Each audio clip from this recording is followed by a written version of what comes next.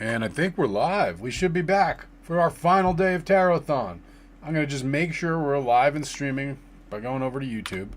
See who's with us. Yeah, it says we're live.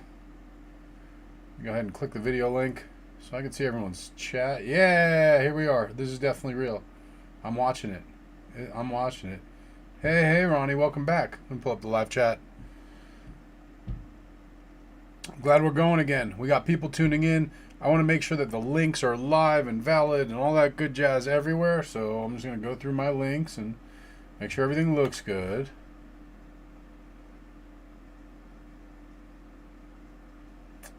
For some reason, it doesn't appear to be showing up on the YouTube on the link tree. Just going to try to fix that. Hey, Basa32, Basa32. Not sure how you pronounce that, but welcome. Well, I hope it's popping up on my link tree now. I did all the things. Let me change some settings here. That should do it. No. Here we go. That should do it. Autoplay and muting video. Well, if someone wants to check out my link tree and let me know, my link tree preview site is saying it's not working. But hey, maybe the link itself will work. Let's find out. The early part of figuring it out. I should probably pull up the list also. No, it's not embedding right. That's weird. Oh well. You know what? I probably got to do this link. That's why. Thanks for tuning in, everybody. Looks like a lot of folks are tuning in. I'm back. Yes. I'm back. Best believe I'm back. Without a doubt. This is the last day, though. We're not doing it again after today. And at some point, I got to take a break to cook dinner. But I'm committed to doing it. Right? Like we said we were gonna do it all week. I got through the end of the list, and then I was like, well, maybe if I start the list again, it'll get longer, and that's what we're doing. So I'm back. We're doing it again, even if it's not working quite right on my link tree. Since people can click the link and get here, that's all that matters, I guess. Veronica, where you sign up is you go to hoodoomoses.com, and there's like a box underneath where the video is playing, and there's a link to sign up. I'm going to go ahead and pull the list up so we see where we're at, actually. This has been our faithful guide till now. And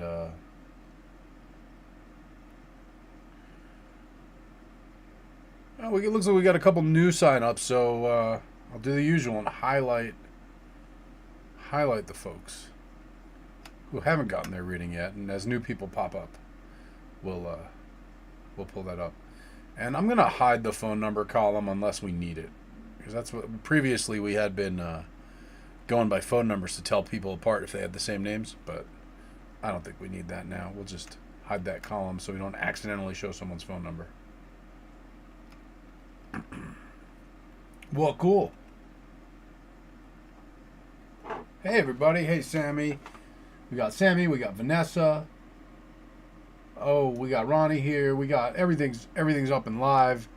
So today's the last day. It's the last day to get your free reading. It's also the last day of all the deals on hoodoomoses.com.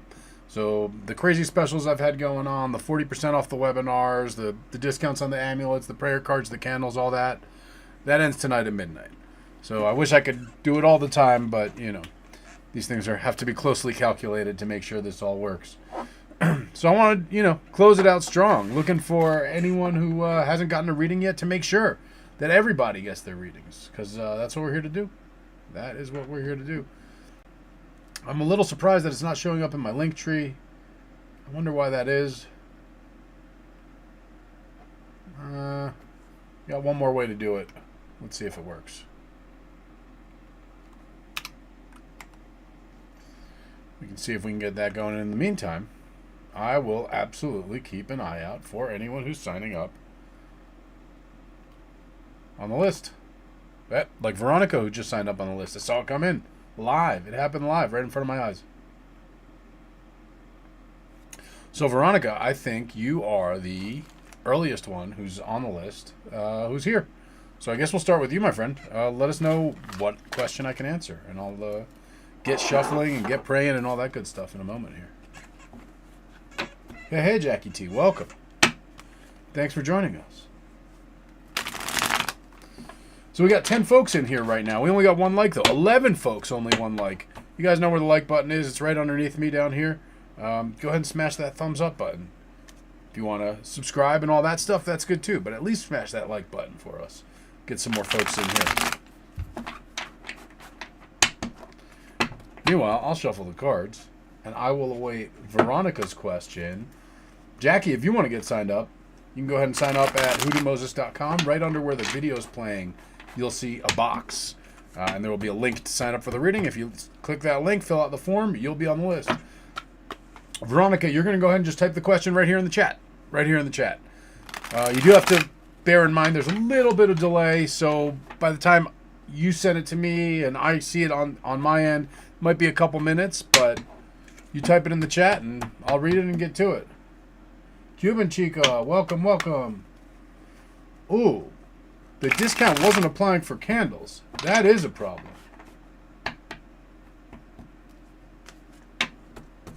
All right, Veronica, that looks like 2 questions.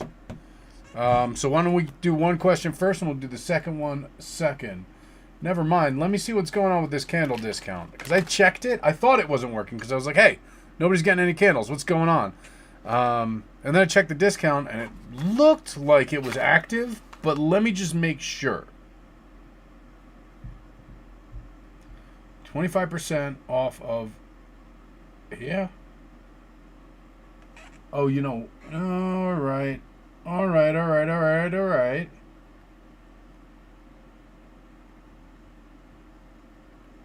I may have figured out the problem. here. The discount ended, which isn't very good. Let me fix that. Let me make sure all these discounts don't end. Let's keep them going until tonight.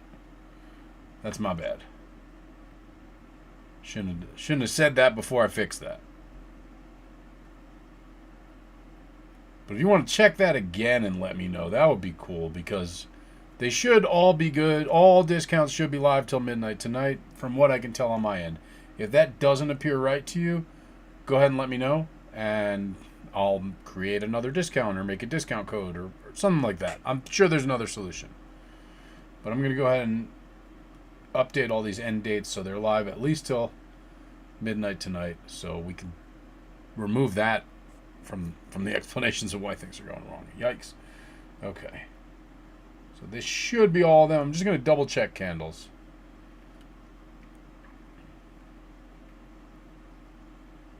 All right. So all the discounts should be live till midnight tonight, as far as I can tell. All the discounts should be live until midnight tonight.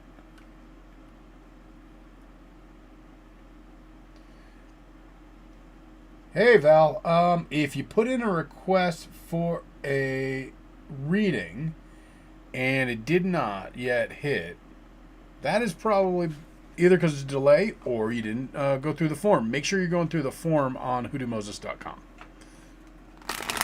So you want to go to hoodoomoses.com and then you'll see like this video, this actual video of this right now is playing. And then underneath where that's playing, there's a link to sign up. And if you click that link to sign up, then you'll be signed up. And your name will come up on this list here, and we'll be all good. Never mind. Thank you. I'm glad it's working. And yeah, unfortunately, shipping on candles is dang expensive because they're super fragile and super heavy. So the combination makes for kind of expensive shipping. That is kind of a bummer.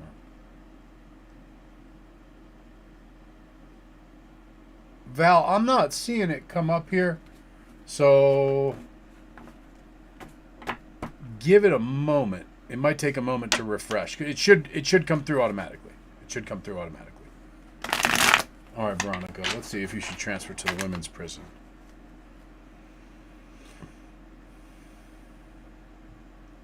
I want to do the prayer yet.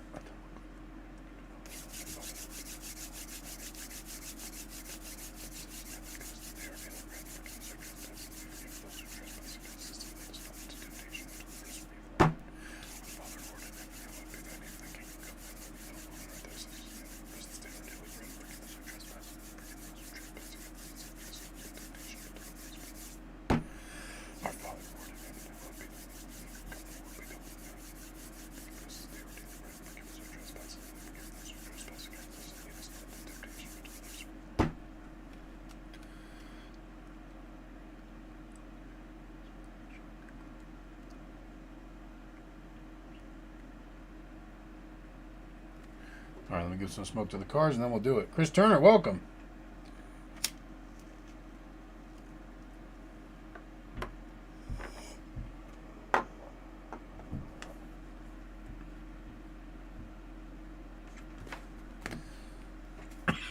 All right, Veronica, let's see what's up.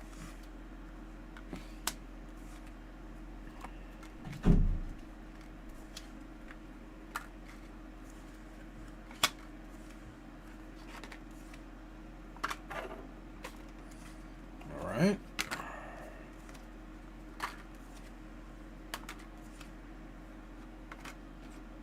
So as far as the women's prison, I have a very simple answer. Is the pay rate the same, or is the pay rate increased? I guess that's a very simple question, not a very simple answer. But based on your answer to that, whatever's going to pay you more is what you should take. I think it's going to be not easier. In fact, it proves that it actually could be a little more hard, like a little more frustrating for you to move there. But there may be more pay for you there. Not a huge amount, but same pay, maybe a different bonus or something like that. I do think it's going to be a little potentially more challenging for you, and actually potentially even slightly more dangerous. I'm showing you 10 of Swords, which is kind of indicates betrayal, danger, etc. That said, if there's not, I don't know, it's kind of showing me like there may be a bonus or just a one-time kind of pay bump. So that's maybe a reason to do it. But otherwise, if it ain't broke, don't fix it. You know, I think that's good advice for anything in general, right? Like if it's going all right, don't go into the unknown where it could be going bad. Sorry, I had a crooked camera over here. Getting it straight. So that's kind of what the cards are showing me here. I feel like I'm not seeing any strong advantage to making the move here. Unless there's something that you're aware of that I'm not seeing in the cards as to why that would be a good decision, desirable outcome, what have you. But from what this is showing me, it's showing me that there's probably a bit more risk, a bit more harshness, sharpness, whatever you want to call it, and maybe like a bigger bonus at the end of the year type thing, but not a huge reward of difference. 15 folks tuned in now. That's awesome. Welcome, everybody. Please remember to click the like button, which I think is down here, or maybe it's down here. Down here? I'm not sure. There's a lag. It'll show me.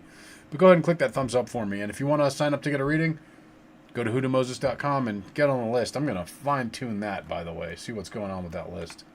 Make sure that it's working. Oh, yeah. Look at that. Everyone just popped up. Give it a sec. It'll refresh on my screen. That makes a lot of sense. You guys were filling out the form. You were doing it right. It just, for whatever reason, wasn't updating on my screen. I had to click back over here. But now it's definitely... I see Val. I see Sammy. I see Joe Snuffy. I see Jackie T. I see Val again.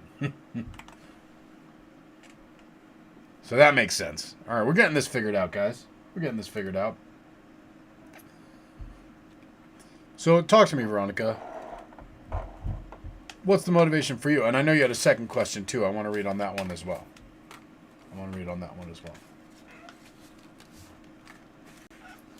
What's up with you and Carlos was the next question. Let's find out what's up with you and Carlos.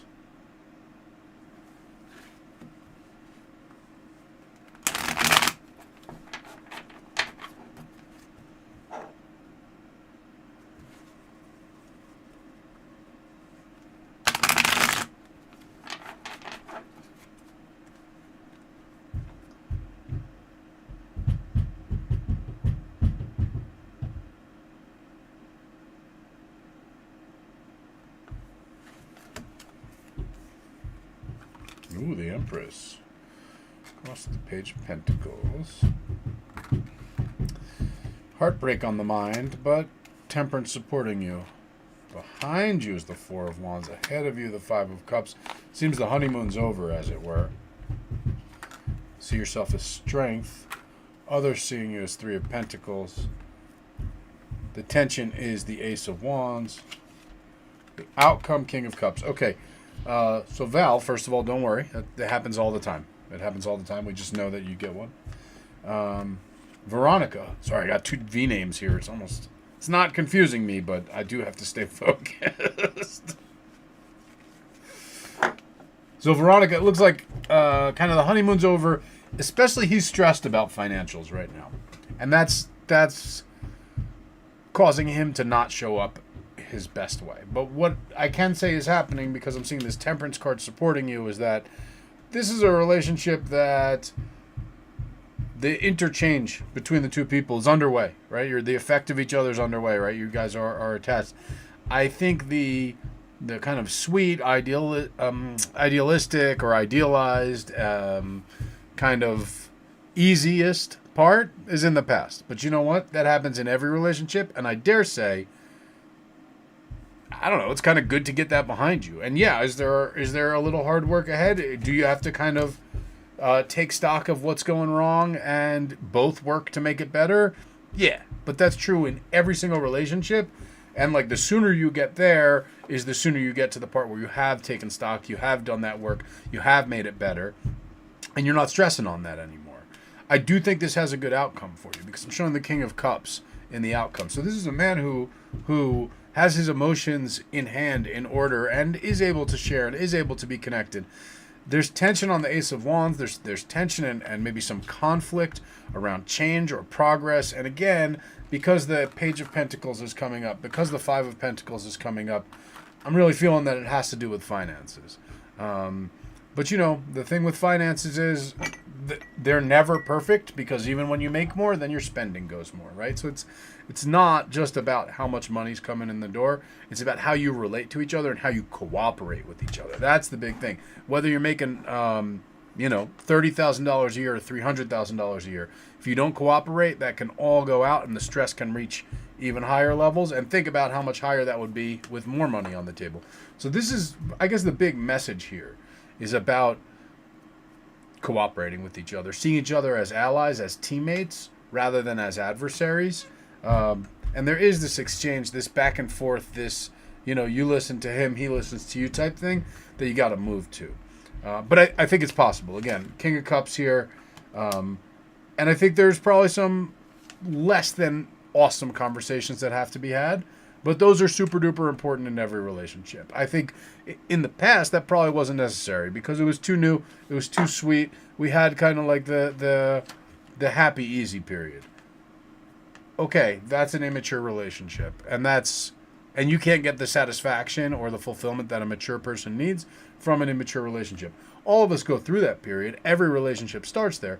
But once you get past like having a crush on the person, where you're not actually like connecting with the actual real person there, but your own image of them, you get through that, then you start to see who's really there. And then it's about working with that person and growing to be new people together. Both of you grow to be a new person. So you're through that first stage. We're on this second stage where there's a little disillusioning. It's not as easy, and it's not as simple, and it's not as just ideal, because it's real. And then you move to the third stage where both of you are kind of becoming better than you were when you met each other, So, Veronica, could you add yourself again? It hasn't popped up on my list yet, but yep, I see it. And then there's V also, who may be a different person. I'm not really sure. I guess I got to leave this up. That's what I got to do. So I got to leave this up, and then it'll always update, and then I can see the chat here. So if you're going to be on here twice, I'm going to ask that we give everybody a chance first. We don't want any line cutters. But it's okay. There's plenty to do. Hopefully this is fun to watch. And, if not, go to hoodooMoses.com. Do a little of that sale shopping, because, like I said, that all wraps up tonight. Also got to tell you guys, this is my last chance to say this during this stream. If you live in the greater Los Angeles area, I'm coming out next week. We're doing a ritual on the summer solstice. So that's next Thursday. We're going to be doing cleansings, blessings, road opening ritual, group meditation.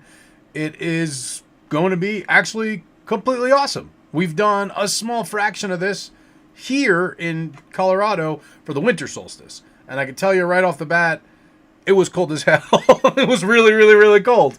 So that kind of limited what we could do. We're going to be in California for the summer solstice, and the weather will not be an issue. It will be beautiful.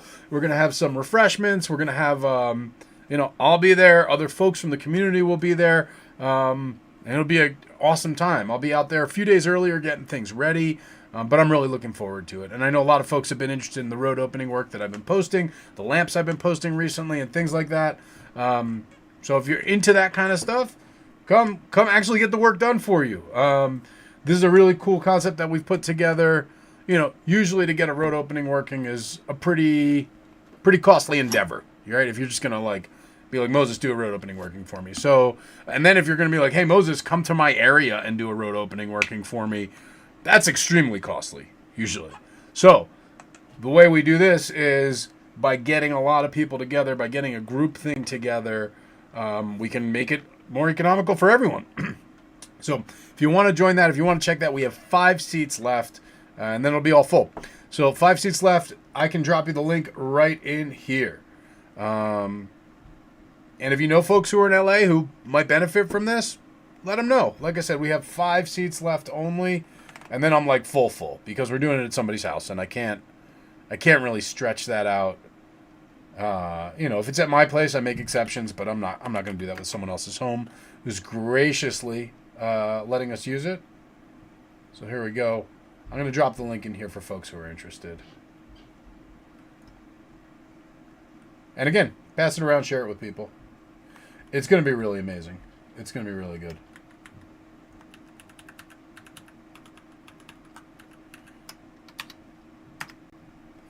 So, Ronnie, how often do I go to LA? It's pretty easy for me to do because it's a cheap round trip. But to answer your question, I've only been going out about once a year, once to twice a year. But especially as we're doing events out there and we're getting more and more connected, I'm absolutely down to doing more and more and more. So, yeah, it's pretty easy for me to go there. It's a short flight. I have, a lot of family out there I can stay with. So LA is an easy one for me to do. New York's a little more tricky. Like a lot of other places can be. The travel's more expensive. The lodging's more expensive. But LA is pretty easy for me. So I can get out there. I'd like to get out there more and more. I'll tell you that. I'd like to get out there more and more. So, yeah, folks. If you got people in the who need to know, let them know.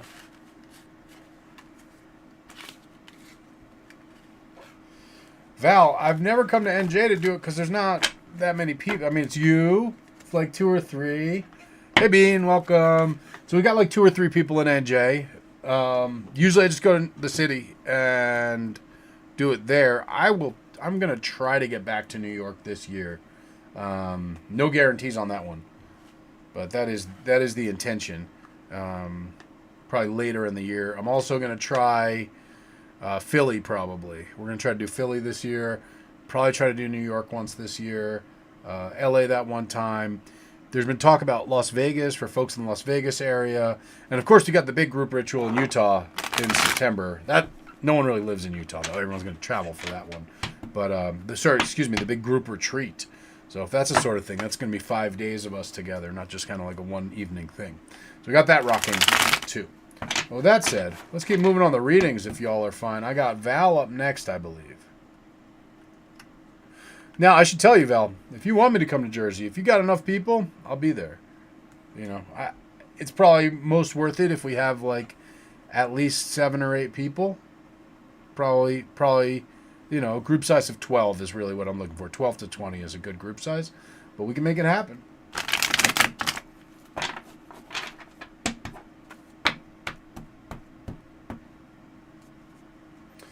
Cool, Veronica. You can hold off till we call you again. I mean, obviously, I did the other question you had asked about your relationship.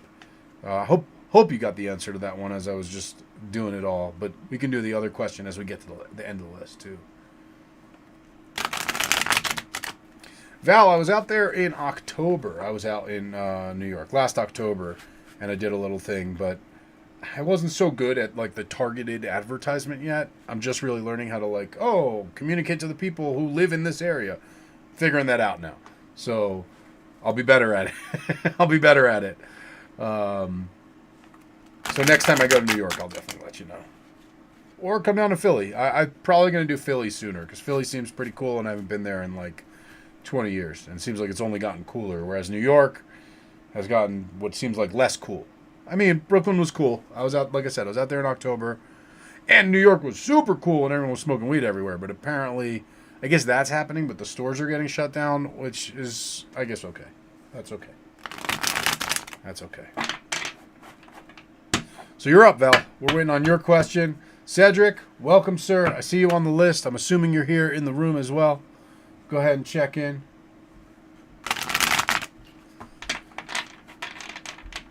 And again, folks, do me the favor. Click that like, the thumbs up button down there. It actually makes a difference. I'm just kind of getting started on, here on YouTube, and it makes a big difference as far as I understand with the algorithm when you have a good ratio of the people watching to likes. So if you can do that for me, take you just a second.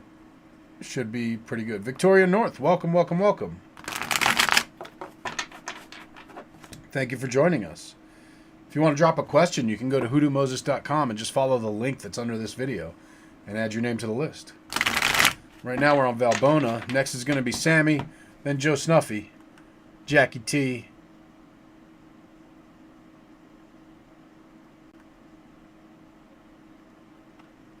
then V. Here, then maybe Veronica's another person as V. I'm not sure. Those could be the same person. We're just going to do it twice. D. Cedric's on the list. That's what we got. V could be Victoria also. A lot of people with V names. We got Val, Veronica, Victoria. That's, I think, the most V names I've ever had in a reading at once. I'll try to keep everyone sorted. Forgive me if I get confused and call one of you by the wrong name, or more than one of you by the wrong name. Cedric, thank you for the kind words, bro. I'm the best man when I'm doing tarot cards for a week, but that's going to wrap up.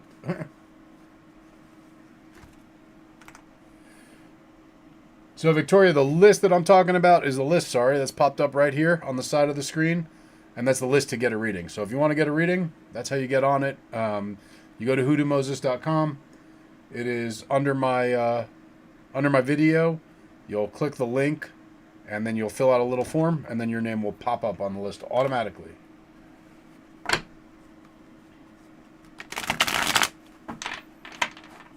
So, Veronica, I'll recap it for you. And then I'm going to do Val. But let me recap it for you. So the basic thing was, I was kind of talking about there are 3 stages of a relationship. There's like the honeymoon phase where you just have crushes on each other and you're not really relating to the real human being. You're relating to your image of the human being. Then you start to see the real human being. And it seems like you're in that phase right now where like things are way less ideal.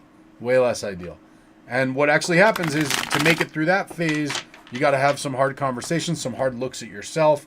You got to get their feedback. They got to receive your feedback. And by the way, the cards show me that this is the process, right? The cards are showing me that this is what's happening. It's not going to feel as fun or ideal as it did before because this is the hard part. But what comes in phase 3 is where both of you grow. You're not the same people anymore. So it's like at phase 1, you're not really seeing the person as real. Phase 2, you see the real person. Phase 3, you both grow into the people you're meant to be, right? That's a great relationship. And I think he's capable of that. But I can tell you that right now he's certainly got stress on his mind about material resources, financial matters, and things like that. And moreover, it's very clear to him that this idealized phase, the kind of crush, honeymoon, whatever you want to call it phase, is past. So this is about connecting for real. And, it's not quite as shiny or sexy, but this is the real work of the relationship. And this is what all relationships must go through if they are to reach that ultimate ideal point, right? Because we can just go around having crushes on people and never really know them and they never really know us, but that's not really a satisfying way to live. Because in the long run, we never reach that third stage, right? We never get to that third level where we're each kind of inspiring each other to grow and enabling each other to grow. And that's what it's about. That's why we pair up with people. Cool. So with that said, Val, I'm going to read on the energy between you and Paul. Thanks you all for the patience. I wanted to make sure that Veronica got that message.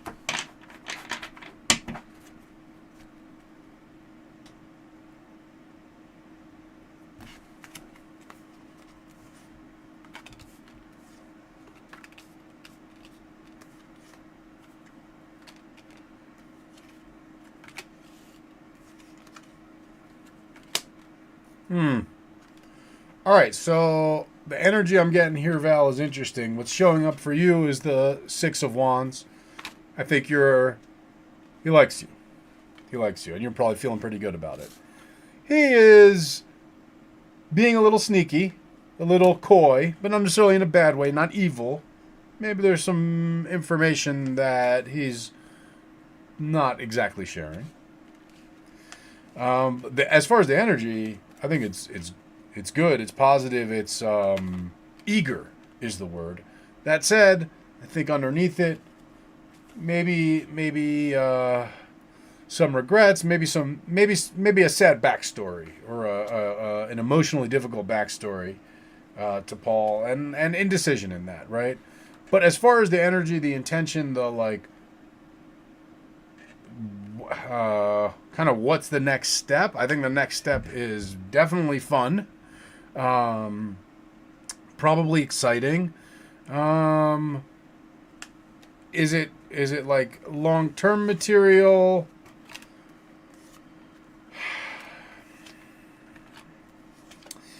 It could be, but there's we're not even remotely there.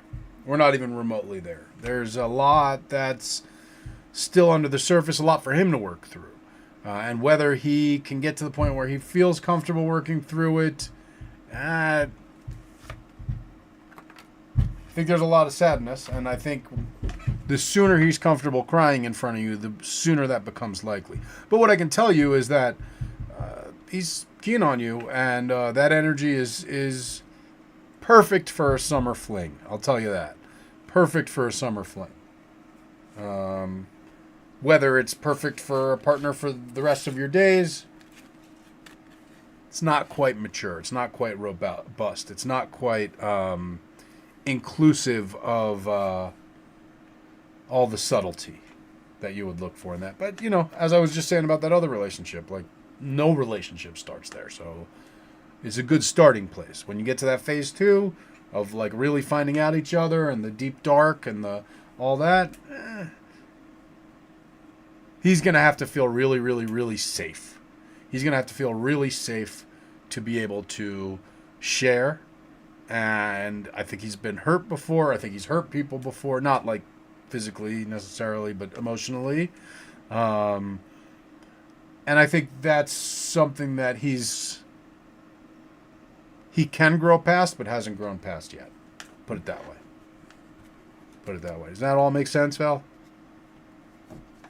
And while we're waiting on Val, Sammy, you're up. So you can go ahead and drop your question in the chat. I'm trying to move along. I know a lot of times I just chit-chat and jibber-jabber on here. I'm trying to move along and get it. Make sure we really are focused on you guys this time. And less on me just chatting. Which is great. I love chatting. Love an open mic. But I want to make sure I'm doing the damn thing here. So Sammy, whenever you're ready, we're ready for your question because you're up next. And then Joe Snuffy, you're up after that.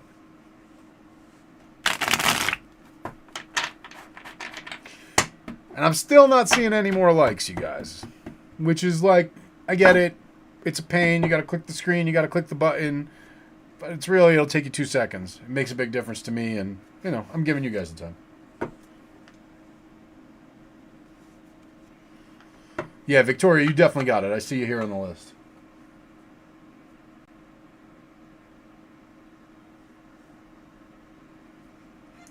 Sammy, the other day you asked about a new role in an org that may not be a culture fit. Things have changed. Someone you wasn't super excited about working with there is leaving. New leaders are joining. Well, if I remember the old reading, there was something about diving into that and wading through it to kind of like another thing that comes from it in that same space. So let's just read directly on the leadership role in your department.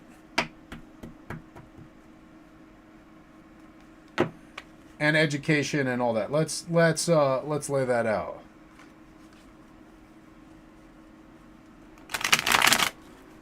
And Val, I think he's going to be holding back a lot because he's got. It hasn't gone well for him in the past. He's totally scared to open up and fall in love. He's scared he's going to hurt you. He's scared you're going to hurt him. He's had some ugly breakups, it looks like. There's probably been some infidelity in his past with that Seven of Swords. And he's going to have to feel safe before he can open up. So, Sammy, let's see.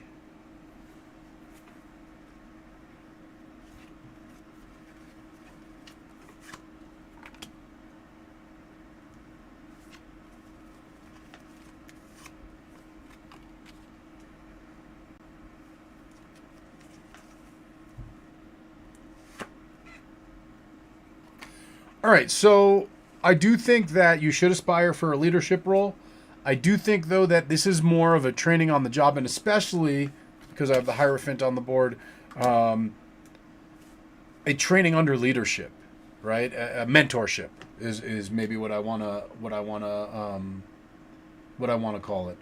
I don't think a formal program is the right way to go.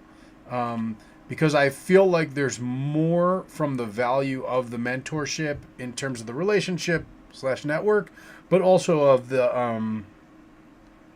kind of, and I realize it's weird with the leadership change, but with the kind of institutional tradition and institutional trajectory. Again, we're kind of moving from a Six of Cups kind of naive, ideal, easy thing to the Hierophant, so that's definitely showing me a progress in sort of job responsibilities and scope by way of the Four of Cups, which is kind of the sudden manifestation of what's already there. And again, with that Hierophant kind of speaking to the what do I want to say, the transmission of offices and powers and authorities and points of view and all those things. It seems a lot more like receiving that transmission from what's currently in place, where you're currently at, than seeking it outside that context. So my read for you then, my friend, is stay where you're at, certainly. Keep doing the work, seek to advance, and specifically to do it under the mentorship, the guidance, the training provided internally. Now, if they internally are like, oh, we prefer this vendor's course or whatever, of course, dive into that. But let the organization define the trajectory for you. Let the organization define the trajectory. Val, what can you do to make him feel safe? All right. I'm going to give you, we don't even need the cards for that. Let's talk about workings. Sammy, let me know if you want any follow-up on that. If not, I'm just going to keep our list up to date.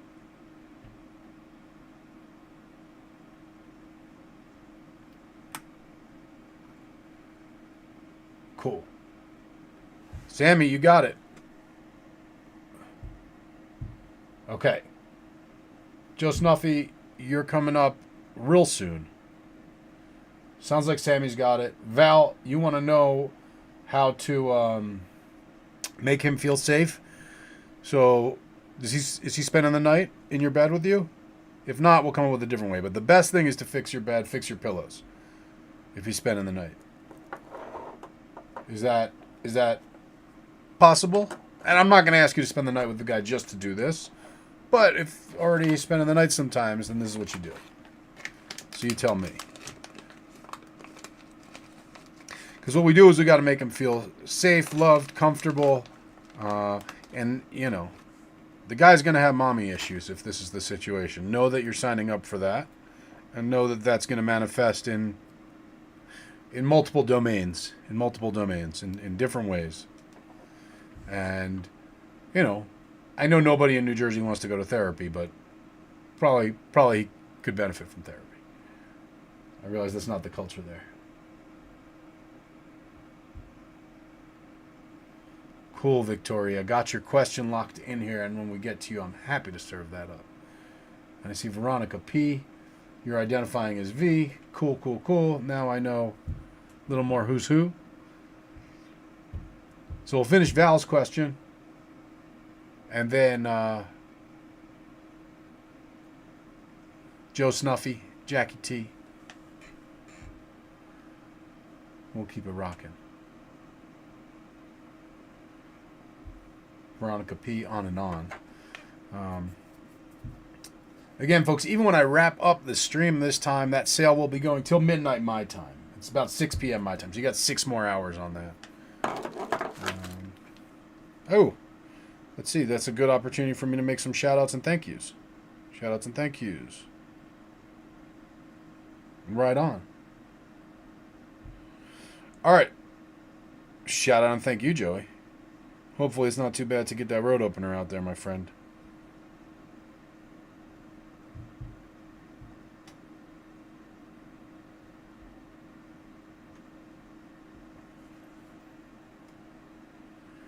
Piper, I'm not giving out love workings per se. I'm going to give out the working for this particular situation.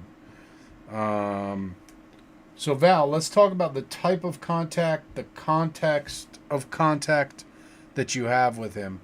Because what we want to do is we want to fix something with patchouli, red roses, a little bit of motherwort, some lavender. Could do vetiver also, but that's not necessary and that's hard to find. The other ones should be pretty easy to find. Lavender, patchouli, motherwort, red roses. If you really wanted to add a fifth thing in there, you could do pink roses too. And what you want to do is you want to get those, dry them if they're not dry, pray over them. If you want to know what to pray over them, I can make some suggestions.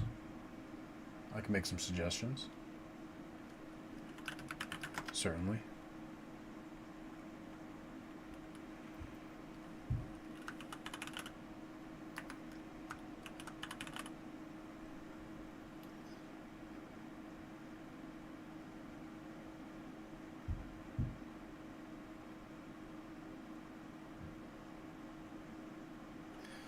I'll pray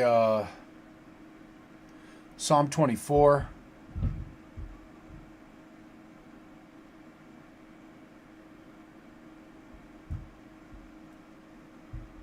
Psalm 31.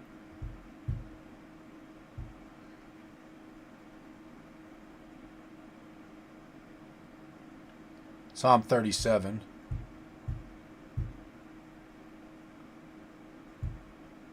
And Psalm 47.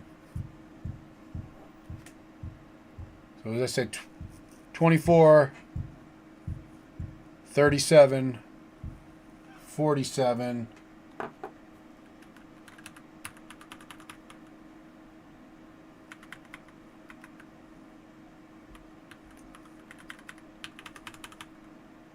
$31.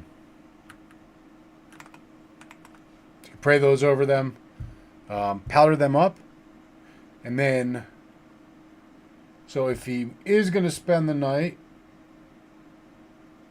put it in your pillow, in the pillow, like powder, put that powder in the pillowcase, so he smells it while his head's on the pillow. If he's not going to spend the night,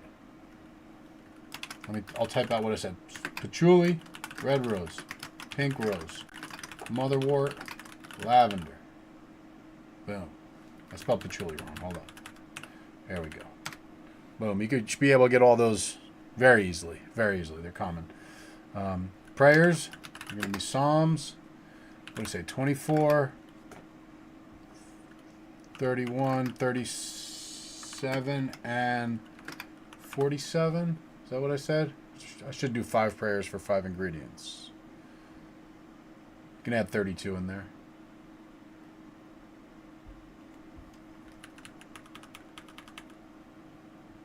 We don't need to do that. Let's do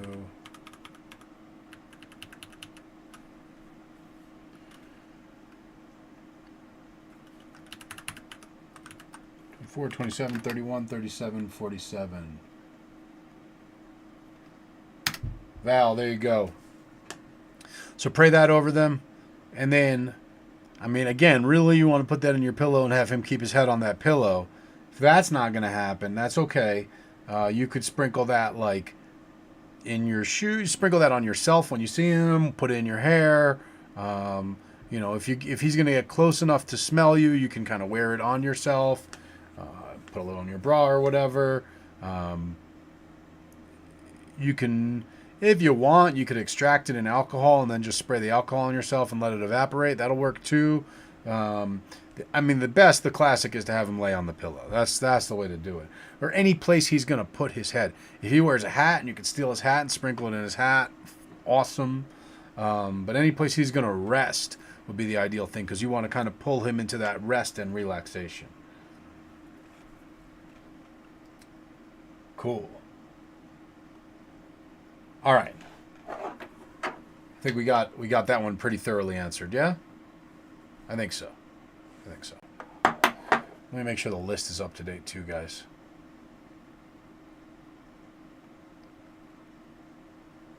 Got to make sure that I keep this window open, or that's not going to happen. There we go. 'Cause Jen's up on the list now. Welcome, Jen. Cool. All right. So next is a general reading for Joe Snuffy, if I'm not mistaken.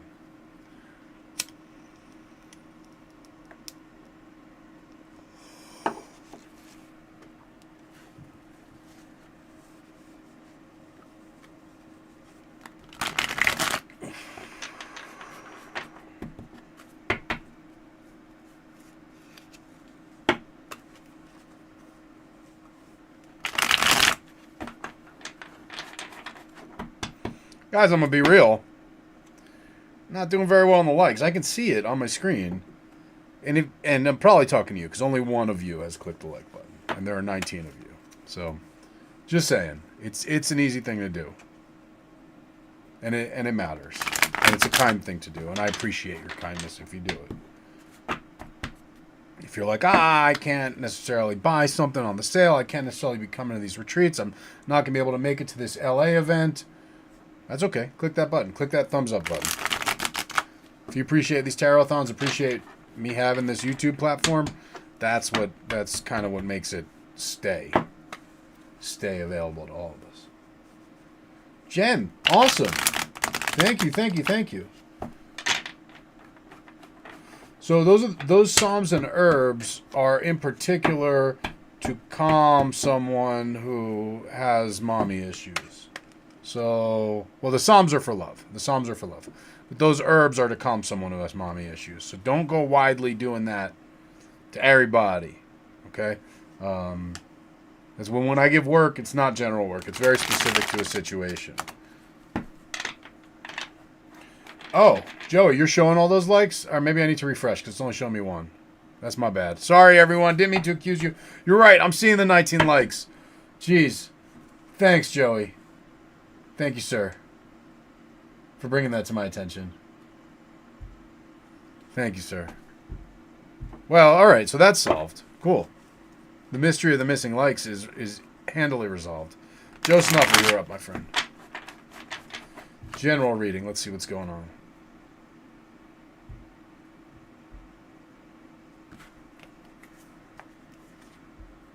Oh.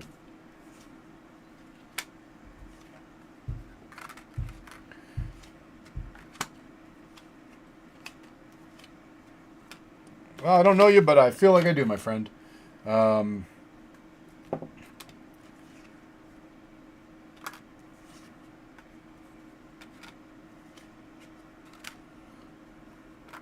card playing that outcome roll a lot today. I wonder if there's something in the astro weather about that. Hi, Joe Snuffy. I'm going to be real with you, bro. It's easier because I don't know you personally. Looks like you've been through some shit, man. Starting this entire thread, when I go far enough back in the past, I'm coming off the devil, and then moving into the present moment, I'm coming off the tower. But that said, looks like we're actually like not only picking up the pieces, but maybe even leaving some of the pieces behind and just moving straight. So looks like you've been through some shit, like I said. That said, head on right, head on straight. You're planning ahead. And you have a foundation of the hard work you put in. This is, again, I don't know you, and I don't want to assume things. I'm going to be assuming by your name, and I think you found me through Dark Horse. But this is like, if I'm going to relate a grower situation that this spread feels like, is this like having a bad partnership with someone that doesn't go great? You go through the whole cycle and you crop and you don't get out what you're supposed to get out of it financially, and now you have to like dissolve the partnership, move on to the next thing. That's kind of the type of situation here. But you have the experience under your belt, you have the genetics under your belt, you have some resources, particularly what you've done under your belt. You put in a lot of hard work, you know you can put in that hard work, and again, you kind of have a plan for the future. You're waiting for the right opportunity, waiting for the right moment. Now, also telling me that this is about a level up. That previously, again, in this kind of situation that went sour, you were making small money. But where you're moving towards is a whole new cipher, a whole new level, a whole new degree of your venture, of your work. How you see yourself, again, that emphasis on hard work. How others see you in this situation, the turning of your fortune is clear, right? We have the world, we have the wheel of fortune. This is the tarot equivalent of that moment before the sun comes up, when the sky starts getting light. Like, it's about to happen. The tension is on innocence, to some extent trust. The outcome is the moon. Like, there may not be some trust for a little bit, but as far as your journey and where you're headed, again, we're showing this mastery, this capability of handling the material responsibilities and resources, leading to the outcome of the chariot. Stable, solid. So all told, I'm showing a story of like, it wasn't so great getting here, but where you're headed is solid, stable, a new degree, a new level. And what all that is telling me is that the hardship, the difficulty, the deceit, the deception, the being burned, for lack of a better term, that you faced thus far are a thing of the past. You're moving forward from them. With the wheel of fortune and the world, they both kind of bespeak of a new chapter, a change of the whole energy you're in, a change of context, right? So with those in place, we're looking at the deceit, again, that devil card, the tower card, the catastrophe, all that. That's part of the last book, and that's part of what maybe we'll say frames the backdrop for your epic. Because I think from here, the hard work you've put in, it's almost like the gear's been slipping, right? You've been applying the power, applying the energy, applying the hard work, and it hasn't been catching and getting traction. It's like, I don't know, I'm thinking about like when you're like, when I was younger, I had a driveway that was very long and twisty, and it would get ice and snow in the winter. And when you would try to go up it, your wheel would be spinning and spinning and spinning, and then it would catch. And the second it catches, you'd go like you'd start zipping up because it was spinning so fast. And you kind of have that, like the momentum's there, it's spinning, it just hasn't gotten traction yet. And the traction is like, the rubber's about to meet the road here, and that energy's not going to be wasted anymore. It's going to amount to forward motion progress. Does that make sense?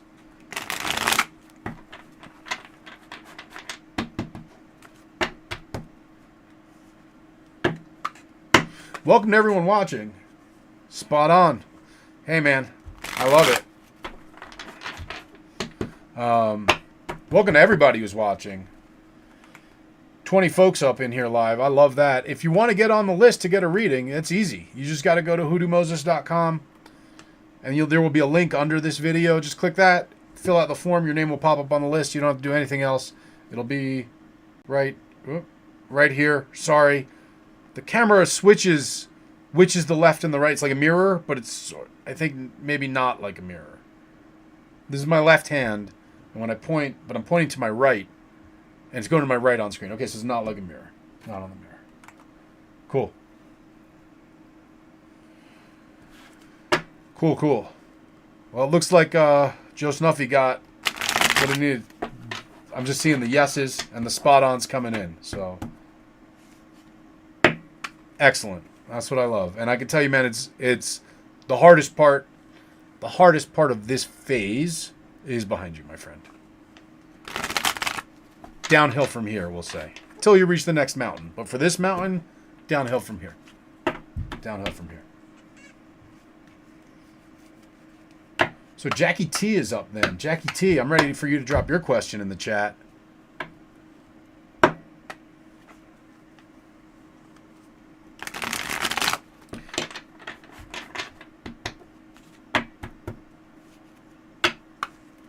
Guessing there's a bit of a lag because I'm seeing Joe's responses to me from a couple minutes ago coming. And I know there's a lag from like I say something, then it goes out to the stream. You guys see it. You type something. Then there's a lag till it pops up for me. So forgive me if you're like, what the hell is Moses talking about? I said that like 5 minutes ago. We're just rolling with time here.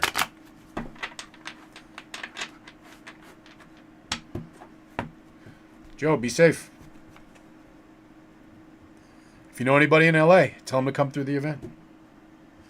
All right, Jackie, a general. What does the next 6 months hold for you? Career, love, changes moving forward.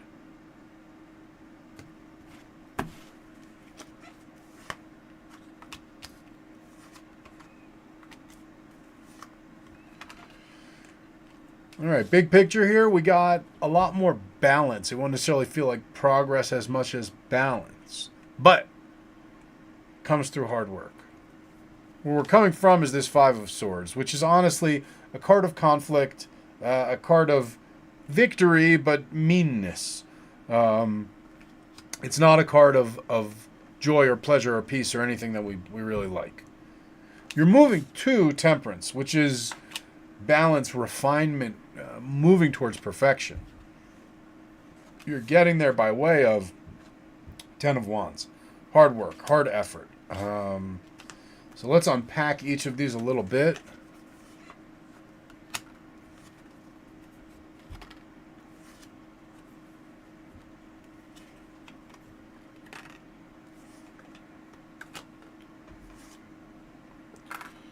All right.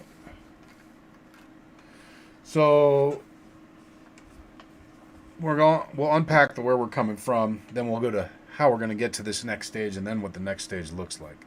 So where we're coming from, as I said, these bad feelings, this conflict thing, this is coming across as defensiveness. This is coming across as sharp words. This is coming across as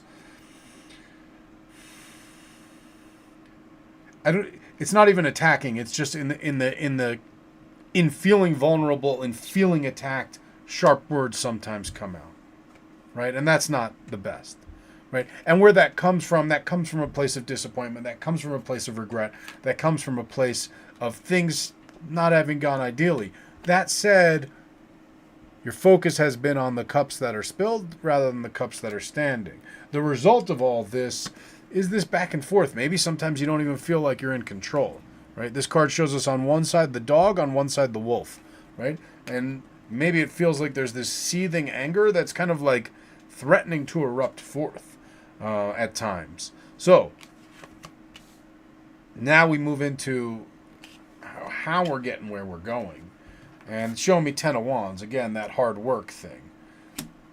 You have this idea. There's this idea of where perspiration meets preparation, right? The idea of where your hard work comes together with your preparation.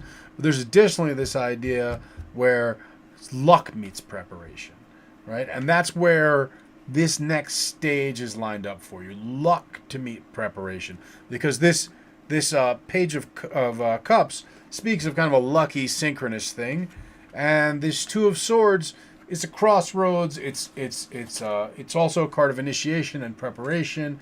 And those being connected with the hard work is telling me, like, cool. So there's this opportunity coming for you. And I want to say it's probably to do more with career than love, because I think love comes for after this next phase that we're getting to. Because the phase we're getting to, again, is showing me this Temperance card, which is a great card for love. It's a great card for connection. You know, we can think of cups as souls, and this shows the angel pouring back and forth between these two souls to mix them thoroughly, right? You're learning to be patient. That's exactly what the hell I was going to say, because that's what undergirds this whole thing. And with that comes the passage of the next day. Look at the contrast we have here. We have the angel pouring between the two cups, and here we have the other blonde figure pouring out in equal measure, both on the shore and in the water, on the star card.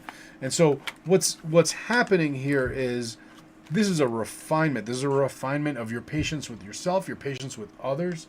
And as you practice that, the first place that practical application is going to come through is going to be in this hard work and in opportunities coming up for you. because it's one thing to be able to pursue an opportunity that's easy to pursue. It's another thing to pursue an opportunity that actually you fail out the first 2 or 3 times, right? But you need that patience and you need that fortitude to really make them prosper, right? And so now we're talking about, so this new job, more money, that's pretty much your synchronous event. And this is giving you an opportunity now to practice this patience with yourself, with others, to practice kindness with yourself and with others. And if you decide to be really, really brave and you really want to move down this path quickly, you can look at where you had gotten the impression or where you had gotten the inspiration or where other people had treated you in a way that was impatient and unkind and all these other things, such that you just kind of assume that's how people were to be treated. That's how you were treated, so that's how you would treat others, right? And so we can start to deprogram and unearth and reveal and refine that, right? That's all this. And when we move through that journey of it manifests as this conflict thing, and it manifests as this impatience thing, but what is at the bottom of that is love. Love and a certain degree of unconditional acceptance, right?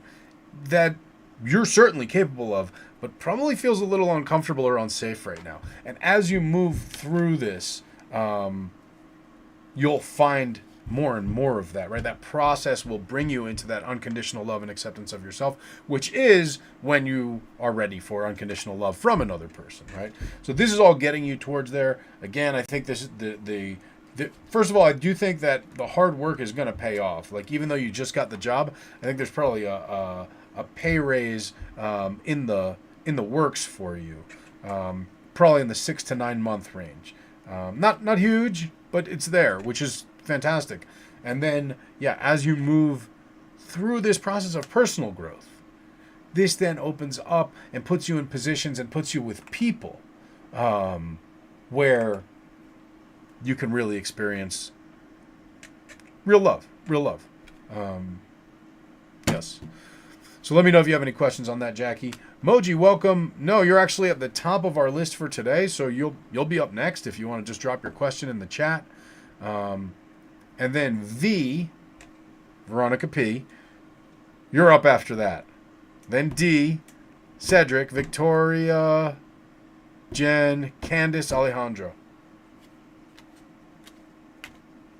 And I do have to tell y'all in about 25 minutes I have to go cook dinner. It'll take about 30 to 45 minutes, and then I will return after that and keep it going. I don't want to deprive anyone of their reading, of their spot. So that's what we're going to try to do. And while we're waiting for Moji's question, I'll once again take the opportunity to remind you and ask you to please click the like button, which I think is right here. Oh, dang, is it right here? Down here? It's probably here. It's probably here. It's not on my screen, it just pops up there on YouTube. So that like button. Also, remind you to go ahead and take advantage of the sale that's ending at midnight tonight at hoodoomoses.com. Definitely got the candles on sale too. That took a minute. We got that all fixed. Everything is back again. Jackie T, yes, Capstone. It's focus on work, but really it's focus on yourself, with work as the venue for practicing that, with work as the venue for seeing the rewards of that. If you've been thinking about picking up that self-help book and committing to a regimen, committing to a practice of daily affirmations or something like that, do it. If you've been thinking about going and checking out like a counselor or therapist, do it. Like, now is the time to dig and find the roots whenever you see that you're behaving in a way that isn't the best way for you, right? Like, I wish I could have handled that better, but I completely lost my shit. Or I wish I hadn't said that to someone. Or I wish I didn't get so emotional. Or I wish, what have you. I want you to ask yourself why. And when you get the answer, ask yourself, why did I get so emotional? Well, it's because they disrespected me. Why did disrespecting me make me emotional? Because it's really important to me to be respected. Why is it really important to me to be respected? because I can't tell if people like me or not, whatever, whatever it is. And you just keep going down that. And there's a lot of hard questions and a lot of hard answers, but you're being granted this moment where you have insight into that. And again, you have this new venue at your workplace where you can see the fruits of the growth that you're undertaking.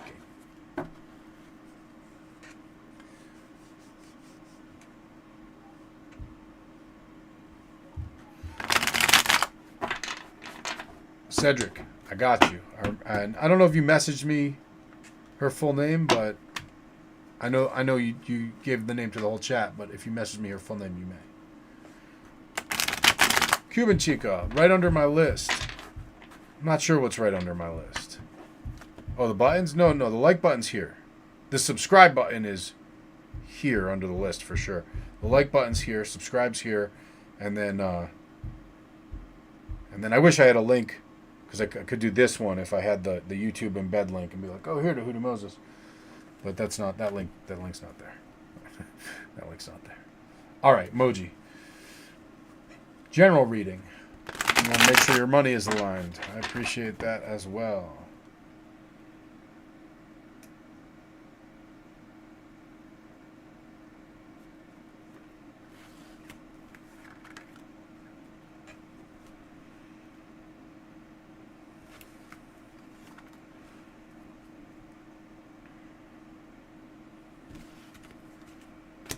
All right.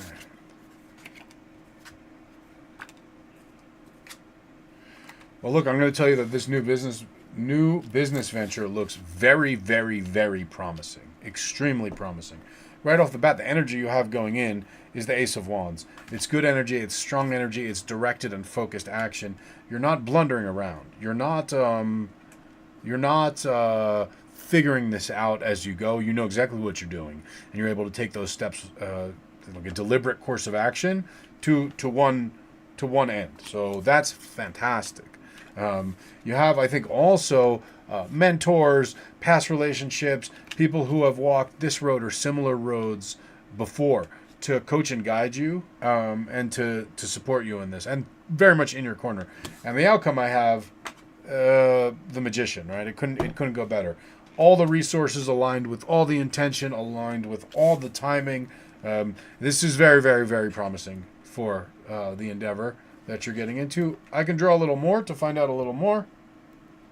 I'll particularly be looking at the outcome on it. And I'm just major arcana coming out everywhere here. As I've explained on the other Tarothons, and maybe for the folks tuned in now, it's maybe new info. The tarot has two parts. It has the minor arcana of 56 cards, which is the Ace of Wands, the Two of Swords, the Three of Cups, things that kind of sound like playing card names. There's a number or a distinguisher and a suit. And then there's the major arcana. There's 22 of those. So we got 22 of one and 56 of the other. So with 5 cards on the table, I should have way more of what, if we're just going by random chance, of those minor arcana. But actually, I only have 2, and both of them are not numbered, but they're court cards, as we might say. The Ace of Wands, and I've got the Page of Cups, and I've got the Hierophant, the Magician, and Strength. So these are all major arcana cards, and what this is telling us is that this is big.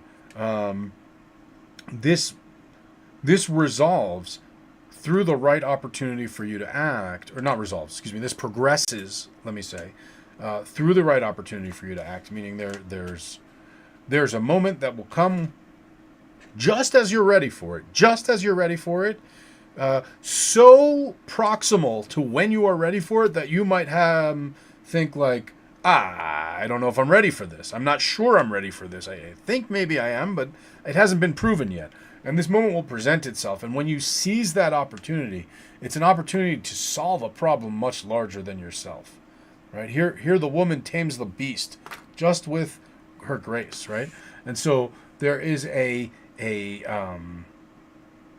this strong feeling that there's a roaring beast of a situation that you will be able to gracefully, graciously, and without trouble or danger or anything, just utterly pacify, really handle well. And it is like a synchronicity sort of thing when it arrives. And that instantly kind of moves this into the realm of, okay, this is a successful venture. It's maybe not, legendary, most successful venture in time quite yet. That's something that takes time to get to. But, with every venture, there's just like with every baby, right? There's this period that, like, it's a little touch and go, and there's a high risk. And as you move through that to the next state of maturity, it's like, okay, that baby's probably going to survive. That venture's probably going to survive. And certainly, I think you accomplish that within one fell swoop here. And it maybe is landing an ongoing client based on the result of that type thing. But, yeah, this bodes very well for you. The sun is at your back. The wind is in your sails, as they say. And this is a moment for you to look forward to, for sure. For sure. Dropped a card. Let me pick that up. Ooh.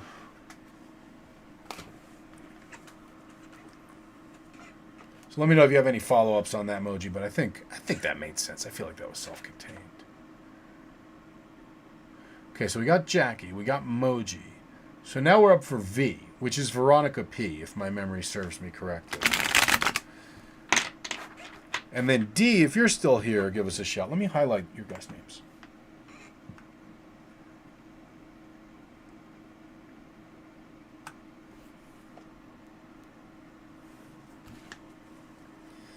Then I've got Cedric, Victoria, Jen, Candice, Alejandra. I'm feeling like before I got to go up there and cook dinner, I'm feeling like we got any romantic link emoji. Well, I'll be honest, it didn't jump up in the cards. And what's showing me also is that I think the business venture is almost more important for you at this stage. That's absolutely the focus of it. Again, there's this idea of proving your powers, right? Like I said, this challenge coming like right. Certainly, you're ready for it, but right as you've developed the full readiness for it, and that it comes, and it's not simple, but it's easy. Like you can handle it, Moji, that's wonderful to hear.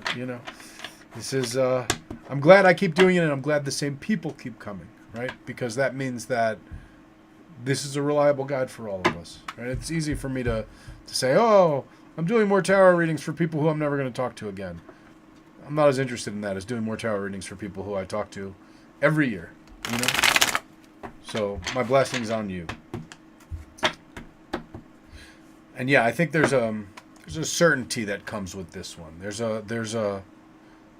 a self-edification, we might say, that comes from this one.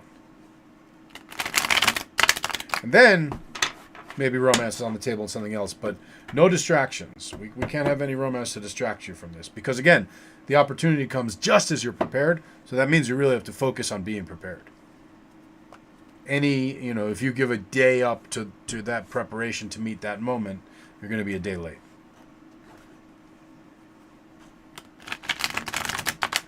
Joey, I never write the name on the $2 bill. What I recommend that people do with the $2 bill is wherever you keep your cash, whether you keep it in a wallet or if you have like a safe or if you have a drawer or whatever, put that on the bottom. Put that on the bottom. If it's a wallet, put it at the innermost. And then put all your cash on the outside of that. Of course, never spend it. But it's sort of like... it's to like plug the hole in the bottom, and just almost like planting a seed. I don't really know how to describe it. Okay, Veronica P. Good question. Veronica P. would like a reading focused on a curandera that she's been seeing for many years. She's been having strange and kind of concerning dreams about her and just want to know if it's bad or good. Good question. Appreciate your trusting me with such an important question.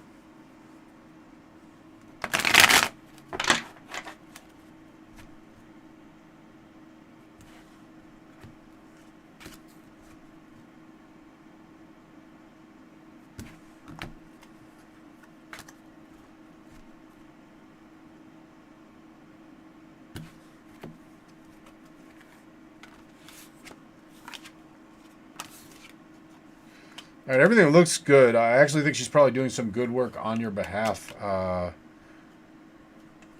show you. I have the King of Wands representing where you are now, which is a strong, positive, everything kind of going for you position. Moving towards the Three of Cups, which is harmonious relationship with others, friendships, parties, fun time, good. Like all happy, good flow. By way of the Magician, there's something working on your behalf. And so if you're asking specifically about these dreams, sometimes the dreams just show us, dreams show us the shadow of reality. Unless we have a particular trained gift for dreaming, dreams just show us a shadow of reality. And a flickering shadow at that. And sometimes if we look at a shadow from a funny angle, something very normal can look scary, grotesque, like a monster. So sometimes when something good is happening on our behalf, it'll show in our dreams as something bad. And that's basically the read I get here. I don't see anything that would indicate anything bad is happening. I don't see any negative intentions, negative outcomes, negative activities. I now have the card of innocence. I'll throw one more. But I really feel very strongly. Yeah, I have the Knight of Pentacles. This is a very stable, trustworthy relationship that's actually doing a little good for you right now. So, good news, I guess.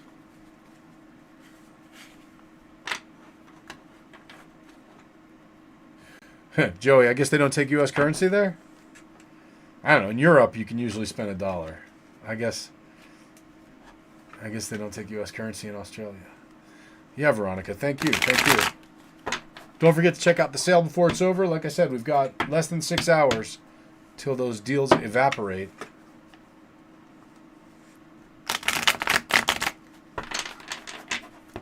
D, you're up next. Then Cedric.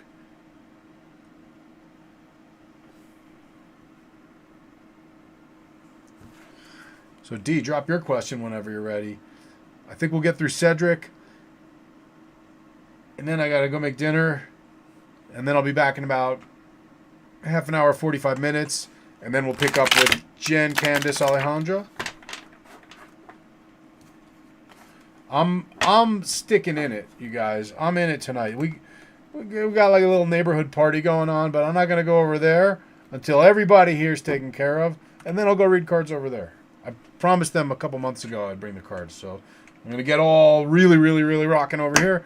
Then go over there. It'll be amazing. In front of my neighbors and all that.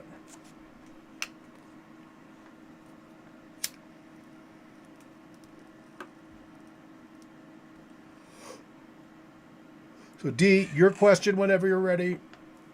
And Cedric, get ready to be ready. Just in case.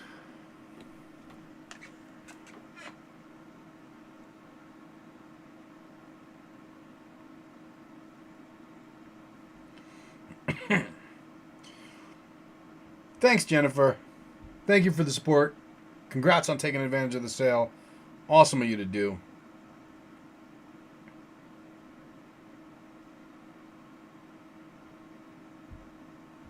Just checking through here. Your son's 21st birthday tomorrow. That's big. Congratulations. So what are we reading on? That's really cool. That must feel so cool to you as a parent.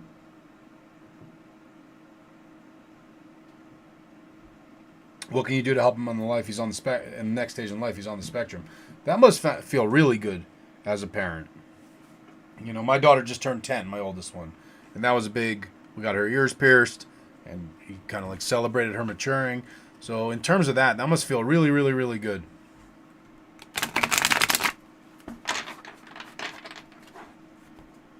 I figured you were D.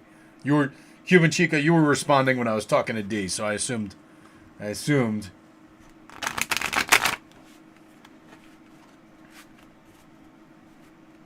So let's see.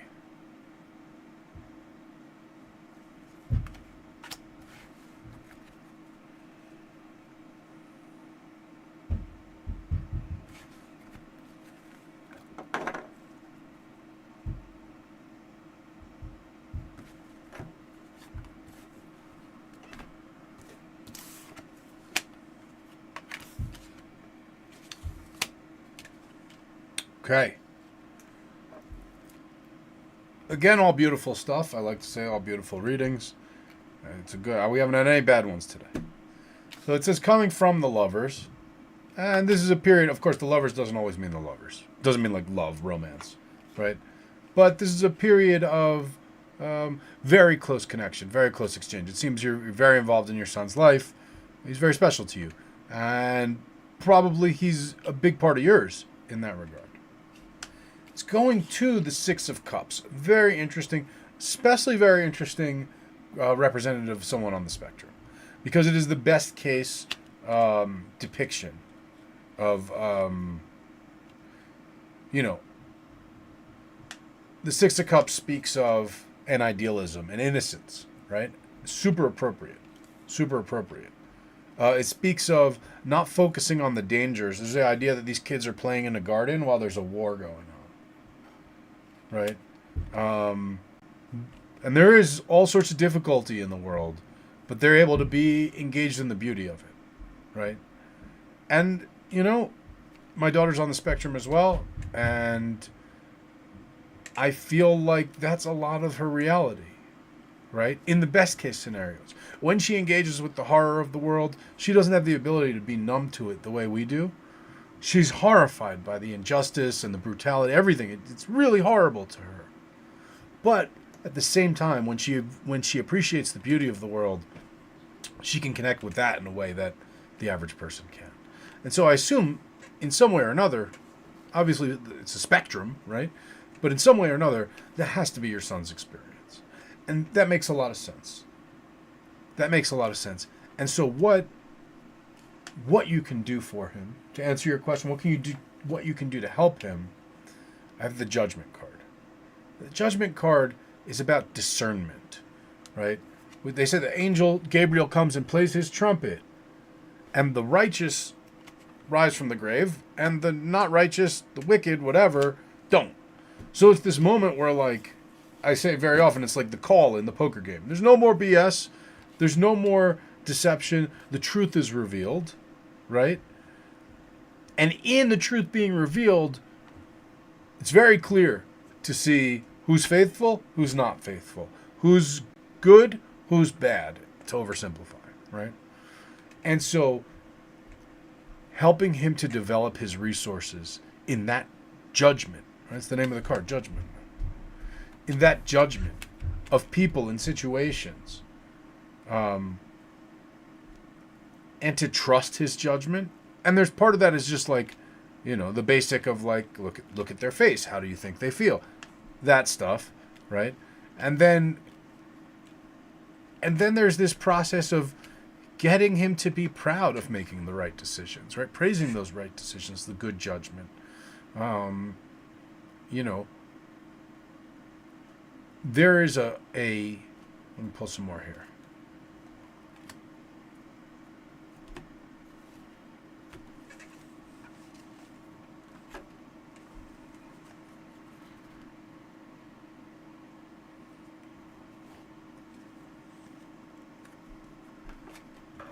So I can tell there's, on your part, a lot of fear.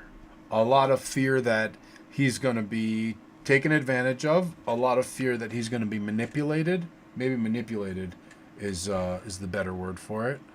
A lot of fear that he's going to go astray with the best intentions. It's one thing if you have a kid who's trying to rebel and rebels, but this is a fear that he's just going to be overwhelmed with choices and possibilities, and and just make the wrong decision, and that he's going to suffer the consequences of that, and that you can't protect him from that, and that's like a lot more real now. But that comes back to all you can do is teach him judgment. All you can do is teach him judgment, and that's why it's so important. There's obviously a possibility that with the right judgment, with the right discernment, with the being on the right path, he can do very well for himself, provide for himself comfortably, in fact. live a fulfilling life in that regard. Again, because he has the ability to focus on the beautiful things, right? The key point is to ensure that he's not lonely in life. And that, again, goes back to the judgment, right? Because especially kids on the spectrum, and I'm old enough now to call a 21-year-old a kid, and I relate to this, like, I made friends with a lot of people that I shouldn't have been friends with, and I've seen a lot of kids with, spectrum kids make friends with people they shouldn't have been friends with. They knew they shouldn't have been friends with, but they were lonely. They were lonely because they were in or their view of reality was unique to them, right? And so that loneliness is a concern.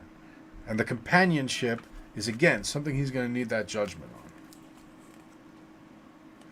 And I think he has community in this. Three of Cups coming up again today, right? I think he does find community. I think this is the perfect time to install and positively reinforce judgment on not too quickly, but on increasing levels. You're afraid that your fear of the world is going to stifle him. That's. I want to point out, you just told me that you're afraid of being afraid. This is something I point out to this is a total mom thing to do. I point it out to my wife all the time. You just told me you were afraid of being afraid. And that's says something in and of itself, right? There's a habit towards fear. There's a response of fear. There's a response of not being confident that the outcome is going the best possible way, right? And there's two real lessons here. The first is faith, right? Because faith is the one thing that is greater than experience. Faith is the ability to say that I understand that my experience represents just a small fraction of the world, what the world has to show. I've only been so many places, and I only live a very short time, relatively speaking, to the whole world. And so that faith is the understanding that there are things that exceed our experience. We know they have to be out there, and at some point we tend to experience them as soon as we have faith in them. So the first lesson is faith, right? Because you've experienced a scary world and you're projecting a scary world doesn't mean that your son will have to experience the same parts of the world the same way you did. In fact, it would be very hard for him to, without a time machine, right? So that's number one. And then beyond faith is courage. So what is courage? Courage comes from the root core, the heart, right? So courage is when the heart allows us to face fear, that our love is so great that we are willing to face a fear. That's the difference between courage and bravery. Bravery is when our anger is so great, or our passions, it's a hot emotion, right? When we're brave. So, if someone does something bad and you go through all sorts of danger to make it right, that's bravery. Courage is when we go through all sorts of danger because of love, right? Because all sorts of fear because of love. And courage, the only thing we have to do to achieve courage is to focus on love. And with faith and courage, you can face it, right? And, you get the positive reinforcement as much as he does. So what you can do for him is to have faith and courage. And have faith in him, courage for him, and to teach him judgment. And to be there with him as he exercises judgment, right? It's not like, well, you're 21 now, you know the world, good, Godspeed, right? If there's this saying, teach a man a fish and he'll, give a man a fish and he'll eat for a day, teach a man to fish and he'll eat forever, right? So it's like, if you make good decisions for him and point him in the right direction, that'll be okay on a day-by-day basis, but it doesn't lead to a pattern of making good decisions and going the right direction. If you teach him how to make good decisions and go the right direction, and praise that over the particular decisions, right? Praise the process, as they say. One thing is to not not praise the result, but praise the effort that went into the result, for example. Not like, oh, that's a great, my kids are young, so forgive me for using a little kid's thing, but not that's a great painting, like, oh, wow, you really worked hard on that. So praising the effort, etc. So they're not discouraged when they don't get a good result easy. They're encouraged to make the effort. So you took a lot of leaps of faith in your youth, and would work out. The older you've gotten, and the more the world has changed. But for him, search for faith and courage anywhere, and they're real. They're real. As long as you're as real as your love is for him, you can have that courage, right? I know what it is to believe in your kid and see infinite possibility in them, and see that they're not gonna fall into the grooves that most people fall into because they're not like most people. And that makes them a little vulnerable. They don't blend in, they're black sheep, if you will. And that makes them stick out a little bit. And some people are going to give them a hard time. But don't undercut how resourceful, how tough they are. The other thing is, and I think this is maybe the key thing, and we'll take a break after this one, is we're worried they're so sweet. We're worried they'll lose their sweetness. And with judgment, they can stay out of situations that will risk that sweetness, If my kid can have a little more judgment than me in her adolescence, teenage years, and early adulthood, and has a few less regrets, few less of the specific regrets I had from things where I knew better, but I didn't know a different way, right? And this is for young men until they're 25, 26, the reality, between 21 and 25 especially. Because we know, they know, we know we're supposed to change, become men, still feel like boys. What does that entail? And it's very confusing. And sometimes try a bunch of stuff to prove things to ourselves, etc. But if you can give him guidance on just how to approach his judgment, his decision making, that's more valuable than anything else you can give him or do for him right now.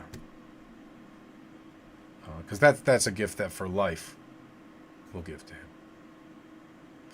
All right, everybody, I'm going to put up my away from the keyboard message. I'm going to go make dinner, have dinner with the fam, and then I will return. And we've got Cedric, Jen, Candace, Alejandra on the list. Victoria, sorry I skipped you. I got overwhelmed with V names. You are on the list.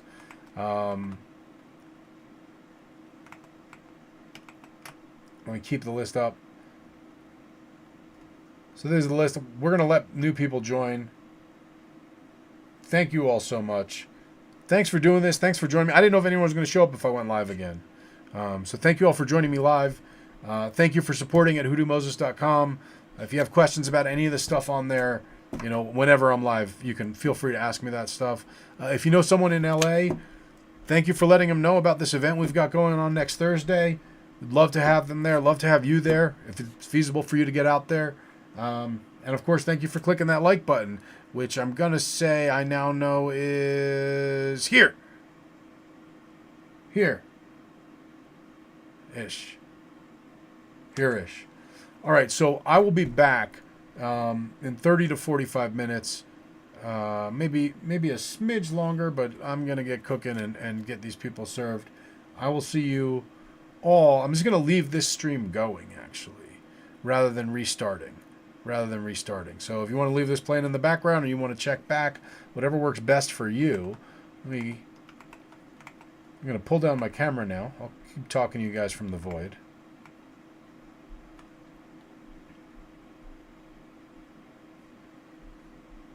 Let's see. How do I pull down my camera? There we go. Keep talking from the void. Pull up a text screen.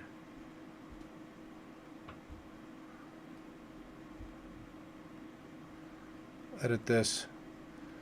And I'll go make dinner and we'll be back and continue with this list very soon, everybody.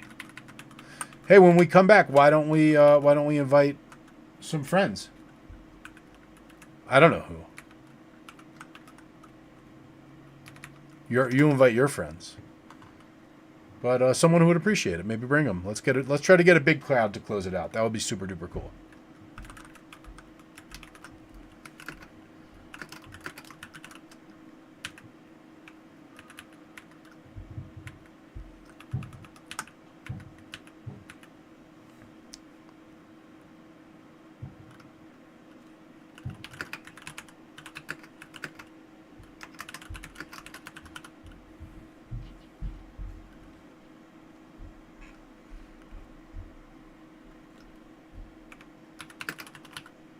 I'm glad you like that courage and bravery thing, guys.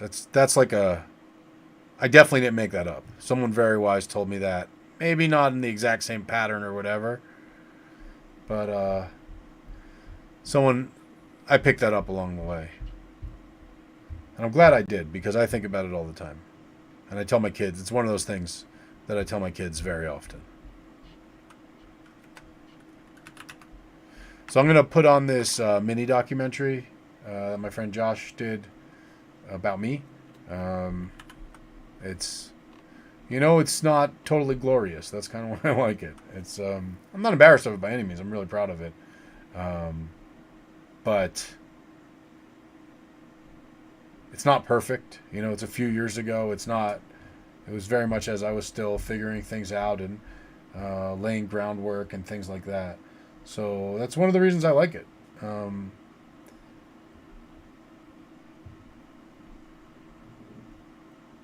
And I'm going to put it all together.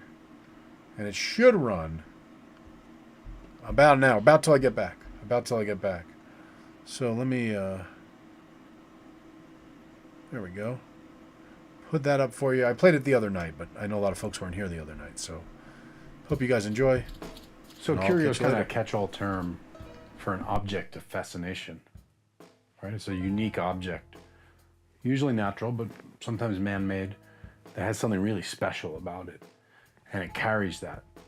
So in ritual terms, we're going to use a curio as an object to stimulate or bring about or capture or maintain a certain intensity of mood, a certain spirit.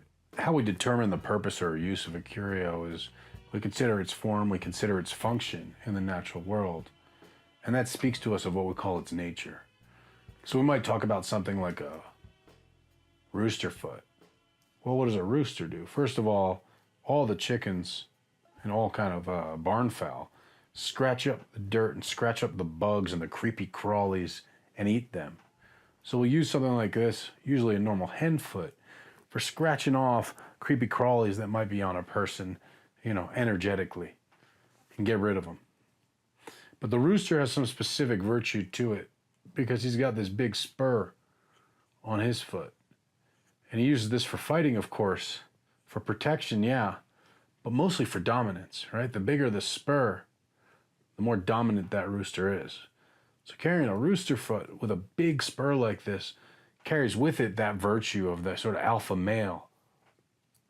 So a railroad spike carries the energy of the railroad.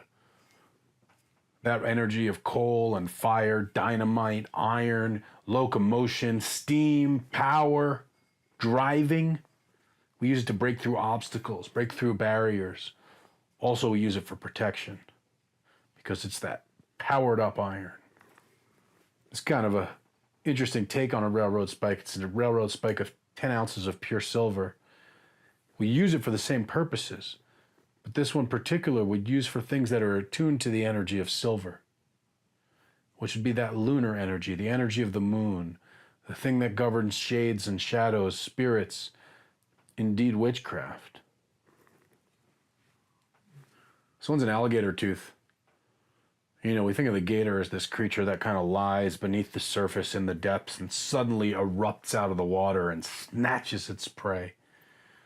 So kind of talking about that ability to suddenly appear and gobble it down, being at the right place at the right time, getting what you want and getting it in its entirety. Of course, the gator's also at the top of the food chain, so for protection, these can be hard to beat.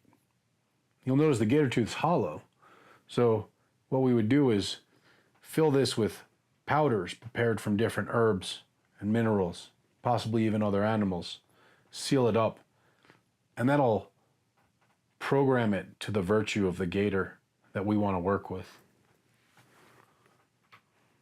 The classic silver bullet and the copper bullet. These aren't live rounds. They don't have gunpowder in them. You can't put them in a gun and shoot. We use them in the way you might think of an arrow, right? Cupid's arrow, this arrow of love. Well, here's a bullet made of copper, the metal of Venus. So we might consecrate this to Venus and use it to fire that love right at somebody. antique religious amulet, in this case a pirate's cross from the 1600s. This is something that was imbued with faith, at least for one lifetime, possibly for many. It carries all the energy a cross could carry, but so much more because it carries everyone who ever carried it. In that regard, ancient coins are really powerful. This is a Byzantine coin from about 1000 CE.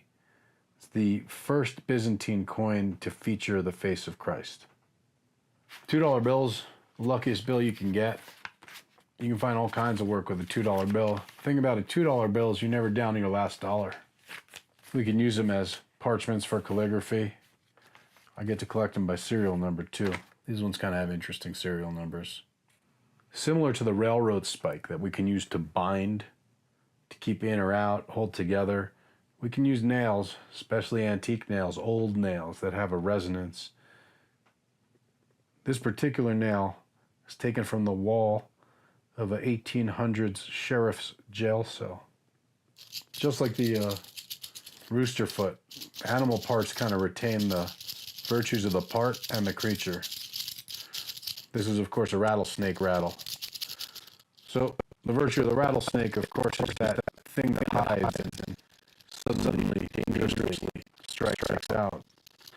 Of course, this is the tail. The tail of the rattlesnake doesn't do that at all. In fact, the tail warns you of that impending circumstance.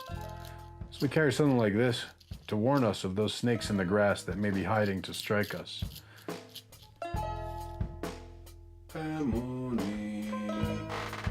Taroth lefonai shulchan, nagid sorerai, deshan tava shemen roshi, kosi rabaya, ach tova chesed yirdefuni, kol yemei chayai, v'shavti bebeit Adonai. I was raised in a conservative Jewish family. My father's family is Persian Jews, which is a really distinct sect of Judaism, the time that the Jewish people settled in what was then Persia, 2,000 some odd years ago. And my mom's family is European Jews. And so my upbringing was really focused from both sides on that common ground. In both sides, we had kind of scholarly lineages.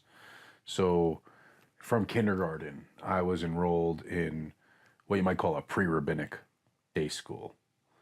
It wasn't quite a yeshiva because I also learned secular subjects, but it basically meant I went to school from 8:30 in the morning till 4:30 or sometimes 5:30 in the afternoon, learning a full day of normal subjects at a private school level, and then the same thing in Hebrew. So I would have English and Hebrew, and I would have history and biblical history, and I would have social studies, and I would have rabbinics, the legalistic code.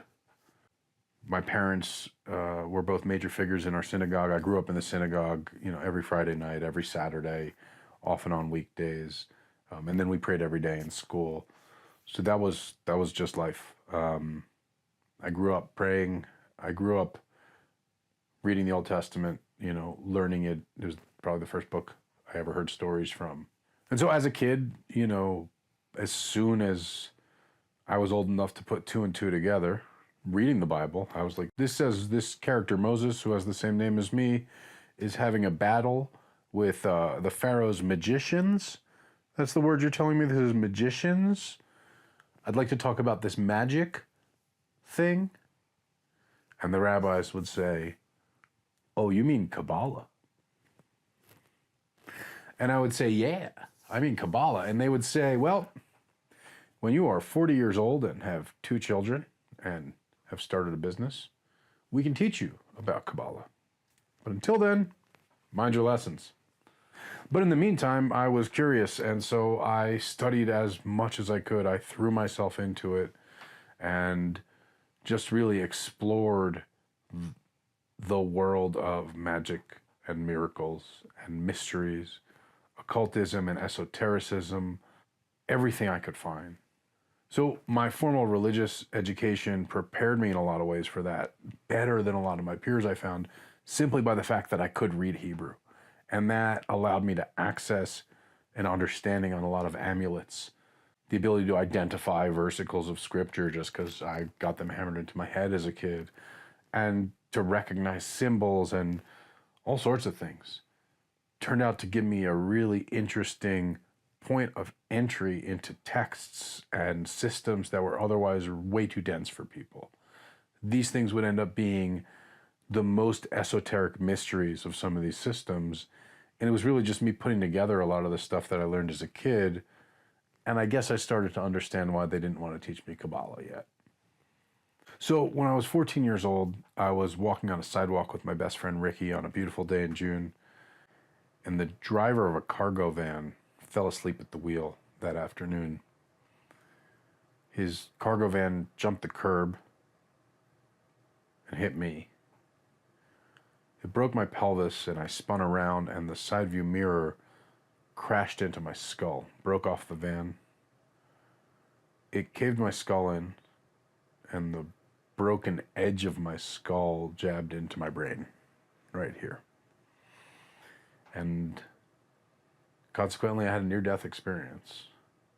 And that fundamentally changed the way that I see the world. It gave me a completely different appreciation for life and death. It truly changed my perception of reality, its boundaries and its edges. I experienced something that I still can't fully put into words, and searching for the meaning of that took my journey of understanding even deeper.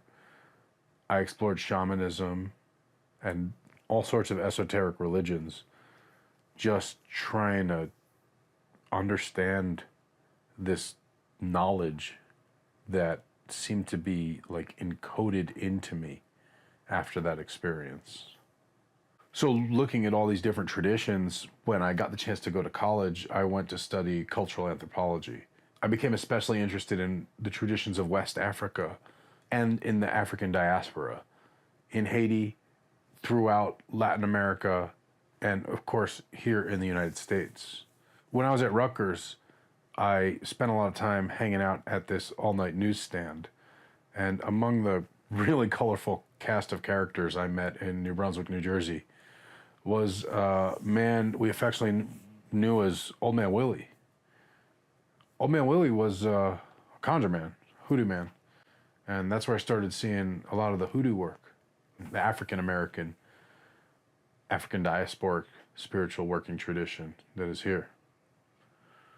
And so I was interested in all this stuff and collected my library here, and it was a personal thing until about 3 years ago, when my wife was pregnant with our second daughter. And the baby was the wrong side up. And I didn't know what to do. No one knew what to do. I got a book of Psalms just because I knew that from my upbringing. And I started working with it. I knew this tradition that different Psalms were used for different things. And I prayed with it, and everything worked out fine. Our baby was born. She's beautiful. Almost 3 years old. And, I'm not a sucker. I'm a highly analytical person.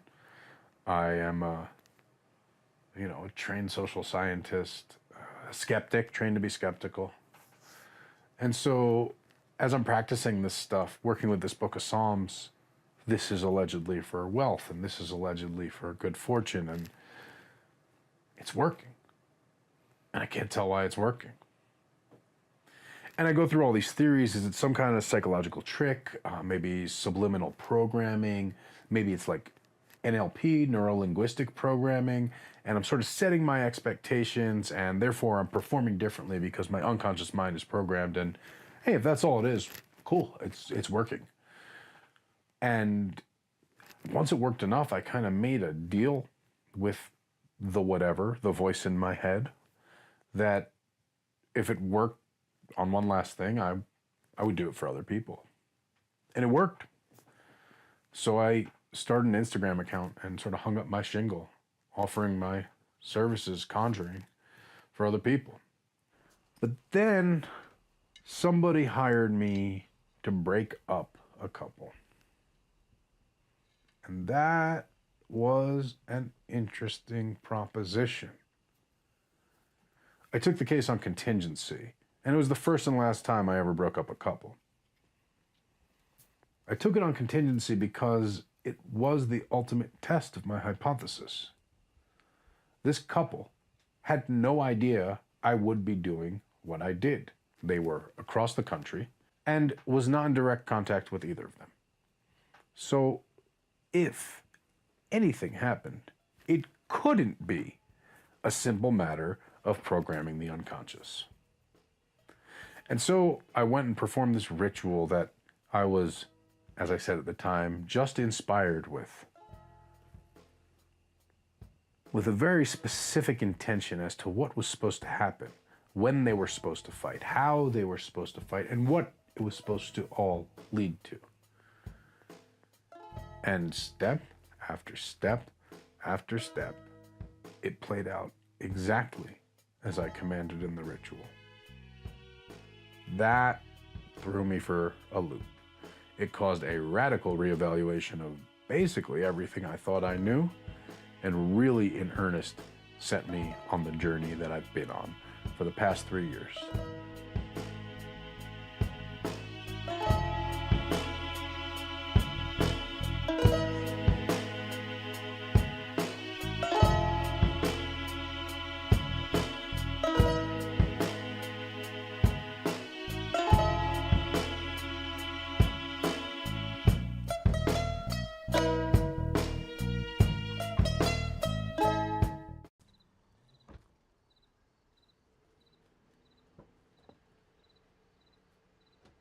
So, I don't know if you got that up there.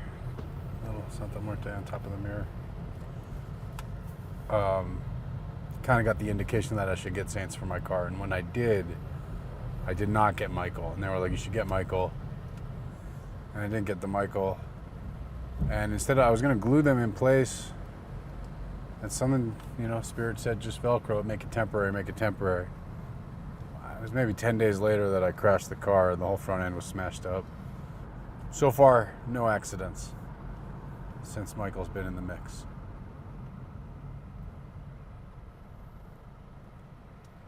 What's your normal routine before you start working during the evenings?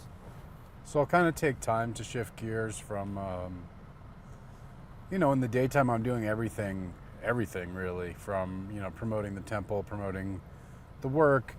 Could be answering emails, could be performing consultations, what people call doing readings, could be mailing packages, could be packing packages, could be formulating oils, could just be so much stuff during the day. And, now with COVID, all the more so, like, could be homeschooling the kids, could be taking the kid, could be focused very much on the material here and now.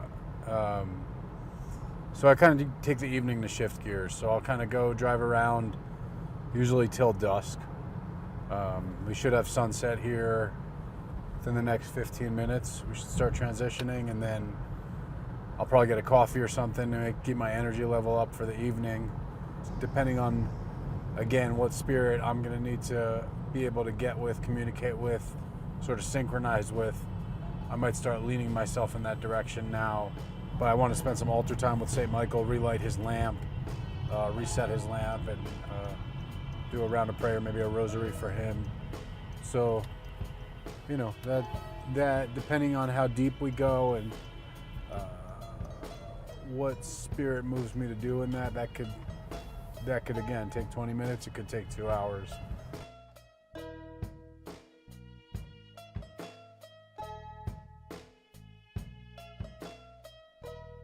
A lot of it is kind of the dynamic that you discover in the moment. In the discourse with the spirit, you kind of just know what needs to be or what doesn't need to be in that particular case. I don't necessarily support McDonald's, but whatever they do in their coffee that makes it taste so weak and feel so strong is powerful magic, and I support that. Hey, can I get a large coffee with 4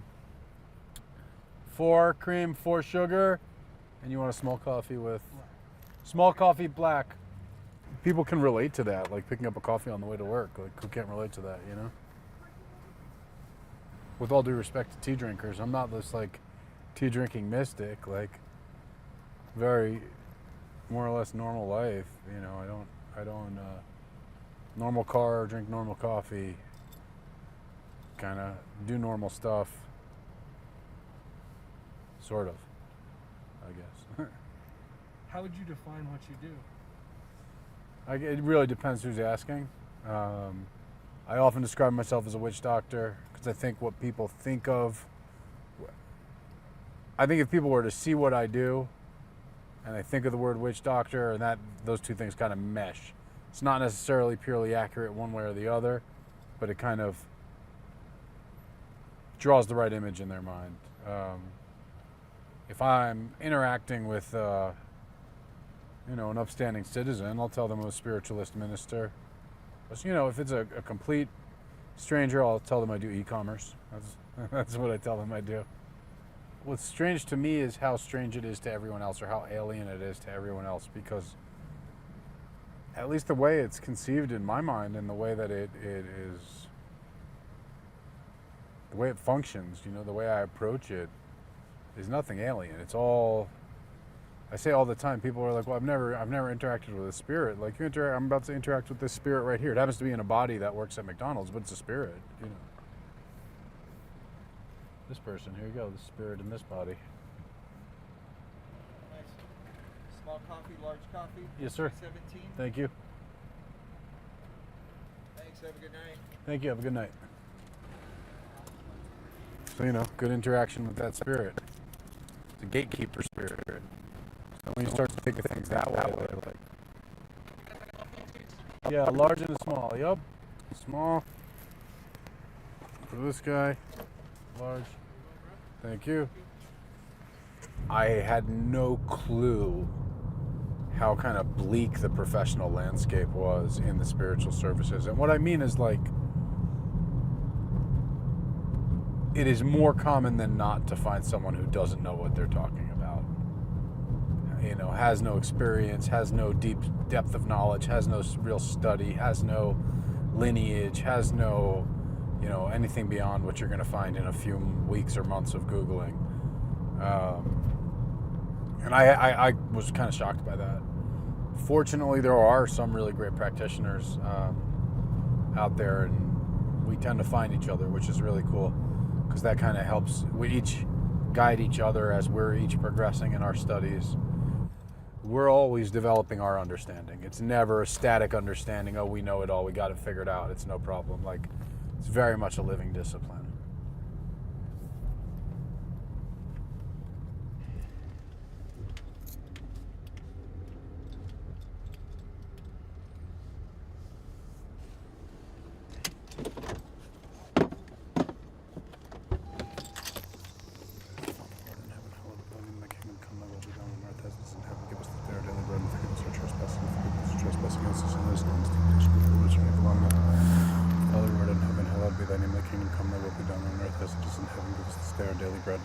Trespasses, forgive those who trespass against us, and lead us not into temptation, but deliver us from evil.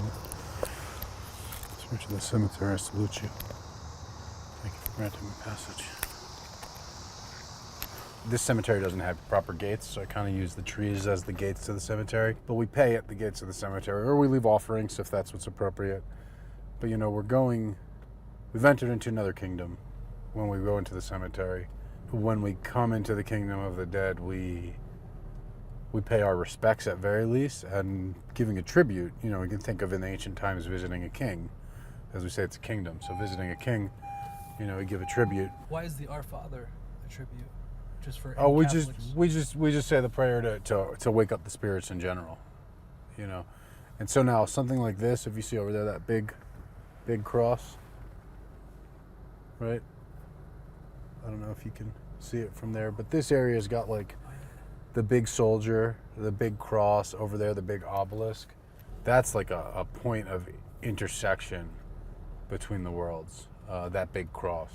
And we think of it very much like a land, like you're it's just like being a tourist, right? Like you can be a really annoying tourist, or you can be a respectful tourist. Asking too much and imposing your way of seeing and thinking and being is actually quite annoying to the locals. I mean, there's all sorts of reasons one would come. if one had something that one needed to dispose of, ritual remains of a work, the cemetery is one place one might dispose of them. If one needed a spirit to work with. Is that a real owl? No way. Is that a real owl? Where's that? Yep. Bro, is that a real owl? Hold on, let me zoom. I think it is.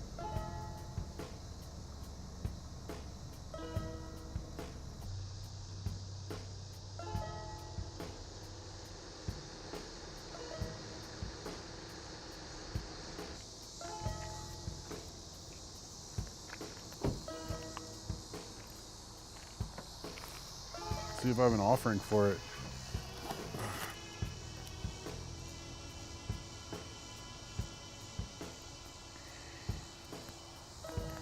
We'll see.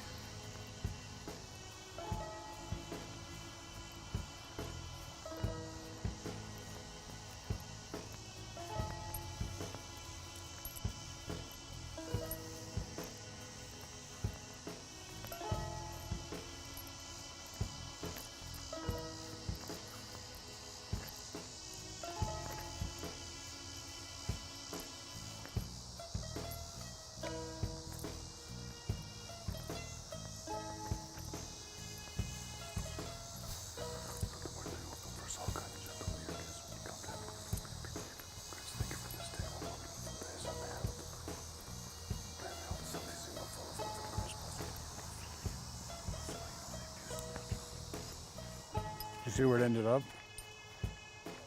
It took off when I was pretty close. I've never seen an owl here before. That's actually a pretty amazing omen. That's obviously a huge owl. And as I mentioned, I was working with the owl spirit last night. So it's a strong omen to me. Just washing myself off. This is dusk, so spirits are going to be popping up.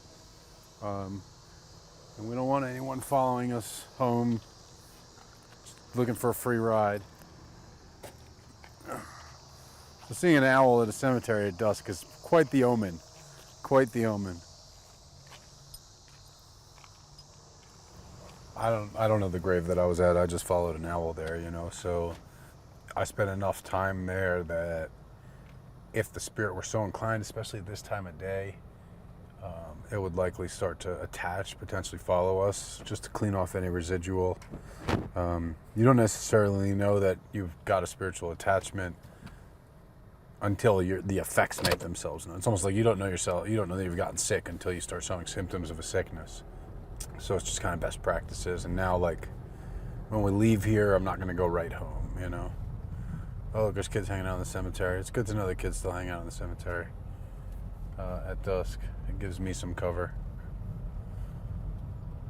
I guess you always want to check, like, am I still in control? Am I in control? Because if you're not in control, someone else is, and you can start to draw conclusions from there.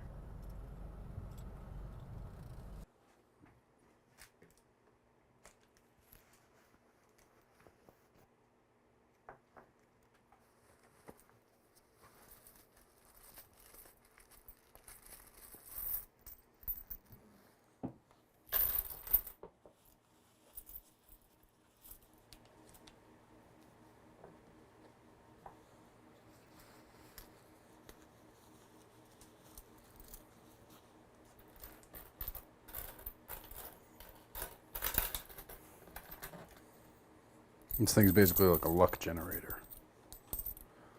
Think of it as a luck generator. A couple rabbit's feet. I mean, that's the funny thing, is that so much of this is part of like the common culture, right? Like rabbit's feet for good luck. That's nothing. Everybody knows that. Not everybody knows where that comes from, though.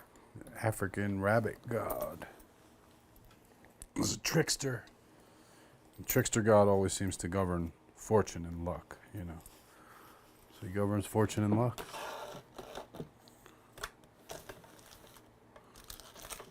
So put it in here with things that are associated with other trickster gods of fortune and luck, and get us a nice little fortune and luck generator, if you will. Oof. All right, let's get out of this hot office.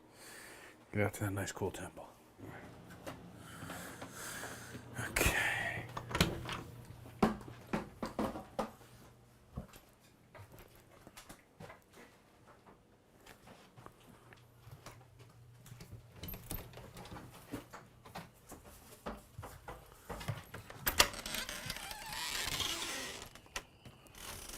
There's kind of this great like Doctor Who TARDIS thing about the temple because it seems like a little hobbit house, you know. But then when you get inside, it seems bigger. You'll see.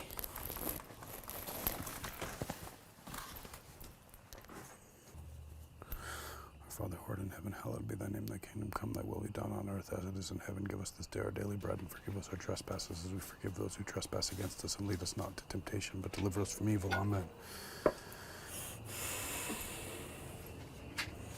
Almighty God and God of my ancestors, pray for the light and progress of my ancestors. I pray that they move upwards to be atoned and made one with you. May they be released of the bonds, burdens, and constraints that held them on earth. May they move freely to be one with you in spirit. May their material concerns be relieved entirely. In this space or on anyone who should enter this space. Amen.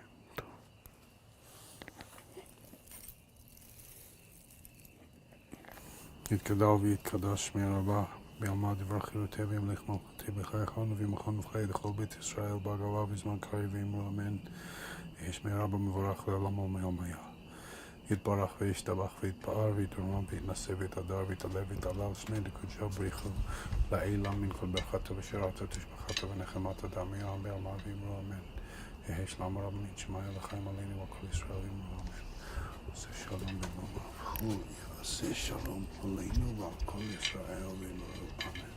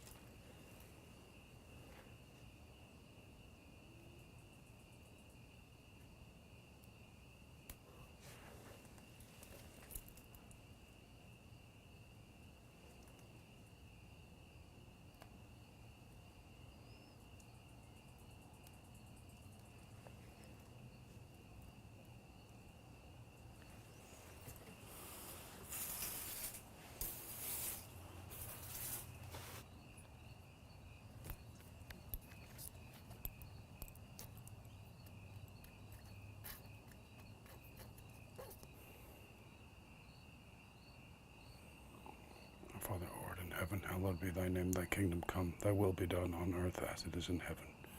Give us this day our daily bread, and forgive us our trespasses as we forgive those who trespass against us, and lead us not into temptation, but deliver us from evil. Amen. Our Father, who art in heaven, hallowed be thy name, thy kingdom come, thy will be done on earth as it is in heaven.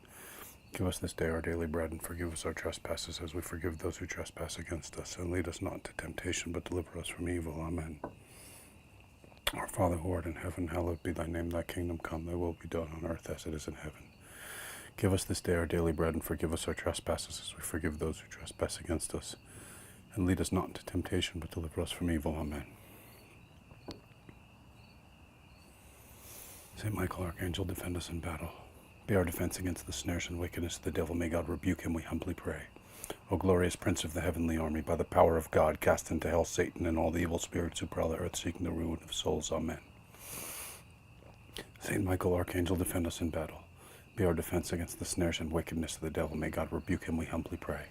O glorious Prince of the heavenly army, by the power of God, cast into hell Satan and all the evil spirits who prowl the earth, seeking the ruin of souls. Amen. Saint Michael, Archangel, defend us in battle. Be our defense against the snares and wickedness of the devil. May God rebuke him, we humbly pray. O glorious Prince of the heavenly army, by the power of God, cast into hell Satan and all the evil spirits who prowl the earth seeking the ruin of souls. Amen. Saint Michael, Archangel, defend us in battle. Be our defense against the snares and wickedness of the devil. May God rebuke him, we humbly pray. O glorious Prince of the heavenly army, by the power of God, cast into hell Satan and all the evil spirits who prowl the earth, seeking the ruin of souls. Amen. Saint Michael, Archangel, defend us in battle. Be our defense against the snares and wickedness of the devil. May God rebuke him, we humbly pray. O glorious Prince of the heavenly army, by the power of God, cast into hell Satan and all the evil spirits who prowl the earth, seeking the ruin of souls. Amen. Saint Michael, Archangel, defend us in battle. Be our defense against the snares and wickedness of the devil. May God rebuke him, we humbly pray. O glorious Prince of the heavenly army, by the power of God.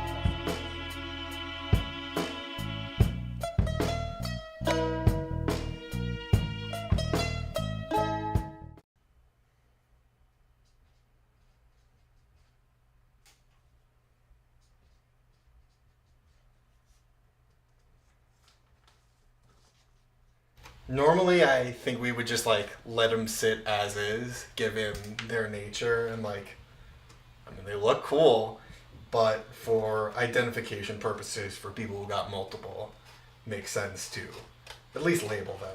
So it's nothing like pretty like we usually do, we're just cutting up labels. So I'm Solomon. I am Moses's youngest brother. It's a family of 4 boys. So he was 18 when I was born. I'm much younger by basically every measure, and I haven't really... This has been my opportunity to build that relationship with him, given the age difference.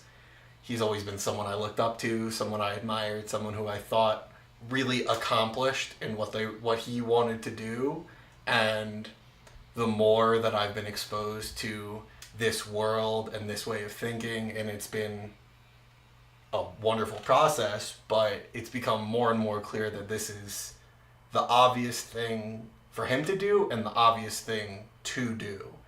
And I feel pretty uniquely gifted in the position I have to assist and facilitate. And again, I'm still basically an infant in my journey into understanding the years and years and years that Moses has put into learning what he knows, but every step gets better. How would you describe what Moses does? That's probably the question I get asked the most, and the question that I struggle to describe the most. He often calls himself a prophet, a conjure worker, a hoodoo man, and those all work, but I think none of them fully describes what he does. I think of it as Moses is trying to understand life in the way that specifically affects him, in the context that life is different for everyone, and helping everyone else do the same for them. And I mean, it's a radically different journey for every individual person, but you know, everyone finds their way, and Moses is very much about the way. He helps people, I think, is what it really comes down to.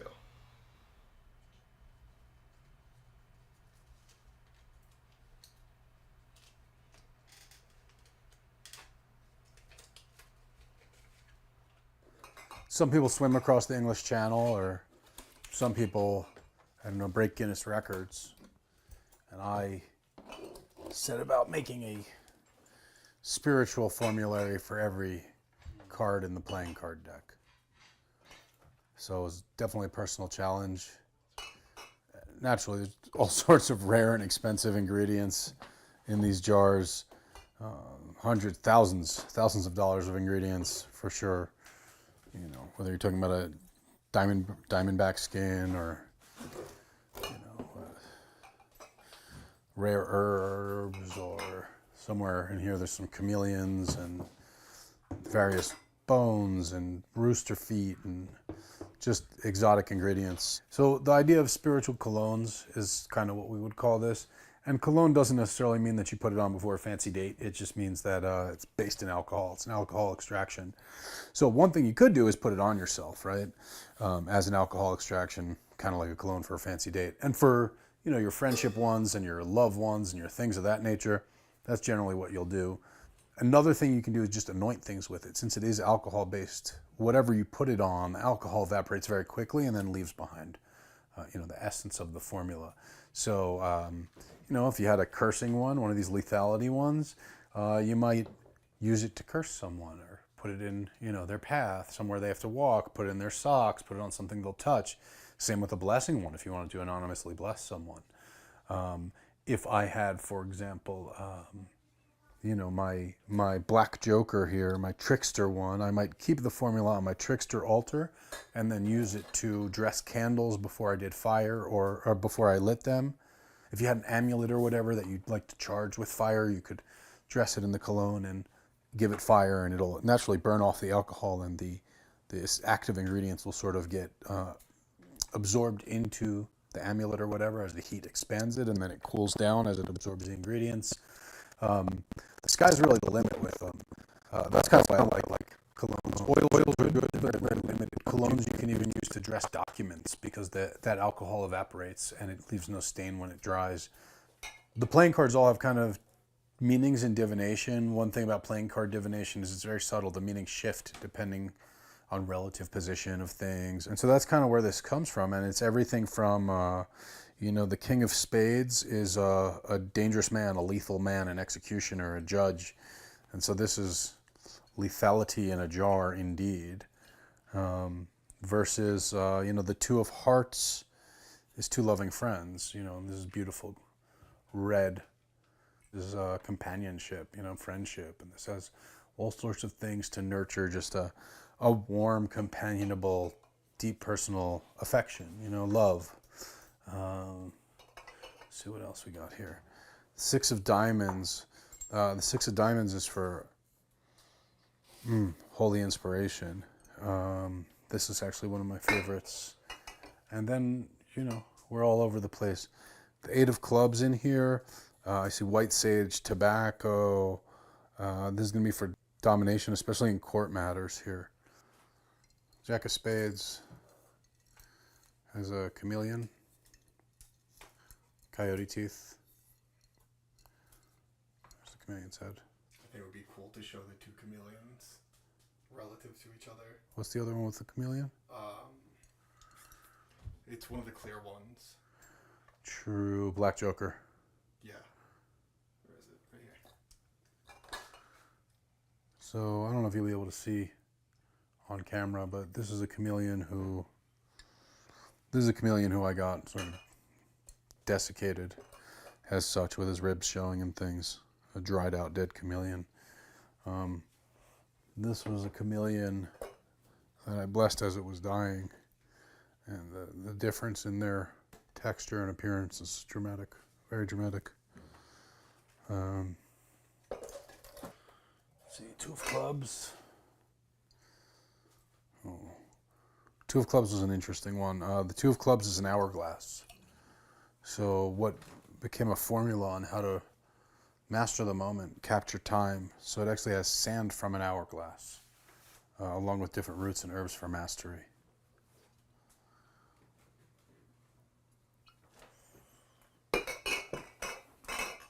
Where are you shipping these to? Like Everywhere from Australia, Canada, Sweden, Portugal. Yeah, Portugal, all over the United States for sure. Everywhere from Louisiana to Maine, to Washington State, to Southern California, to Mexico, to these really go all over the world. For me, reflecting, it's been humbling to be able to do this.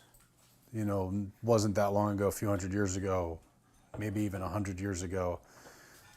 Somebody with my interests, if you want to try to do something like this, you'd have to find a wealthy patron to underwrite it, and then you would be doing it for them. You'd be doing it for their interests. You'd be doing it for their purposes. It's been a very, very long time since a community has come together to make something like this happen. And now, this is a a library of formulas. It's just a wide variety of remedies for dozens and dozens and dozens of different situations for hundreds and thousands of people.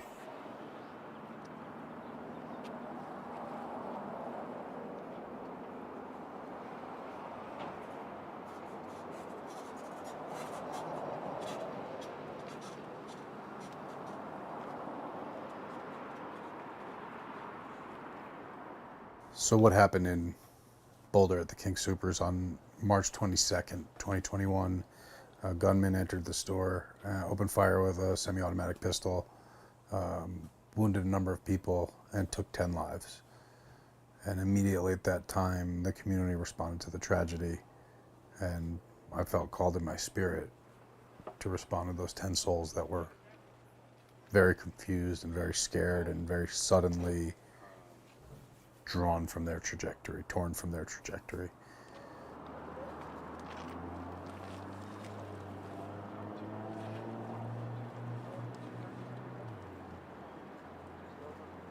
Alright, I'm gonna try walking towards my apartment.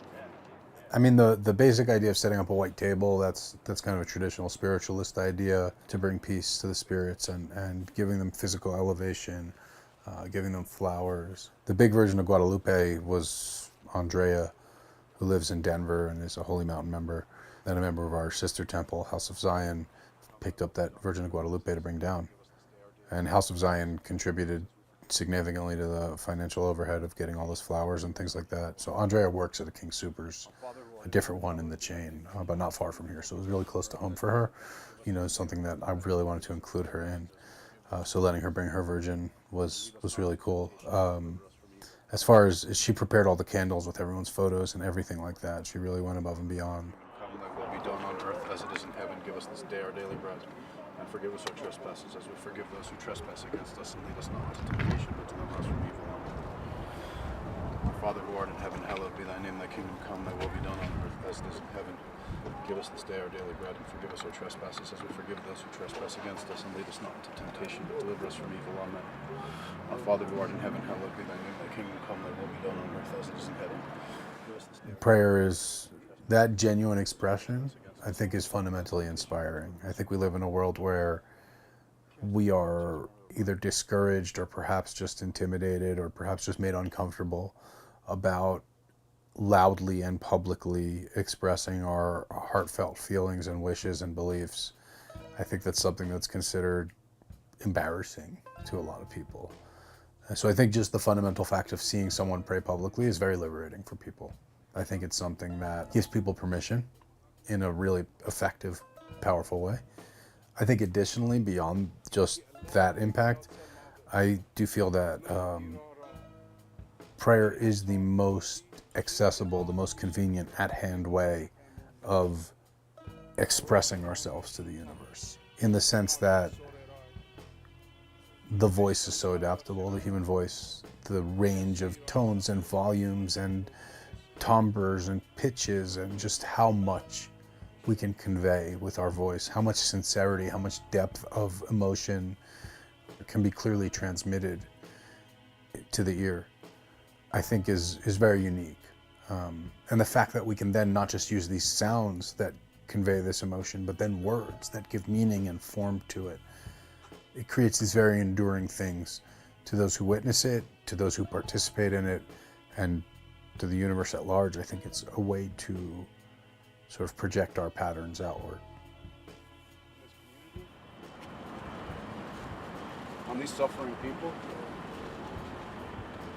we ask you to pour your grace upon the 10 suffering souls lost here. Heavenly Father, they may resist ascension as they are torn in anguish and fear. Bless them with peace. Salve their suffering.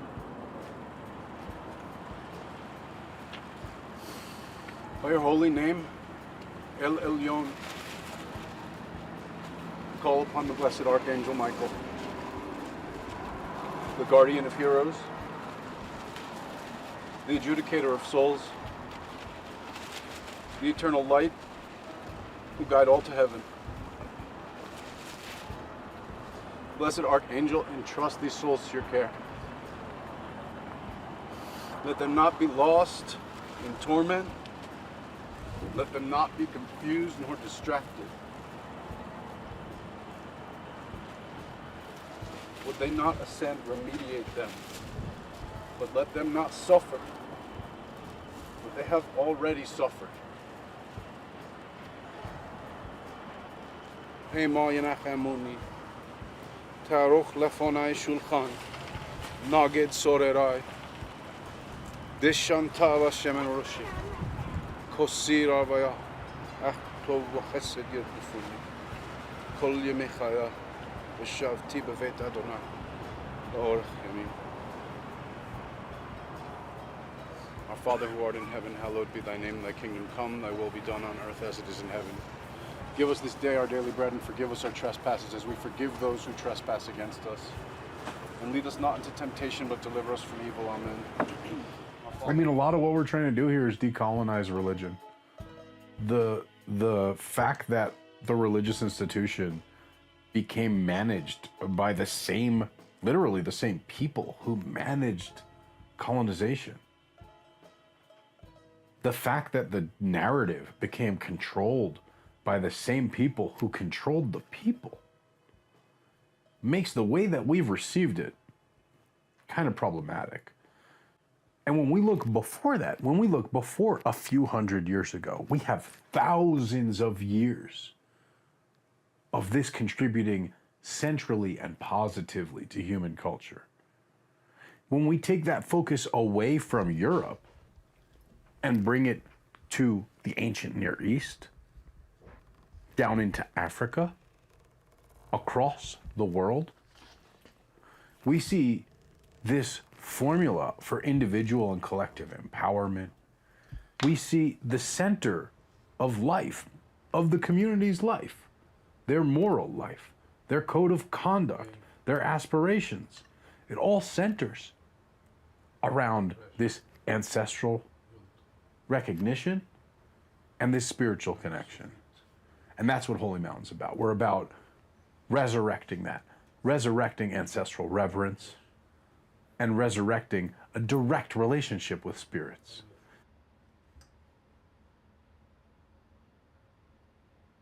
Love. Dalit.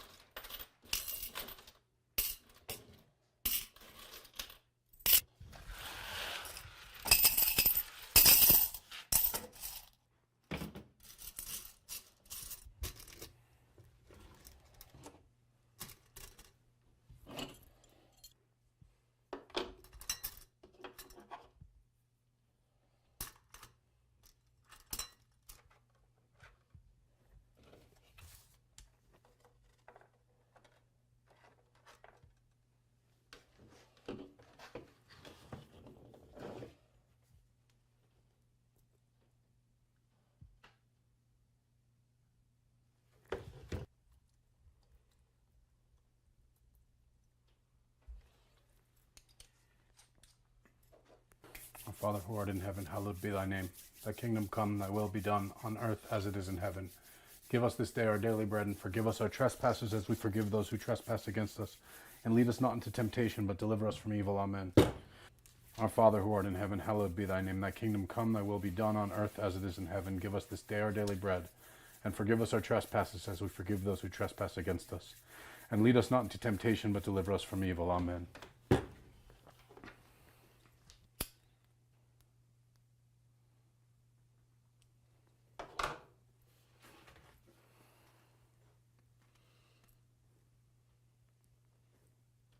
לדוד מזמור, לאדוני הארץ ומלואה תבל,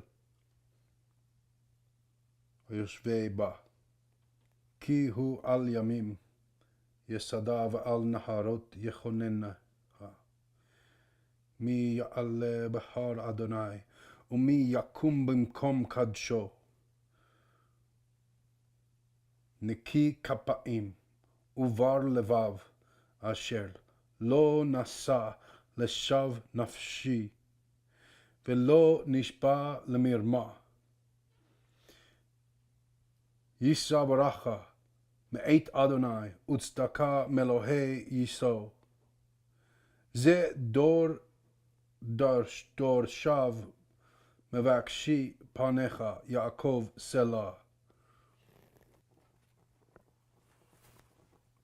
Who may ascend the mountain of the Lord, and who may stand in the place of his sanctity, one with clean hands and pure heart? This is the generation of those who seek him, those who strive for your presence, the nation of Jacob, Selah. Raise up your heads, O gates, and be uplifted, you everlasting entrances, so that the King of glory may enter. Who is this King of glory? The Lord, the mighty and strong, the Lord, the strong in battle. Raise up your heads, O gates, and raise up your everlasting doors, so that the King of glory may enter. Who is he, this King of glory? The Lord, master of legions. He is the King of glory. Selah. We live in this insane time where we are born and we are handed hundreds of thousands of years of human learning within like the first year of our life. And here we are with that. And what are we going to do to add to it? What are we going to do to understand our place in it? What are we going to do to enrich it and to pass it on? O friend of man and prophet of discourse, Hermes, blessed messenger, blessed keeper of knowledge, you who have brought us language, you master of mysteries, you teacher of divine secrets, you who have brought fire, you keeper of luck, you passer through the crossroads, you thief, you mystic, you poet. I bless you, I honor you, my patron, I thank you, I welcome you back as you return from your foray into the darkness. You who pass through every gate, you who move through every door, blessed Mercury, bless us here and now. And as you pass through, receive us with joy, and bless these coins, created in your name, in your likeness and in your image, that any who may hold them, that any who may carry them, that all who will care for them shall receive your blessings. Ave Mercurius. Ave Mercurius. Ave Mercurius.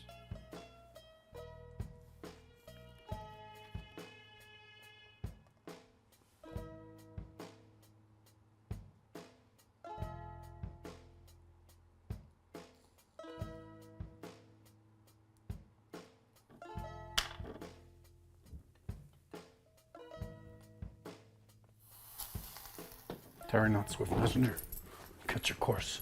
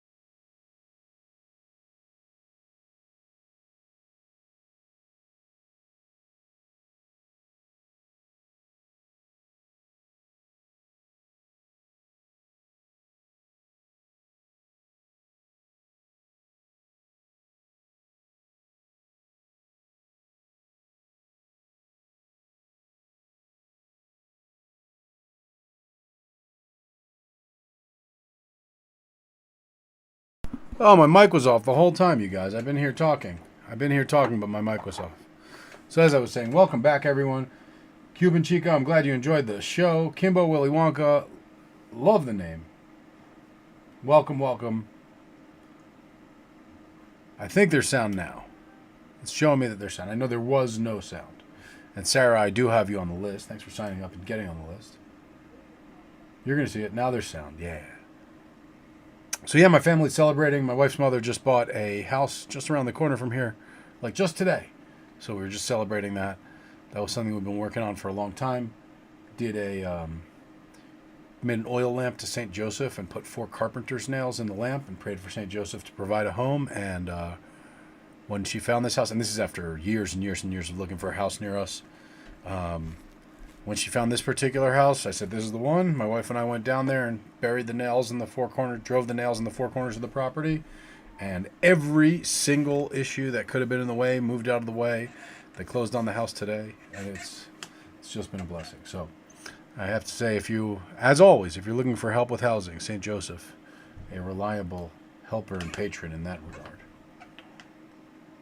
Cool. I'm glad you guys enjoyed the documentary. That's really cool. Josh kind of just surprised me. We worked on it for a while, and we said we were going to edit it and all sorts of things, and I kind of just moved on to other stuff, and Josh just released it on, I want to say like on Mother's Day this year. So it's officially released now, and I'm proud to share it. You know, it's from years ago, obviously during the pandemic, but showed little glimpses of what things were like back then.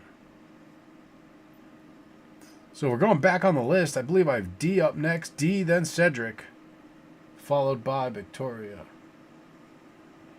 Jennifer, what's the difference in the backs of the Archangel cards? You can pull that up on the site to see. It's just, so they all have the same front. On some of them, there's prayers. On some of them, on one of them, there's like the sigil of the Archangel. And then it's basically just different prayers are on the backs. So it's which prayers you want to have handy for you to say all the time. Thanks for checking out the site. And everyone, thanks for checking out the site during the sale here. D, Cedric, and Victoria are next in the lineup. We got to make sure that we have that called out. Whew, had a little champagne with dinner, so I'm feeling a little loosey-goosey. Feeling good.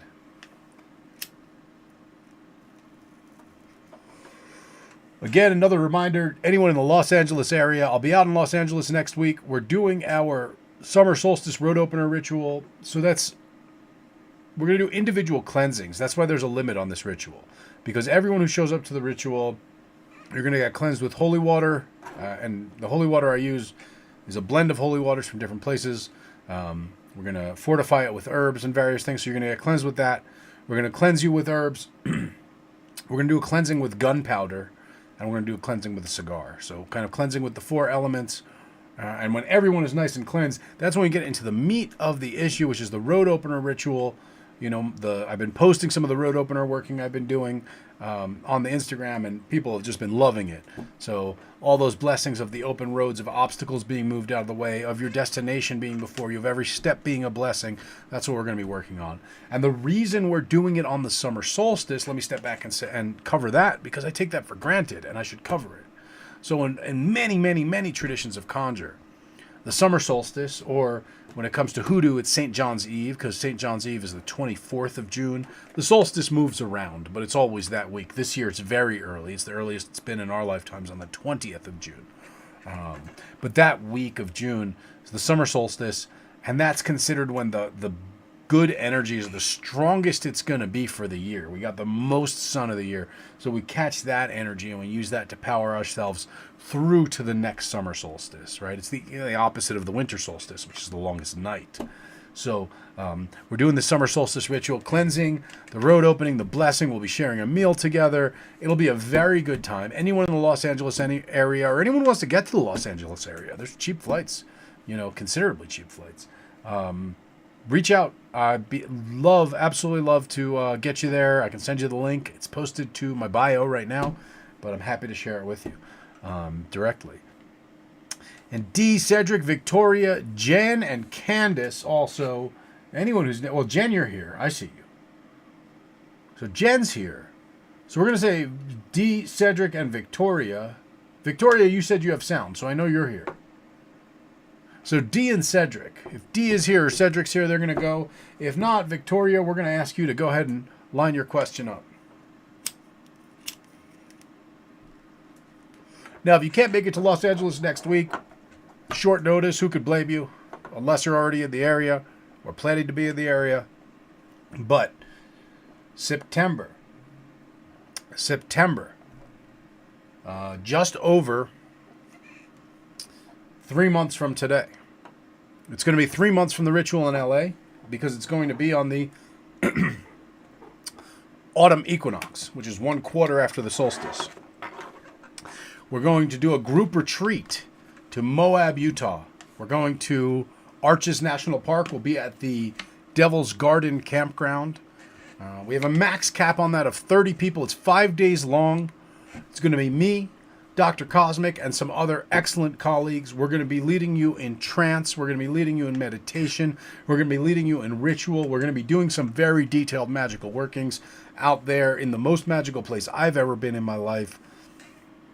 It will be a life-changing experience. It will be a bookmark experience. It will be an experience that your life after will not be the same. It will be where you mark the changing of your life. It won't necessarily be the final change in your life, but when you walk through those arches with us and come out the other side, you're walking into a different timeline.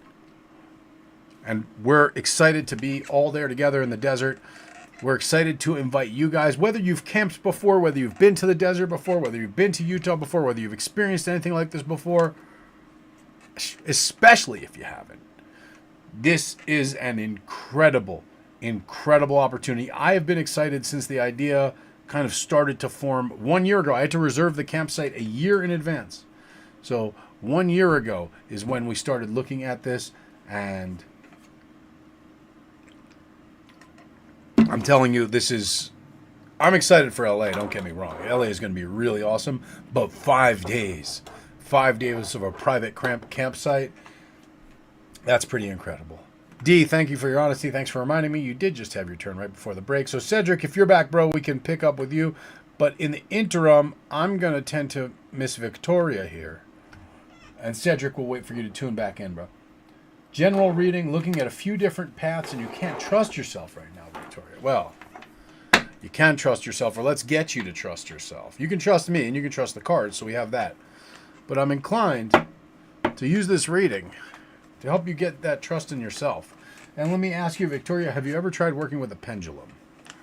Because that might be a reliable way to get out of your own way. That's one of the reasons for using divination is a lot of times it just lets us reveal what we really think.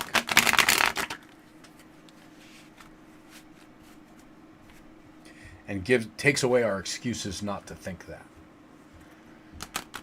So if you haven't, you might try working with a pendulum. That might be something that, and I can talk more about that. But in the meantime, Victoria, you're looking at a general reading.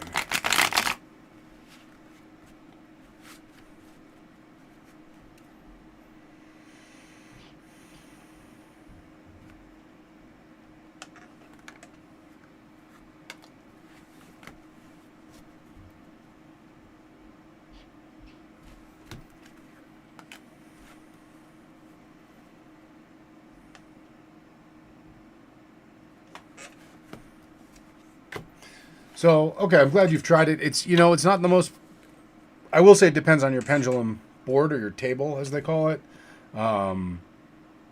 Because you can get some pretty cool places with, they can give you like different levels of answers. But if you have other methods you like better, that's better. But, that's what divination's for, because it takes away our excuses not to trust ourselves.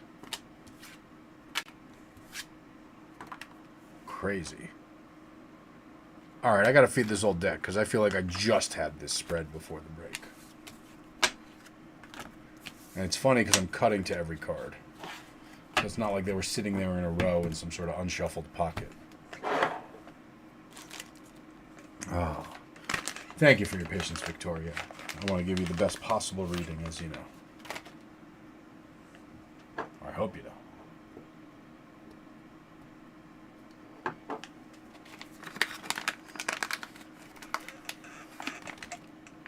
So again, that Moab trip coming in September. It's $1,000 for the trip. We have a number of packages to spread that out, payment plans. If you're a Temple member, it's $700. Temple membership is less than $300, so that's the cheapest way to get there.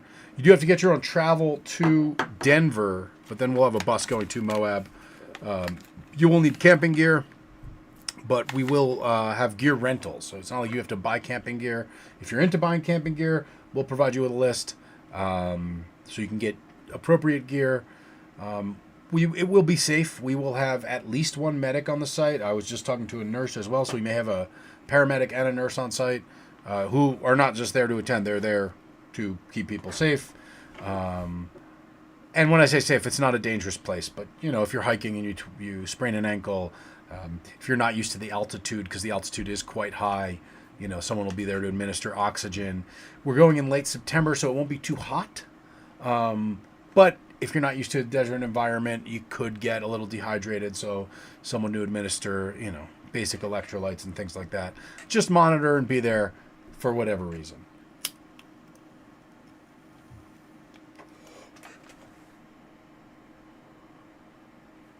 It is not a plant medicine retreat, but there will be some folks who have informed me that they will have plant medicine there. So if that's your thing, that will be part of the environment, the community. But our focus is on taking, my big thing, the reason I do these Tarothons, the reason I do all this work,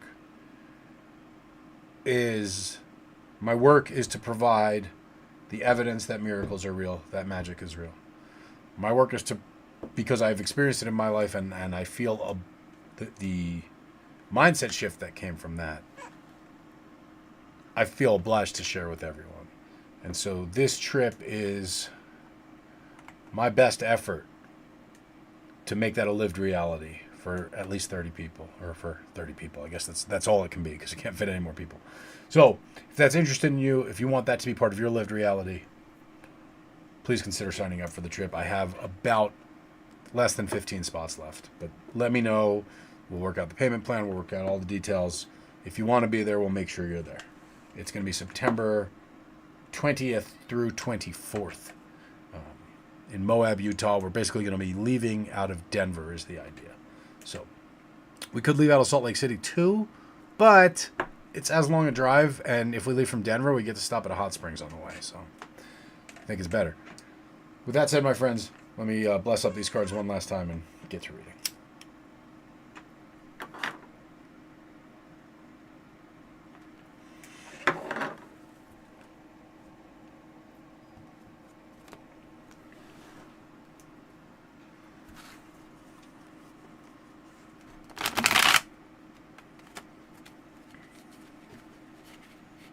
And if you're here just listening to the readings and you're like, dang, I really am interested in that retreat, but I don't have a pen and paper to take this info down, or I can't get to my phone to type it, all good. I'm going to be hyping it nonstop for the next 90 days or so. Because I'm pretty excited. Pretty excited. All right. So we're looking for a general reading for Victoria.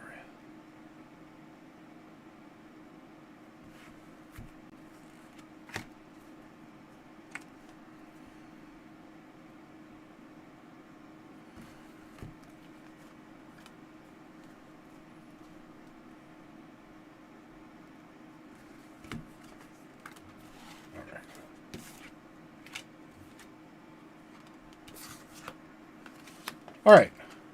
So generally good news to you. It does seem like you're moving out of a period of somewhere between breakthrough and rupture.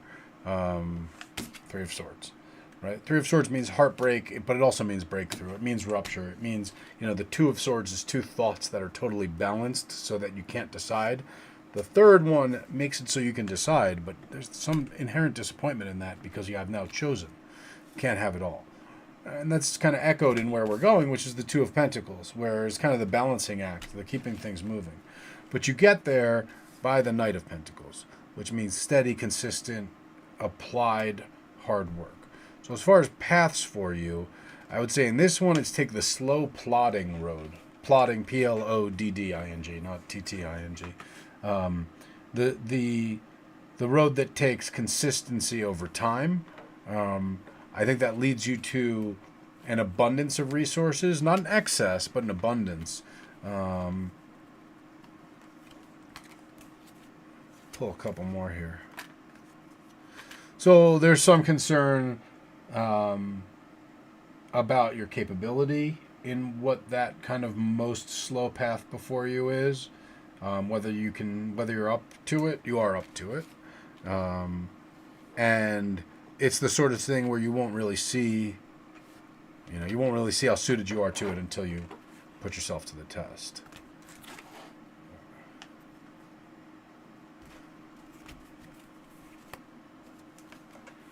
A lot of major arcana up here. Huh. So there's a story here about meeting your good fortune and meeting your happenstance with a seriousness and with an intention. We kind of have the Wheel of Fortune and the Page of Cups, both indicating like good luck, good happenstance. And here we have you, the Queen of Swords. As I like to say, the cold bitch of the deck. With some serious intention, the hand up and the sword in the other hand, ready to take what's hers. It's a bit callous, you might say. But there's something about opportunism here, I guess I want to say. Right? So there's something here, I guess if I'm reading the whole thing, looks like there was a decision made, again, a rupture, leaning in much more in one direction. Sort of maybe the bad news or the bad side of the options has become clear, so neither side is as ideal. So now you have a choice between a decision. One of your choices before you is a path that's sort of slower, that takes more, you might say, maintenance or just regular work. You just got to work at it every single day. It's not fast. It's not exciting.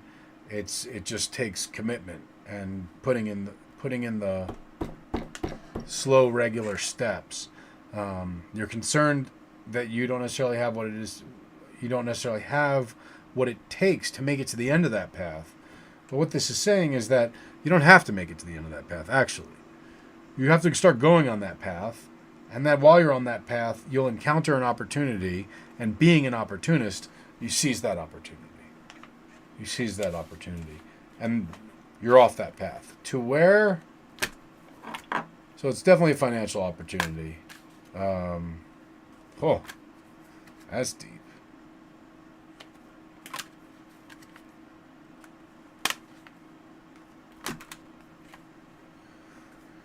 So it's a financial opportunity.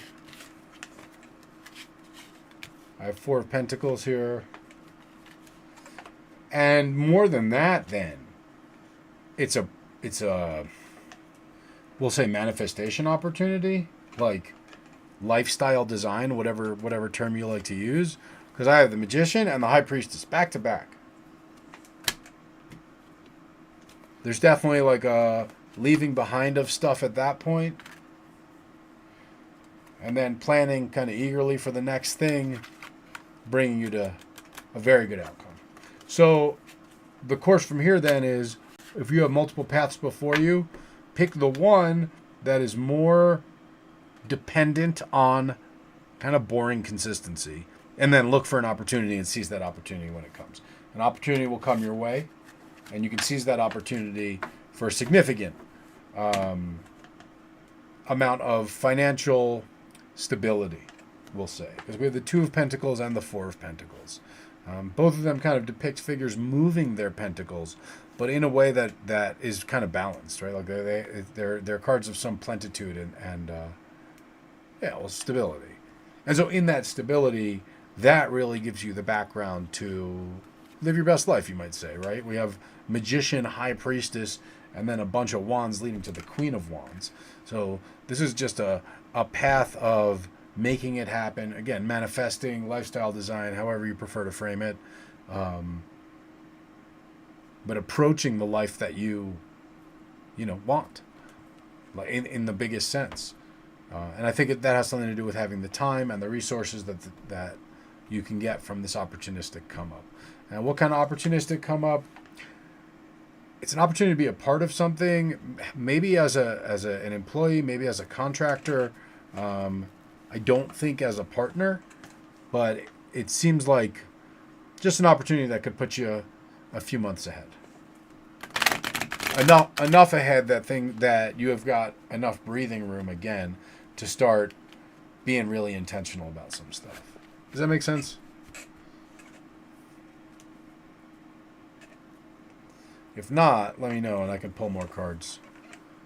Jen's going to be up next. And I know Jen's here, Candace is here. I'll check in and ask if Alejandro's here and if Sarah is here. I know Sarah was here. We'll ask again.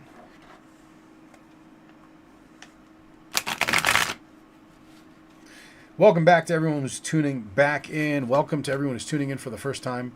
If you want to get on the list to get a reading, go to hoodoomoses.com. Where this video is playing, underneath that there's a box that has a link where you click to register.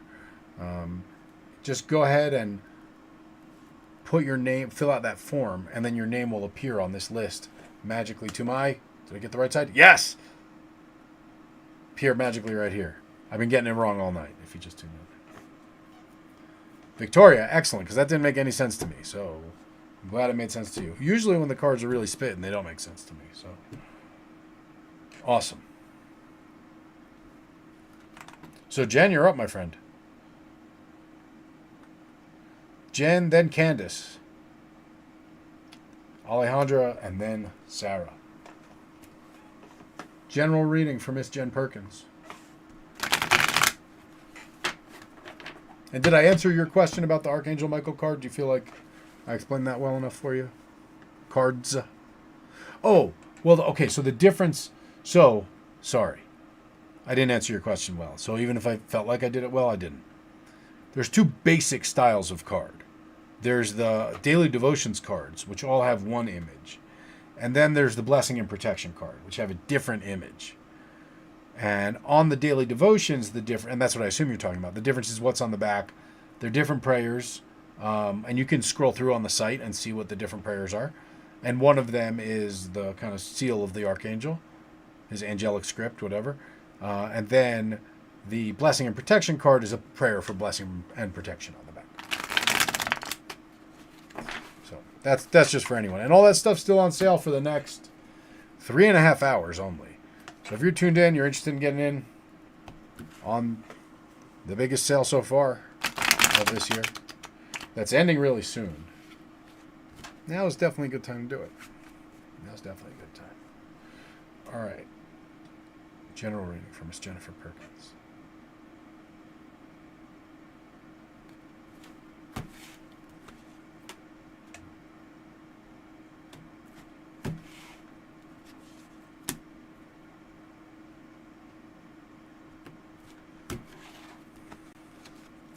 See what we got here. Okay. Good reading for you too, my friend. Moving from justice, you get what you deserve. Probably in the best way, coming from this card. Maybe you're kind of cashing in a karmic payout or getting your payout from doing good. You're headed towards Ten of Pentacles.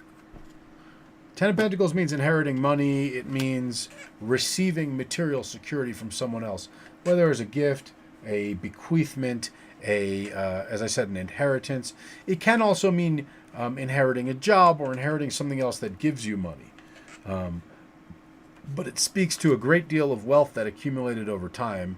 And again, whether it's wealth in money or wealth in just resources, wealth in sometimes it can be books, right? Like if someone inherits someone's library, that's a Ten of Pentacles thing. Wealth in any regard, but something material, a lot of something material that someone else has accumulated, you're going to inherit it.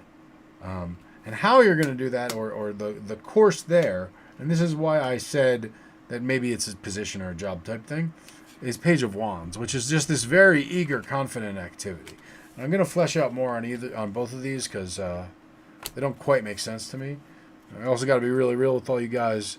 The glass and a half of champagne, I haven't been drinking, so the glass and a half of champagne I had with dinner are getting to me. In a good way. In a good way.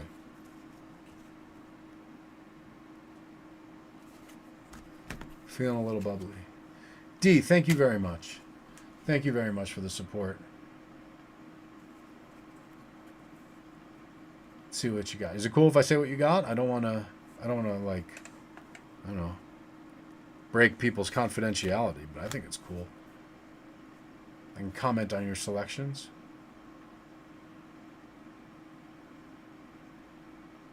So D, you got the Holy Name Bill and the Santo Niño Medal. Both great decisions. Absolutely.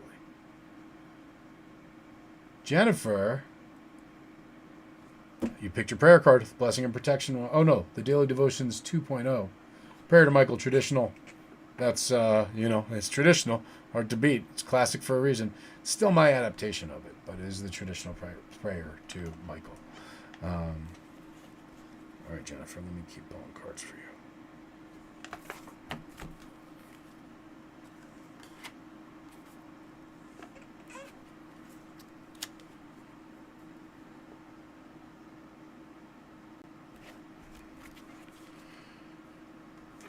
Okay. I got more info for you. It makes more sense. It still looks like you're going to get handed money straight up. Like these two back to back, 6 of Pentacles, 10 of Pentacles back to back.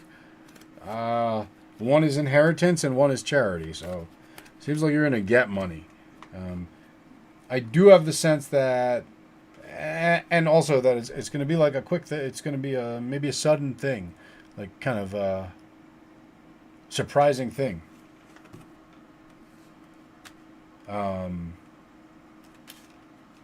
As far as how you get there, this is entirely based on interactions with other people. Okay? On the one hand, we have the 5 of Wands, which shows poor cooperation. Whoops. On the other hand, we have the 3 of Pentacles, which shows good cooperation. Right? So this is about cooperation with other people and playing the role in maybe leading and bringing a group of people to a unified course of action and to an agreed upon consensus, kind of a peaceful consensus, you might say. And I have a sense that you're already, because the bottom of the spread is the roots of the situation, the 5 of Wands. So probably you're already in the poor cooperation situation, and it's calling on you to, through leadership, bring it to a better cooperation situation.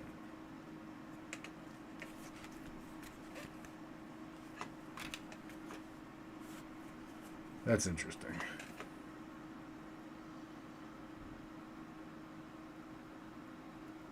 It seems like there's concern about somebody who stole. There's a lot to do with money here, and now we're on a thing about someone stealing money and that being revealed. I'll tell you, I don't have the Death card, but I do have these 2 cards of bequeathment. And this may have to do with helping to manage the passing of these people. Because you know what? People are eventually all going to die. And if people are elderly and ill, it's probably time to start managing that process. And if there are siblings in the mix, if there are, other parents, family members, etc. in the mix, it's time for everyone to start having very open and honest discussions. And getting on the same page. And, this is about loyalty and fidelity, but Knight of Cups. But, again, it really, truly seems like there's a reward in it for you financially. And if it's plausible, Knight of Pentacles now. Really, and again, and forgive me if I'm explaining too much or too little of the cards, right? But the Knights have to do with the ones who kind of govern the action. And the Pentacles have to do with resources. Strength card now. This whole tale I have here, let me just show you. After I got through the cooperation bit, kind of this current arc has been the Judgment card, Revelation, of what? Of 7 of Swords. Sneakery, treachery, thievery, around what? Queen of Pentacles. So it's got to do with the money. Then, Knight of Cups, the loyalty. Knight of Pentacles, the hard work. Strength, We're going to go back to that definition of courage that I used before of love dominating fear, because that's not what the strength card shows, right?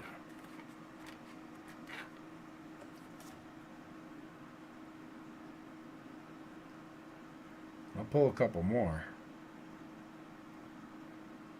But this story is already telling us a story about King of Pentacles now. We just had the Queen.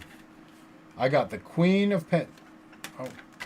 You seem like you know your way around a brighter weight, Jennifer, so I'll show you. Judgment card, Seven of Swords, Queen of Pentacles, Knight of Cups, Knight of Pentacles, Strength, King of Pentacles.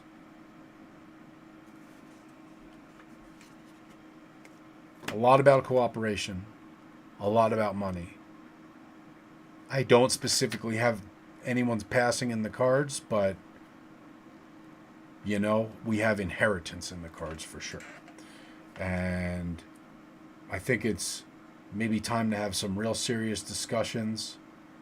And I want to say, maybe I'm editorializing a bit here, discussions both on how things are being handled and how you should yourself handle things. You know, there's something about learning to manage resources from the elders here. I'll draw one more, but you know what's going to happen is I'm going to keep drawing them, and it's going to keep being crazy, and then I'm going to draw the death card. And then we're all going to be like, oh, damn. So I'm actually going to leave it up to you as to whether I'm going to draw one more. Because I'm very sure that's where this is going. And, I mean, we could do it as an experiment. I do like a good experiment. But, as I'm sure you know, once it's late in divination, it's going to happen. The cause and effect there is a little fuzzy.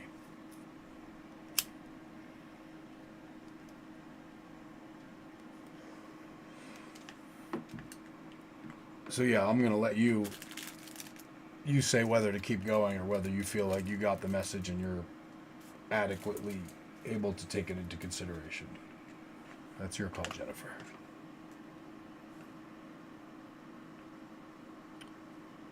And for anyone else who wants to get a reading and isn't on the list yet, let me pull the list back up so it refreshes. Not refreshing. Oh, it makes a lot of sense. The question is, do we want to know more?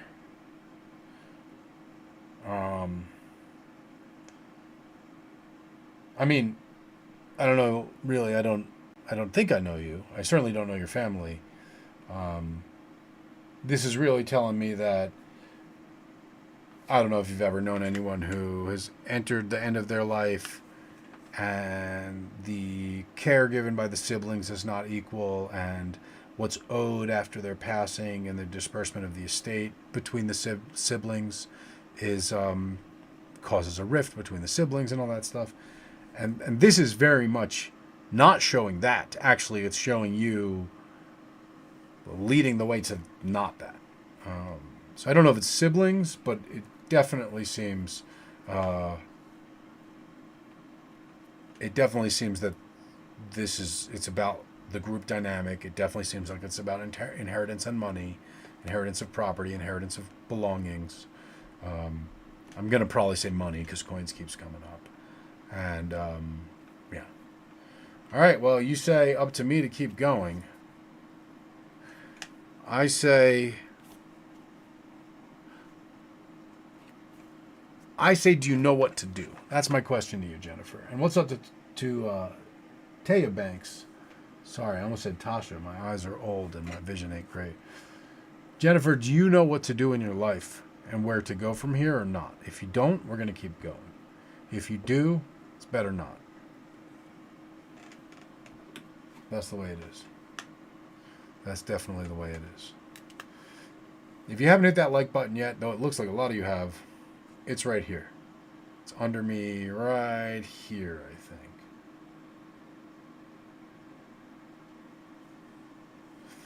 So Jennifer, if it is the family situation, which again, this is, they tend to hit. The question is, do you know how to lead the way forward?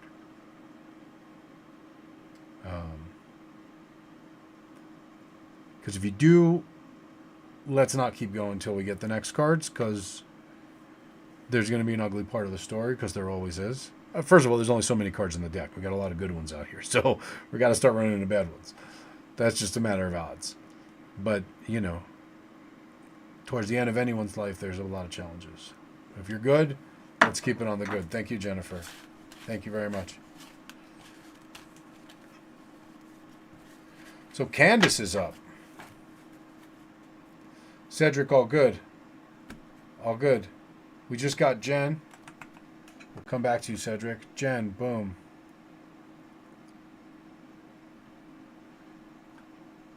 We got Cedric, Candace, Alejandra, Sarah. Jennifer, thank you for entrusting me with that. Yo, it always hits in the Tarothon, and I'm not going to say I always hit, because I don't as a person. But when the cards are speaking, and I'm just listening to them, they always hit. And as I said, when I don't know what I'm saying, it always hits harder. So yeah, thank you. Thanks for supporting. Thanks for helping make this happen. You know, the only reason I can take a week off and read cards for people is because I do the sale and you guys all take advantage of it and it all works out. So thank you guys. Coach Candace, career, finance, love. All right, we're going to see what... I'll tell you, these cards tonight have not really been talking about love. They've been talking about career and finance. They've been talking about personal development. But that doesn't mean they're not going to talk about love for you. I'm just noting the trends. Noting the trends.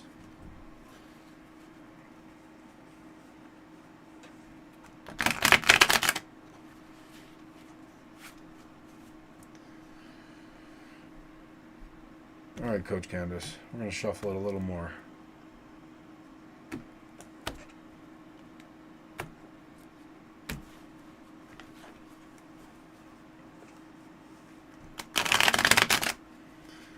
Mix it up a little bit here. Let's see what they got to say.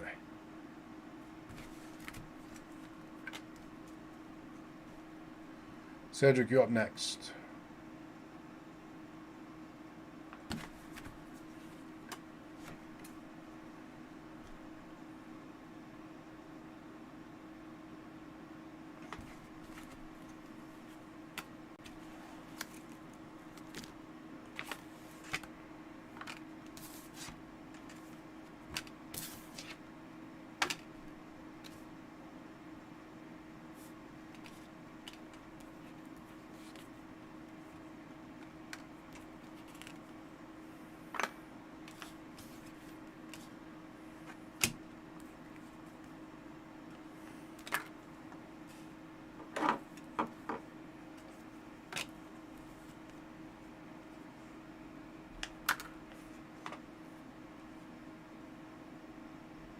I'm in a spot here, Coach Candace. I was raised never to ask a woman her age, but I'm wondering if you know your proximity to your Saturn return.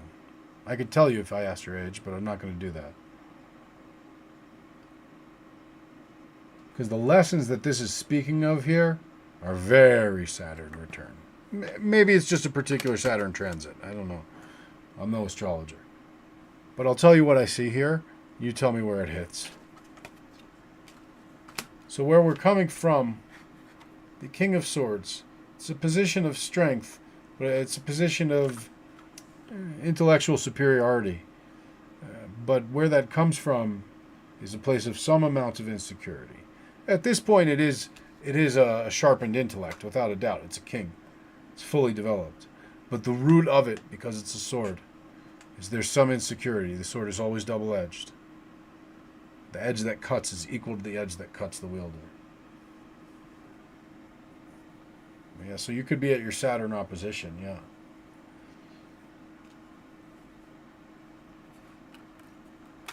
Where you're headed is a significant amount of abundance. We just saw this card. This is the card of inheritance, all that. It's a card of abundance, and it's a card of some abundance that's intergenerational or not necessarily intergenerational even within a family, but transferred at large scale. And how you get there is hard work. And that's a simple story. But the deeper story is a little more interesting here. We go back to this guy. What's the roots of this intellectual attitude? Piper, remind me of that when I'm done with this reading and I'll tell you about it. What's the roots of this intellectual attitude? Two things. One, there were plans. Two, there's some sense of self-betrayal on these plans. Very appropriate for the mid-40s. Total midlife crisis shit. I've been there. I hit it a little early, actually. Got all the gray hairs going. Got that out of the way.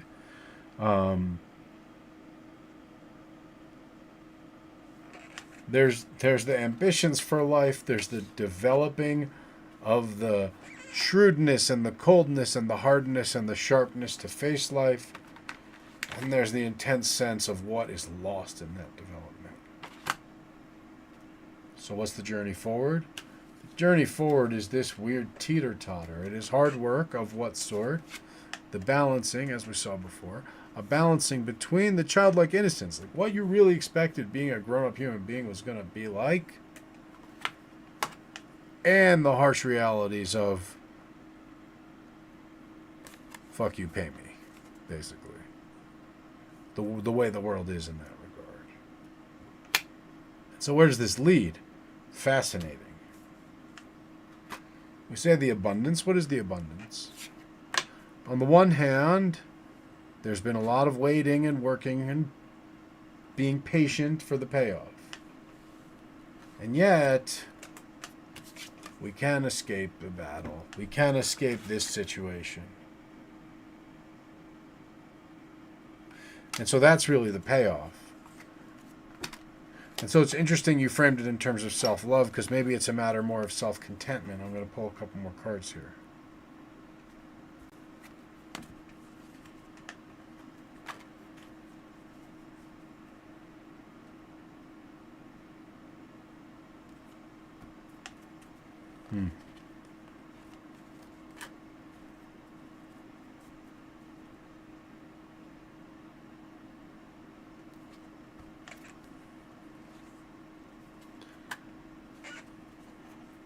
A lot here about money.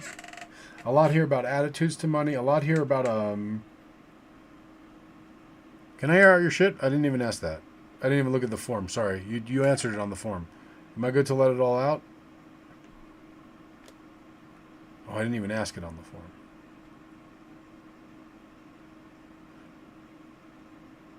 It's not that deep. I'm gonna trust my judgment here. And if I offend you, I'm sorry, and I'll make it up to you. There's a lot here about money. There's a lot here about anxiety about being responsible with money, probably because of stuff your dad said. As you were kind of coming into adulthood. And so your attitudes around money work, how those are to be engaged as priorities, the ways in which what those mean and signify for you and about you as a person. There's some strong attitudes, internally directed. They lead to good work, good hard work. But now there's this question of like, where's the payoff? And there's the payoff. Queen of Wands. There's the payoff. Death card showing up for the first time. There's the payoff. Nine of Cups. So the payoff, I didn't even go over and see if you're really a tarot person, but the payoff, the actual contentment, happiness, satisfaction, maybe being the word, is there's a death to undergo here. A certain part of you to let go of, a certain phase of you to be completely at peace parting with. At the end of that Nine of Cups, this is the satisfied merchant.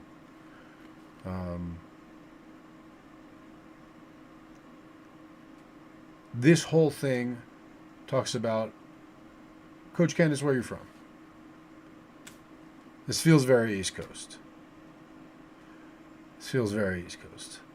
Because this is the story of everyone who's like set themselves to the grind and then kind of done the math on like where exactly is this headed and when does it get there and you know, what is the exact plan and reason for all this, right? It's showing a lot of that. That's the double-edged sword, you know. But this ending here, the Queen, Death, Nine of Cups, this is a beautiful ending to the story. And she's coming right after the Emperor, right? There is, and again, if I unpack this part, there's these attitudes. I'll show you what the cards were. It was Six of Pentacles, the card of charity, and Page of Pentacles, which is kind of like carefree use of resources, followed by the Emperor, is telling me like, okay, so we have a tension established between carefree with resources. Oh, you live in New Orleans. Oh, that sure answers it. Because yeah,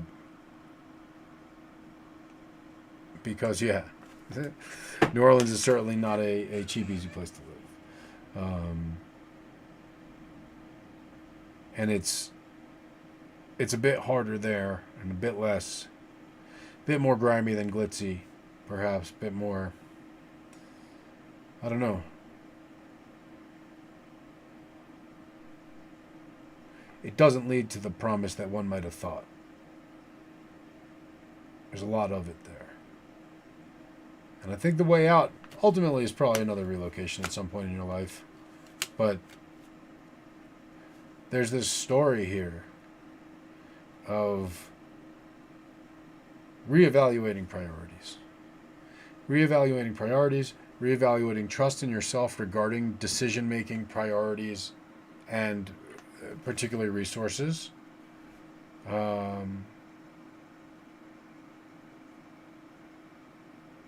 And on the spiritual tip, if you haven't already begun an ancestor practice, Nine of Cups is, especially when backed with death, pretty reliably an indicator that that's a darn good idea for your life. So if you have questions about that, happy to answer those. Also, webinars about such things are 40% off on hootiemoses.com. Gotta say that. Yeah, that champagne's definitely kicking in, folks. I'm definitely feeling it. I don't know if you guys heard me audibly slow down, but I felt myself just slow down. So if you already have Candace, now it's time to double down on that and double down on your faith in that, right? What's going on with my camera? Come on, buddy. Pick up my face and come up here. Okay.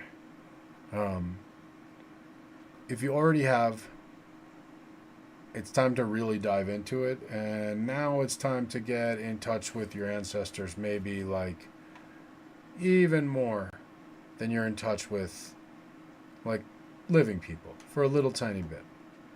I think you got, give it 12 weeks. Not quite 90 days. Give it 12 weeks. Watch it change the next 12 years at least.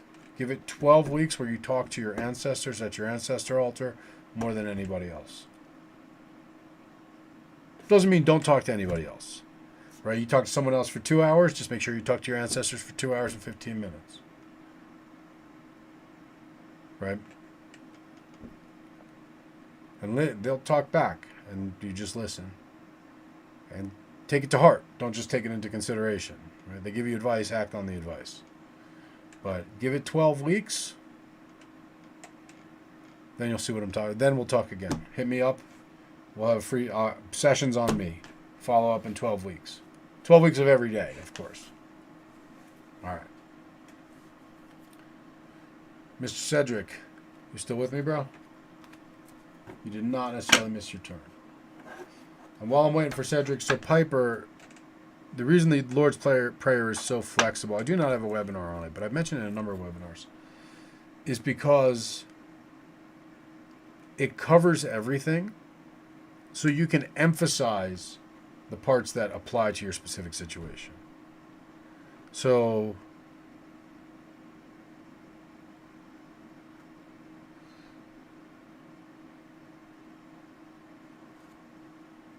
Sorry, I just saw Cedric's question and I realized it's a very heavy one. I'm taking my responsibility very heavily. And I want to feed the cards and I want to pray on the cards again before I answer that. But that said, so we'll go over it now. So, our Father who art in heaven, hallowed be thy name. Let's say we want to call down some angels to get rid of some evil energy, right? So, then we emphasize, thy kingdom come. Thy will be done on earth as in heaven. Give us this day our daily bread, and forgive us our trespasses as we forgive those who trespass against us. And lead us not into temptation, but deliver us from evil. Right? So we can focus on the particular bits of if we take different parts of the prayer, we can construct it into kind of different shaped tools, is how I think about it. Different, modes of prayer. Right? Because we could say, our Father who art in heaven, hallowed be thy name, thy kingdom come, thy will be done on earth as it is in heaven. Give us this day our daily bread. And forgive us our trespasses as we forgive those who trespass against us. And lead us not into temptation, but deliver us from evil. Right? So that one will be more for prosperity, especially when things are tight, right? So just some examples. Let me know if you need more, if you'd like more, Piper. Cedric asks, is there any spiritual work I should do on my end for my grandma concerning a particular situation with her? She's in kidney failure.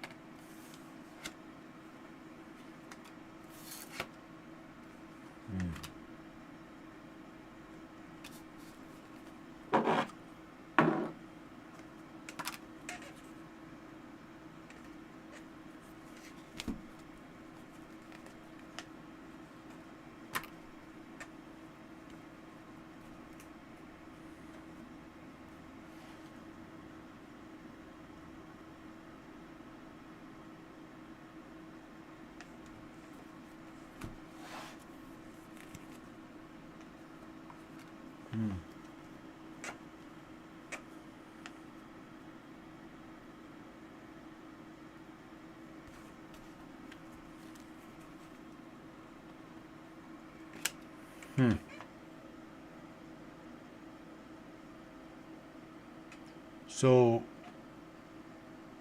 I'm going to answer your question, Cedric. There is spiritual work you should do. I'm going to just show you the cards and tell you what they mean. And then I'll talk about the spiritual work you should do. I'm not going to really hesitate. I'll just dive right in it. So we're coming from Five of Pentacles, this state of concern, this state of poverty, of destitution, and we're together through it, right? It's two people together through hard times. And we're moving to actually this place of victory.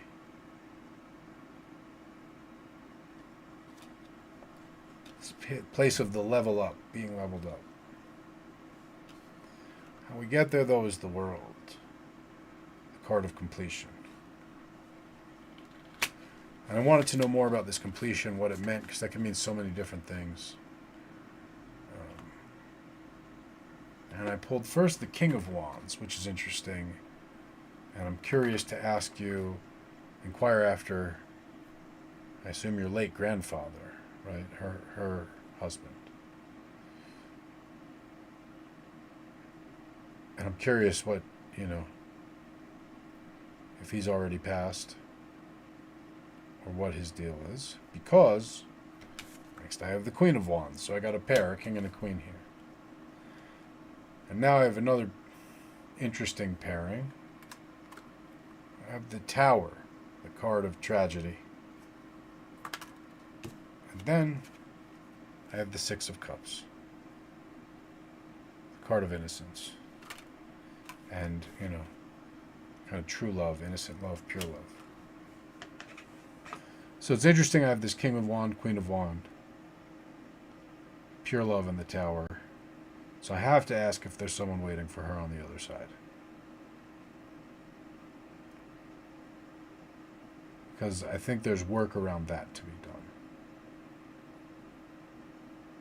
I also can't help but focus. Okay, Grandpa did pass, so he's waiting for her. Okay. I can't help but focus on the crown. The crown right here. See the crown? So I'm going to tell you a story. My grandmother just passed in March. She was 97, almost 98. She'll be 98 in August. Cosmic and I were in Sweden on a job. We'd been up all night working.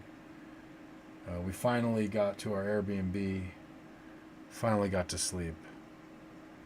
I slept about 3 or 4 hours and woke up to a text saying that my grandmother had passed. We weren't leaving from Sweden until about 24 hours later. We went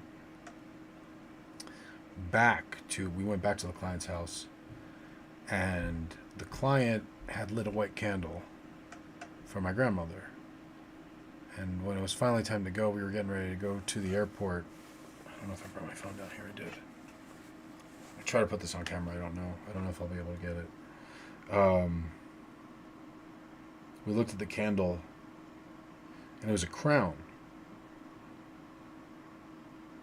I never, you know me, I burned hundreds, definitely hundreds, maybe thousands of candles. I've never seen a candle burn like this in my life.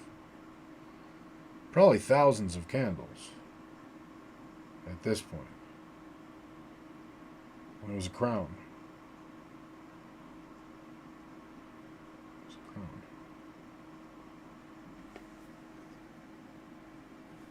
You see it? The points on the crown? I'm trying to turn it so the glare's not in it.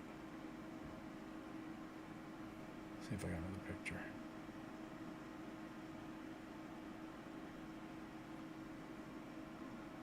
Never seen that before. Never seen that since. Burned a lot of candles. You see this is all the wax. There's the flame up there. I realized there's a little bit of glare. Maybe if I turn the light off real quick. No, there's still. It's not going to work. Anyway, there's a crown popping off the tower, and I can't help but see that. It jumps out at me. So, what I'm saying is, there is spiritual work you can do, but it's not to prevent her passing.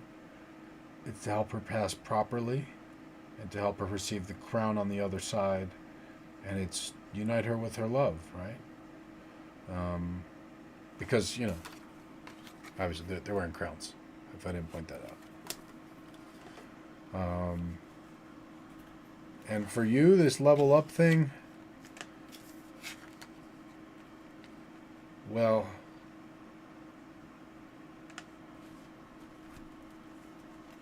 there's always a turning of a generation, a turning of a wheel. But for you, I'm talking about Seven of Pentacles, the ripening garden, the lovers, blessed union and companionship, and the Nine of Cups, the happy ancestors card. So there's a level up for you, because this is more angels in your court, right? So your job is to make sure that she's good to go.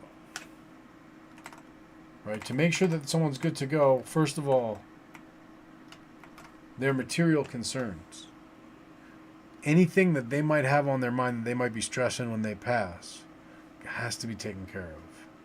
Or we have to get them to the point where they're not stressing it. Right? But that stuff has to be taken care of.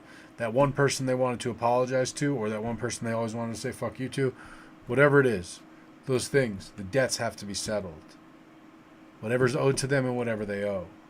And if it can't happen before they go, it's got to happen immediately after, because they can't go on their trip until the board's clear. So you got to clear the board. Very often, people who are going to meet a spouse on the other side are nervous and anxious. They think they're old and their spouse passed when they were younger. And so encouraging her to feel beautiful and feel at peace. Praying for her, obviously. Psalms 23 is perfect. Psalms 23 is perfect all the way. And of course the Lord's Prayer. Praying over her. Praying for her when you're not with her. Psalms 91 as well. And praying for their souls to be reunited. Because at this point,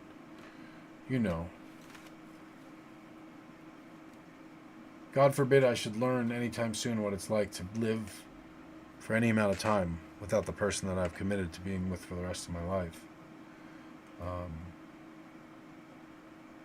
I can't imagine what that's like, but I can imagine that at some point you're very, very, very excited to be reunited with them, right? And the best we can do is ensure that everything's at peace, right? The soul is no agitation, not clinging to the things from this world, not worried about who's going to take the trash out or who's going to feed the cat or what's going to happen to the car or any of that shit. When the soul's ready for the journey, then it goes when it's ripe, and that's the work for you. I wish I had like a simple working make a whatever mojo bag, and I could do that, but the real work is material and spiritual, right? And it's tending to her soul and her readiness, and it's praying because your prayers give that soul energy for its journey, right? You're giving it food for its journey. It's keeping that candle lit. Keeping the candle lit for 9 days after she passes, at least 7 days, to give it light to fuel it for that journey.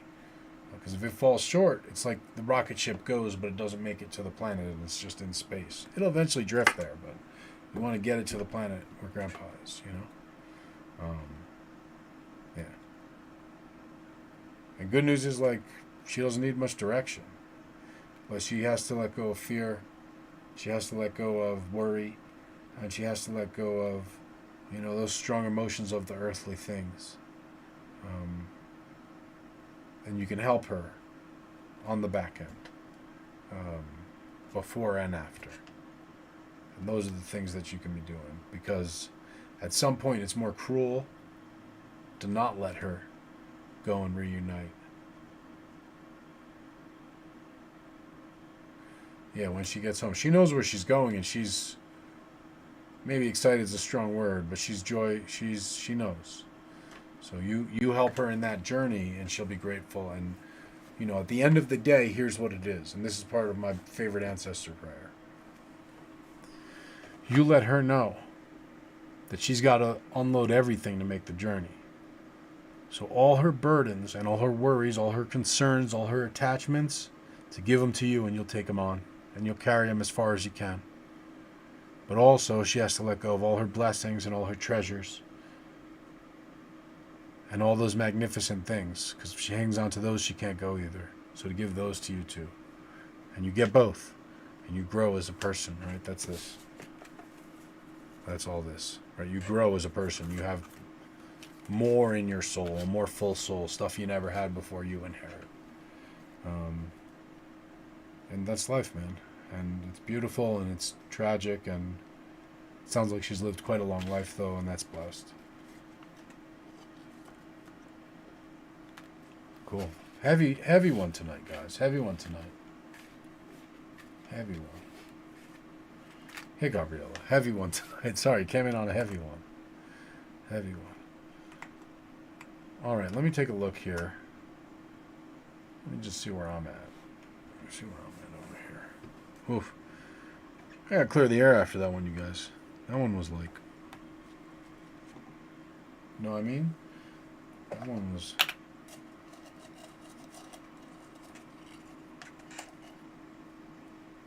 Ooh.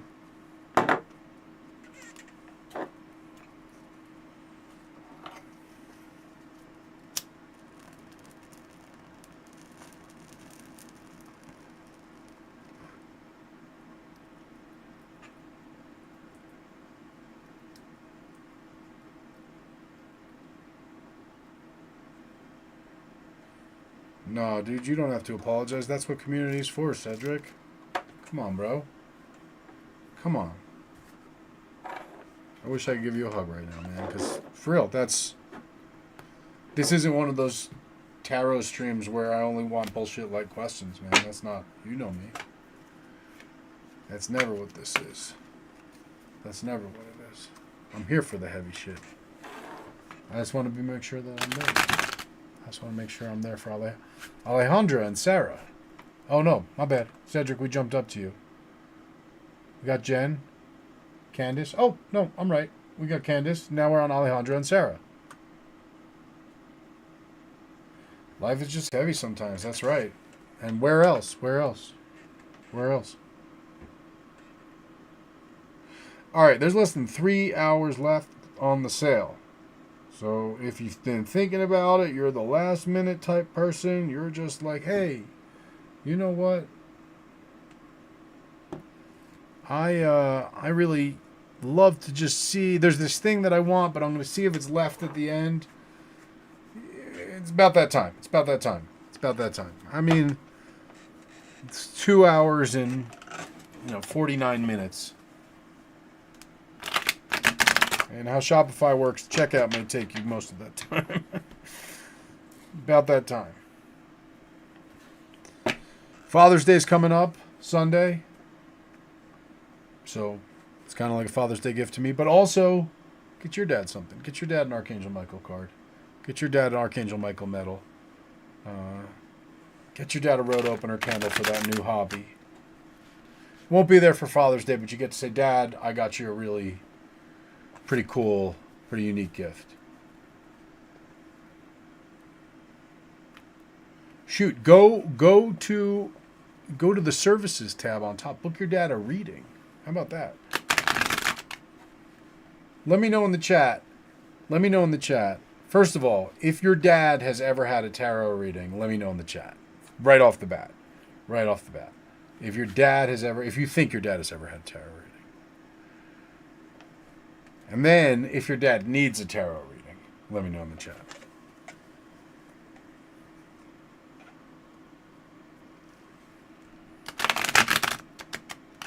Yo, Cedric, love you, bro. Fucking, you've been showing up. You've been showing up for years now, dude. And, yeah, I don't know you, but I feel you, dude. Deeply. I vibe with you. And... yeah, it's a heck of a trip, man. Taking this journey, starting to walk the spiritual path.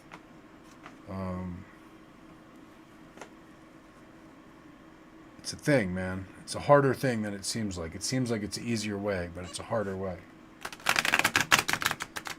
And that's cool. If you do that for years, that's real cool.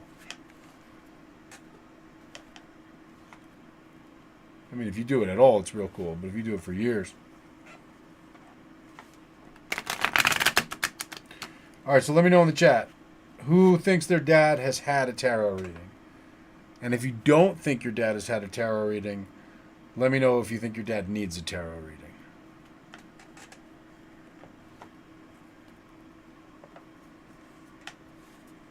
I don't think my dad has had a tarot reading. And I'm 100% sure my dad needs a tarot reading. But I also know that my dad will not accept a tarot reading. That's the third question. That's the third question. But maybe yours will. You can book up a tarot reading with me. That would be cool. Or, shit, sign Dad up for the Tarothon. Call him right now. Send him the YouTube link. Say, Dad, I got you a Father's Day gift. He doesn't have to know that this is free. I will happily play along. And be like, oh, Mr. Bowers, yes, the Sarah really spoke highly of you and paid for my top tier readings. So, I'll play along. Don't you worry. Even though he doesn't know what a tarothon is. Yeah, I think my dad isn't a big fan of tarot either. What about mom? Whose mom? Whose mom secretly really wants a tarot reading but won't admit it? I know my aunt. 2 aunts. Definitely.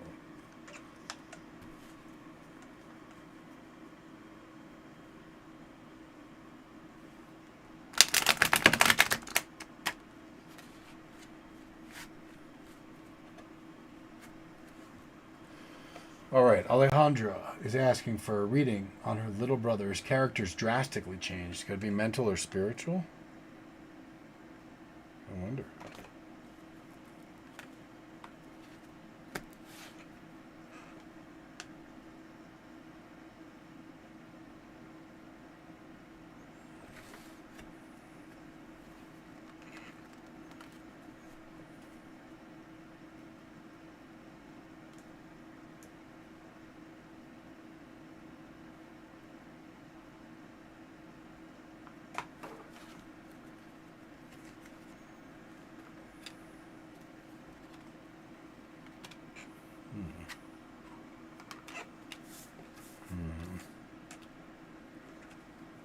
Well, little brother's very confused. I'll tell you that.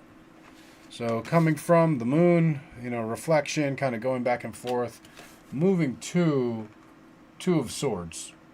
We're talking about blindfolded, crossed up, by way of king of swords. So I'm going to pull a couple more here. Because, I'm going to be honest, this could be 1 of 2 things. We'll say 1 of 3 things. We'll see what we got.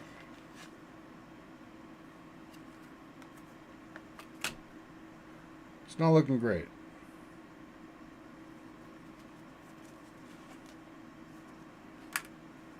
That's a lot of swords.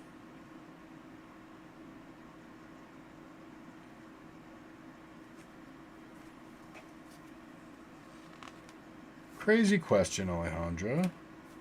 What are the chances your little brother has, like, I don't know, an ex-girlfriend who did a curse on him or something?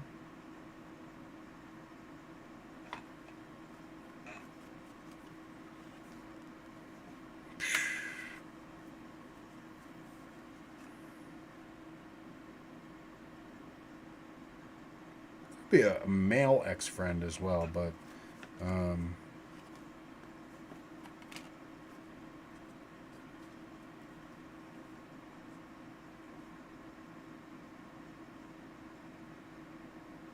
you might have some bad juju on him from someone who's no longer in his life. Yeah. I would also ask what his relationship with alcohol is like, with the King of Cups out here in combination with the moon and strength. That would be another thing I would explore here. I'm going to do a little more digging.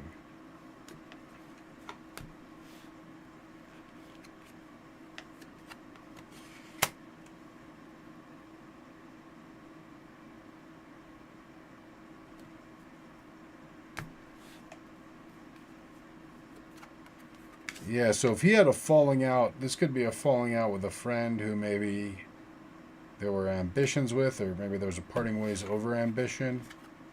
Oh, there's the money at the end. In any case,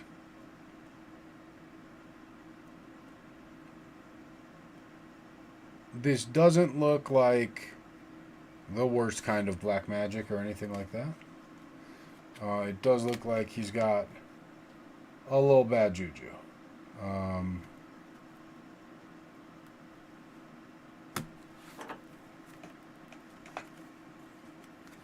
Yeah, and maybe there's some bad feelings about money. Someone feeling that they parted ways as friends. There wasn't equal payout, or an opportunity was taken away, or something like that.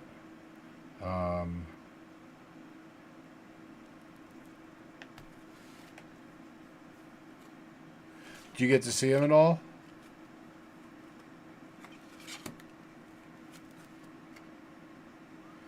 Well, I don't think he has friends. I think he had a friend, like literally one, and it didn't go well.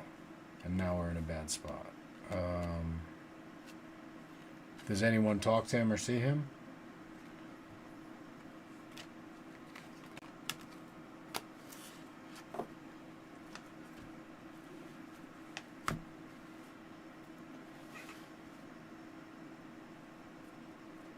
And also, let me ask this. Where does he live?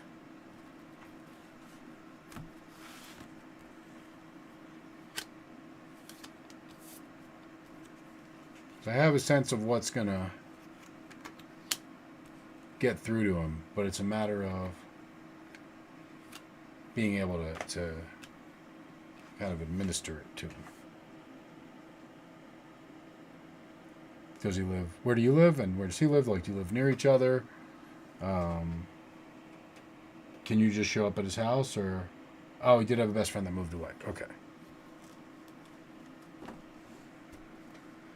So, yeah, is it the type of thing where you can just show up at his house and all that, or is it he lives far away?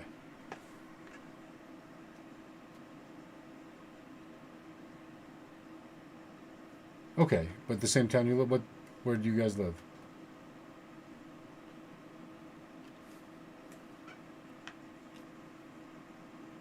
Okay.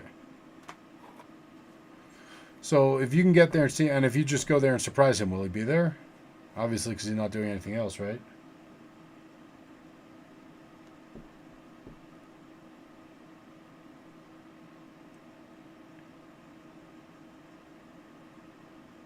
You're in Cali. Well, I may have something else to talk about here, but can you just like roll over his place and catch him there? Here's what I'm showing. I'm showing a lot of cups. I'm showing a lot of coins, particularly Page of Cups and King of Cups, indicating probably he could use some sort of cleansing. I'm showing Eight of Pentacles and Page of Pentacles. And he's probably in a financial tight spot. I think he's drawn the ire of a former friend or colleague of some sort, and is doing his damnedest to make his way here, but he's got some bad energy, and he's in a position of financial hardship, but not, like he's working his way through it. He's kind of trying to. How old is he? Let me ask you that too.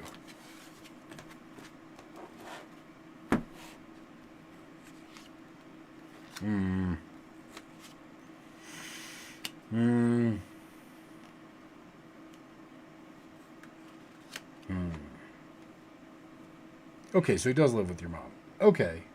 So his stuff's there, like his shampoo and his soap, and he lives there, he showers there, all that.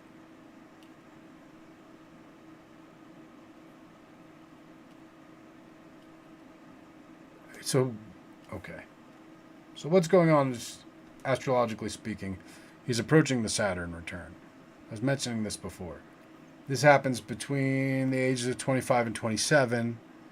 It's when a boy dies and the man is born. And it comes with hardship, especially if one has not taken on responsibility. There's something here about financial responsibility. I do have the Devil card on the board here, which is concerning. It may not be addiction per se, but he's not in a great place. He has financial situations he's not telling people about. That's part of why he's closed off. He's kind of doing this.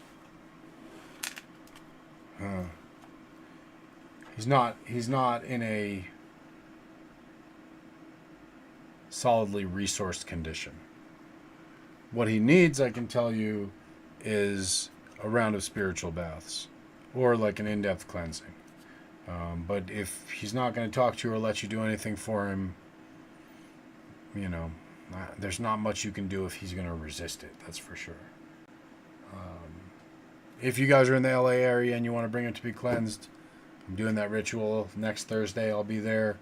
And if he really needs it bad, whatever, donate whatever you can. You don't have to pay the whole thing, or pay the whole thing would be cool, but whatever. But he needs someone to do a cleansing on him. He's a head washing would probably be the best thing. But he's definitely got a lot on his mind and on his I don't even know if it's on his mind, on his plate. He doesn't really know what to do. He just feels dissatisfied. And I should say it's pretty normal for a 23-year-old man who's living at home. I was one of those. I can hard relate. So are my brothers. To feel like they're in a bad place. He does need to move out and get his own place. He is going to need to break this funk. He has to get his finances in order. Does he have a job?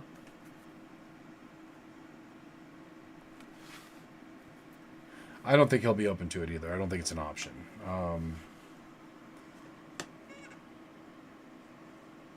But he absolutely has to, I don't know, take this step out. It's a little too cramped. And, I grew out of it, so I trust he'll grow out of it. But it's not going to happen without him making that move, out of the nest. He has a part-time job and he's a student. So that's probably how he's gotten himself. Does he have credit card debt or something? I don't know. The money situation doesn't look great.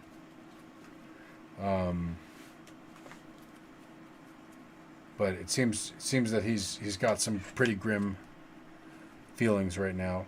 Feeling frustrated, feeling like ineffective, feeling probably lost. And more than anything, kind of encrusted in this funk, this dissatisfaction, kind of the negative spirits that come around when we're in those negative mindsets. And that's causes its own thing, because even if you try to change your mind for a day, you get dragged right back down to the negative because all those spirits are around. So he could use a cleansing. If you don't think he's going to do it, I don't know, the best thing you can do is make or buy juju soap. I think I still have some of that. Or make a cleansing thing and then hide it in his shampoo. So he has to wash his head with it. Add a little to his shampoo. That's the classic trick. Or his soap or whatever. Or you get some kind of cleansing soap and just that's the only soap in the shower. He's gonna shower eventually, so you could do stuff to his pillow, you could do stuff to his bed, but it's not ideal to try to save someone who doesn't want saving. And I don't know, it seems like he would be really fucking pissed if he found any of it, and that could potentially make the situation worse.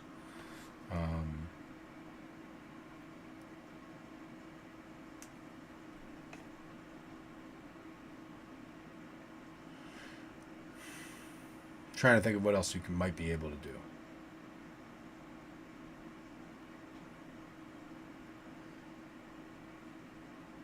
I can't think of anything again that you could do remotely if he's just unwilling. You could do a road opener for him, but not if he's unwilling, really. That would be perfect. Do a spiritual bath and a road opener, and he'd probably be doing great. You get some road opener powder and sprinkle it in his shoes. That would be a thing. Fix his shoes. If his shoes are there when you're there and he's not there or he's not in them, you know, that's about it. So here's basically the thing: if the person is not willing and not on board, doing something remotely is very hard, if not impossible. If the person, but doing something like sprinkling something that makes contact with them in their pillow, in their shampoo, in their shoes, etc., that works even if they're not willing. And if they are on board, it's pretty easy to do something remotely, and that works. But if they're not on board, you really do want to kind of give that physical aspect to it. So yeah, it depends what sort of access you have to them, right? It depends what sort of access you have to them. So I don't want to say there's nothing you can do. I just want to say it's ideal if you can just get him to sit there and you can't be beside yourself. You can't, no. Because what can you do? You can try to get through it. Like if you're really desperate, you can try to almost have an intervention and be like, look, I know you don't care. I don't believe, I know you don't believe in this woo shit, whatever. I love you. Just take a shower with this fucking soap. And if you want to go back to not caring, go back to not caring. Like, you could try that, and that might be the way to do it. Because I don't think that there's like a... I don't know. I feel like if you try one of these slick ways, he's going to find out at some point and he's going to be pissed about it. You don't want that.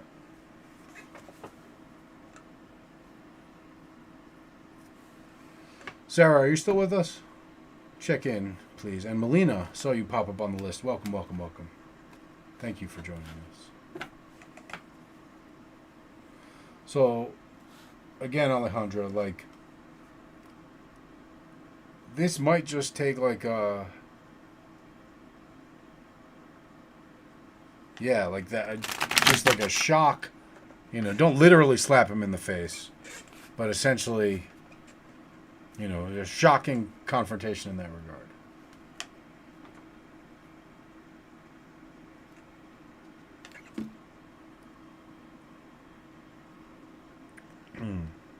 Sarah Bowers wants to know how she gets back to thriving in life. She's been sick and isolated for a few years, struggling to get the resources she needs, feeling a little trapped and stuck and wanting to live life again. Amen.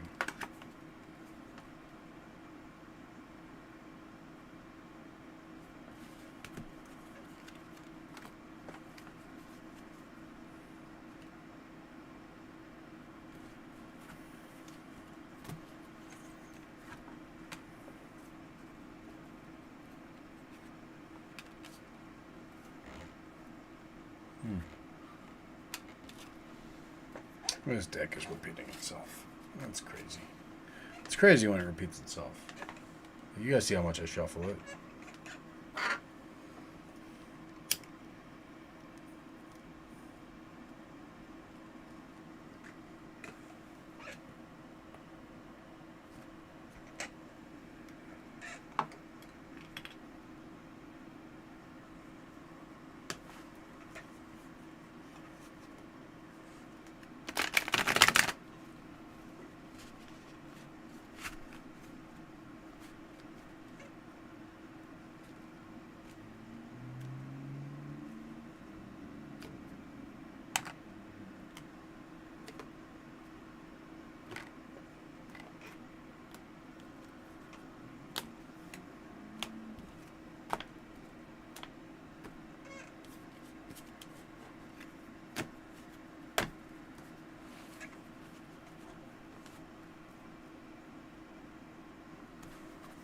Damn, Cedric, that's old school. I only offered that once, maybe twice.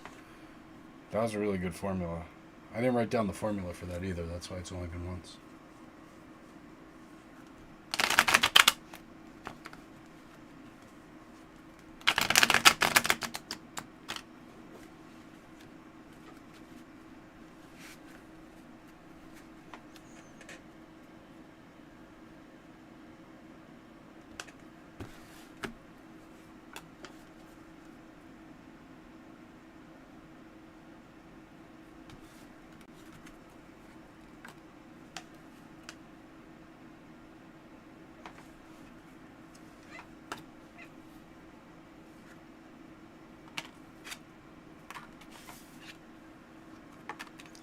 thing is still fucking repeating itself, giving me old readings again. So that's going to tell me that these cards are pretty beat up, and I'm going to start drawing in a new way.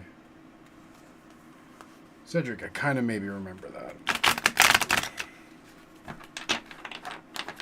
Kind of maybe remember that. I mean, that was like before the pandemic, right? Yeah, because that's when I was in my old place. That was definitely before the pandemic. Or if it was the pandemic, it was like the first 3 months of it.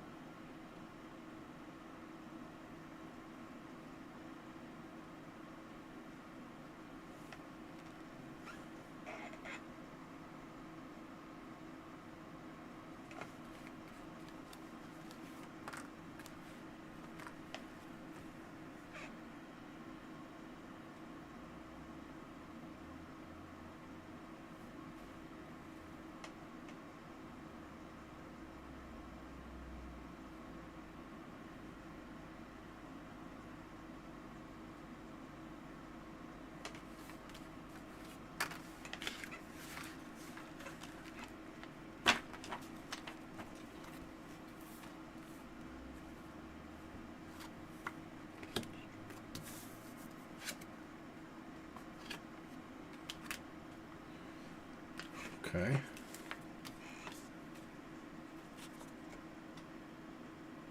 Cedric, I got some good news for you in a hot minute.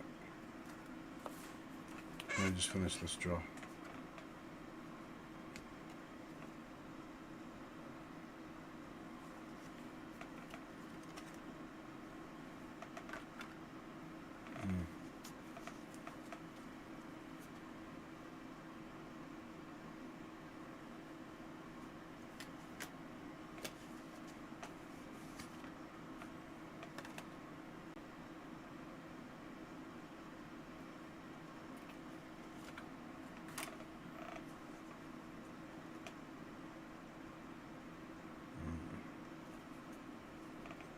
Very interesting. So the angle that this reading is kind of taking is contrasting what this would be like with how it's been. So you asked, how do you get back to thriving in life, right? You haven't been thriving. And this is actually giving you, as a result, a period of minimal decision making and some great clarity. And now the Judgment card. Now in moving back into a thriving life, it's actually a lot of confusion. Seven of Cups. Based on what? Based on past trauma. And based on thought patterns developed that are self-limiting, self-imprisoning. The issues here, I'm going to say, probably related to early installed morality. I have the Hierophant, I have the Six of Pentacles, I have the Ace of Wands. And this is a moment screaming for, I guess, that other kind of shadow journey. I think, depending on who says that, they mean different things. But in particular here, I mean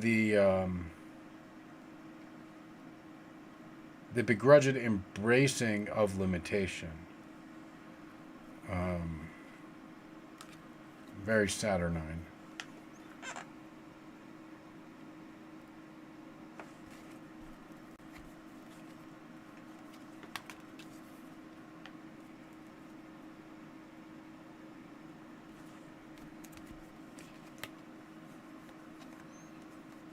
Again, as we've seen, actually, the theme of a few readings tonight is this whole thing's tinged with a little sadness.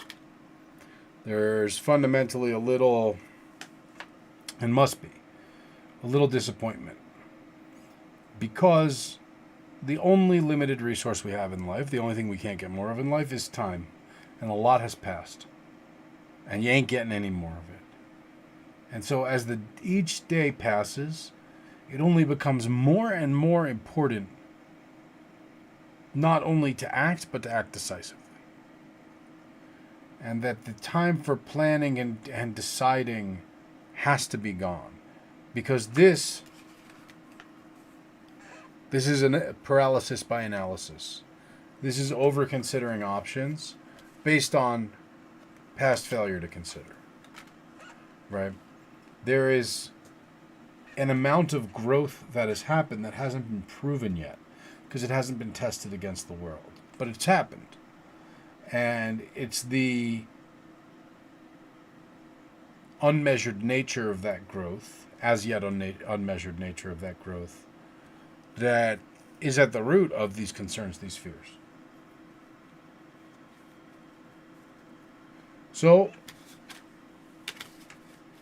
with this, we have the heartbreak of time, the need to act decisively, and frankly, the need to maybe be a little sneaky to make up for lost time. And what's our outcome?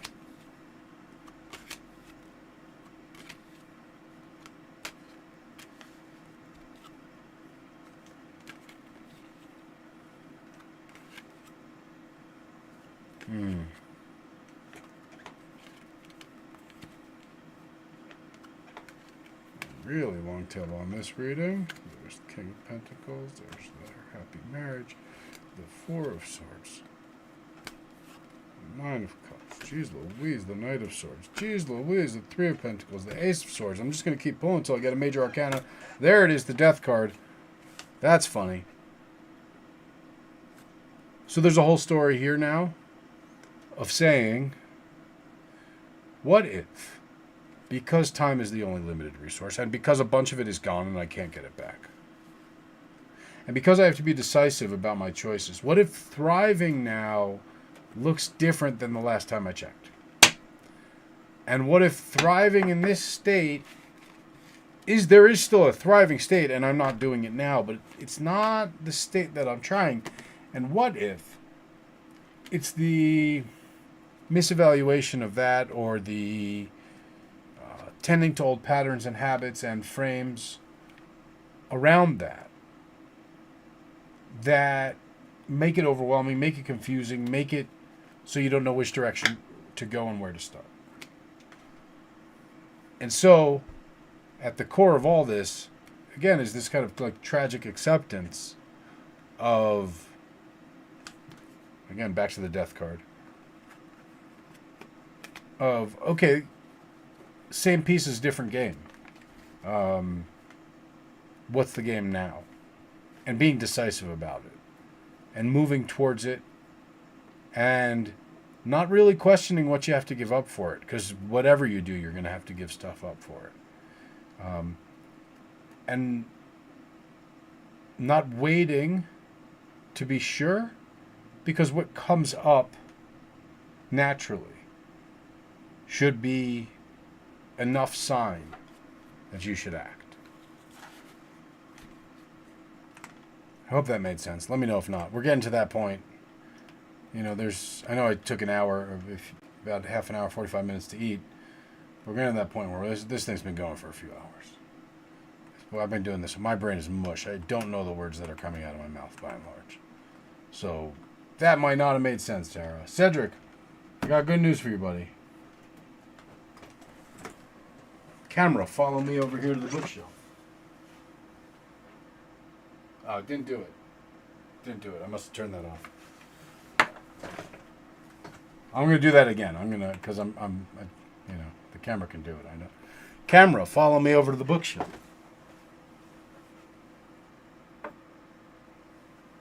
Excellent.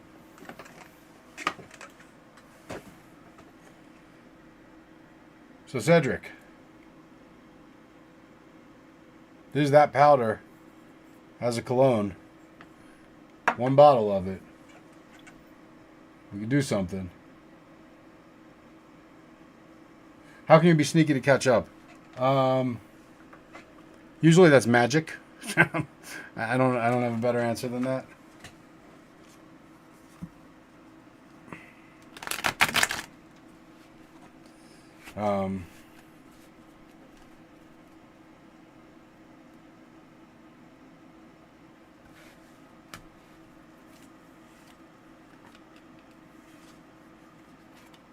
That's back.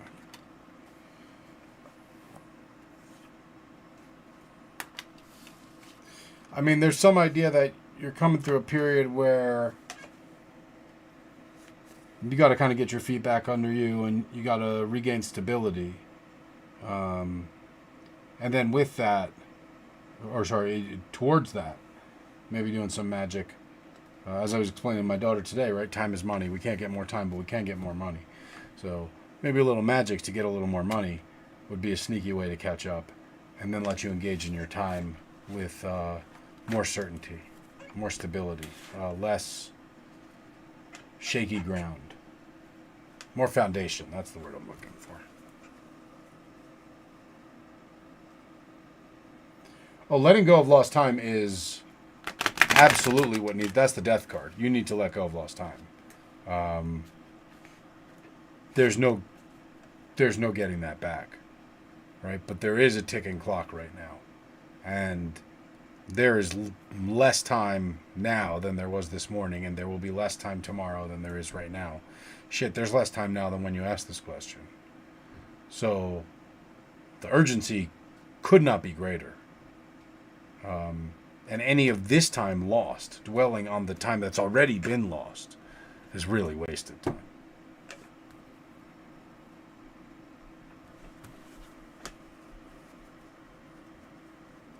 That was deep and heavy, Sarah. I'm sorry this deck is getting deep and heavy now.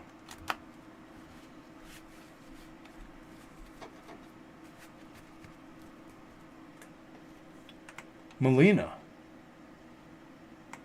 on deck. I hope you're still with us, Melina.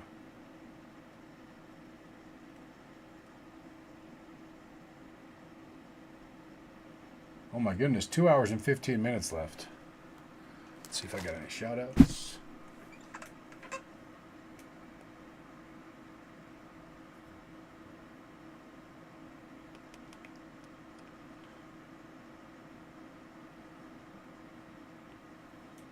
Let's see if I got any shout outs. Shout out to Jennifer Perkins again. Excellent choice on the Archangel Michael book. Can't beat that. Melina, you're ready to go. What are we reading on tonight, my dear?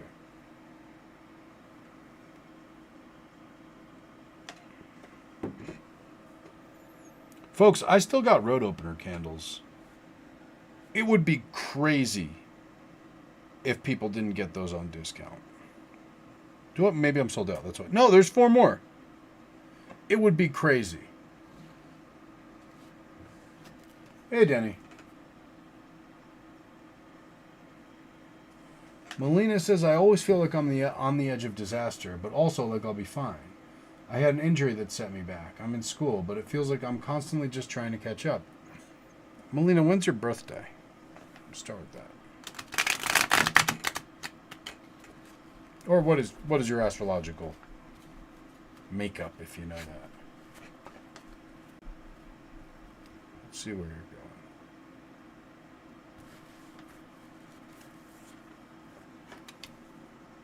going.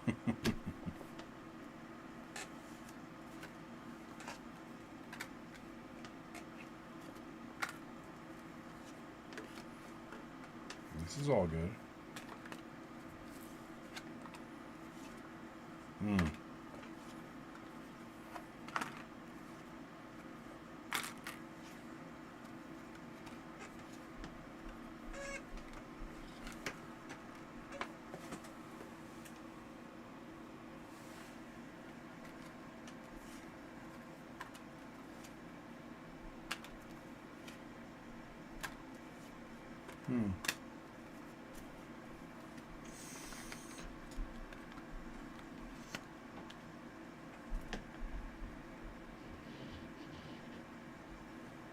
Oh, Jennifer Perkins, when you get to the end of the road opener candle and you get that dime, you keep it.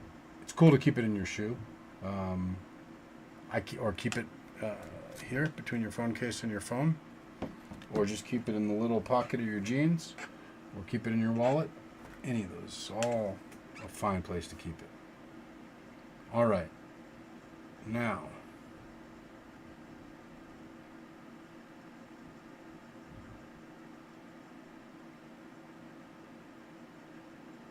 Melina. You said,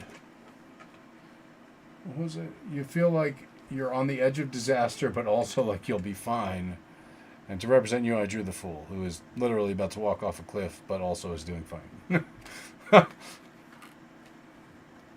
Crossing you right now, I have the Star, the hope of the new day to come. Crowning you, I have the High Priestess. You have developed gifts and you're aware of them. And supporting you, the Knight of Wands. That's probably that Aries Ascendant. The fire to keep you moving. But here I've got this interesting story. And you tell me if I'm digging too deep. But I got Five of Swords. We're moving from this kind of like bad conflict towards Ten of Swords, backstabbing, betrayal. What? How is this happening? I need to know more. How you see yourself. The world. A project working on completion. How others see you. Someone else sees you in this case. Nine of Swords. A worry. Where is the tension? Queen of Pentacles. Resources. The outcome. Knight of Swords. Sharp, hasty carelessness. So, correct me if I'm wrong here. And it is the end of the Tarothon, so I could be wrong. But I don't think I am. Well, I feel like all these swords are coming between your family. And there's conflict, a history of conflict within your family, of sharp words within your family, unkind speech. And that at some level, that's at the root of you actually doubting incredible gifts and blessings that were given you, right? I show the Six of Wands, showing you with the victory wreath, kind of exalted. I show the Ace of Pentacles, the gift for resources. I show the Ace of Swords, the gifted intellect, right? And yet I show the Moon, the uncertainty, the doubt, the fear, right? And something about all these swords sitting the way they do, it's that toxic upbringing that's continuing to draw you into some pretty rough patterns. So I don't want to air anything out, but do you have a therapist who you respect and trust and is doing great work with you? Because that's so critical to letting go of those toxic traumas, basically. Yeah, you can use magic and we can use ritual and there's all ways to do it, but I tend to believe very strongly in using all the resources available to us, and there's a reason that we both have different jobs.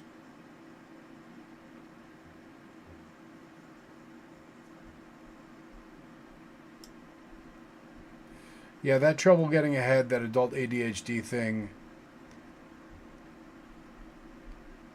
as my own therapist recently told me, those are patterns that can often be related to double talk that's been internalized.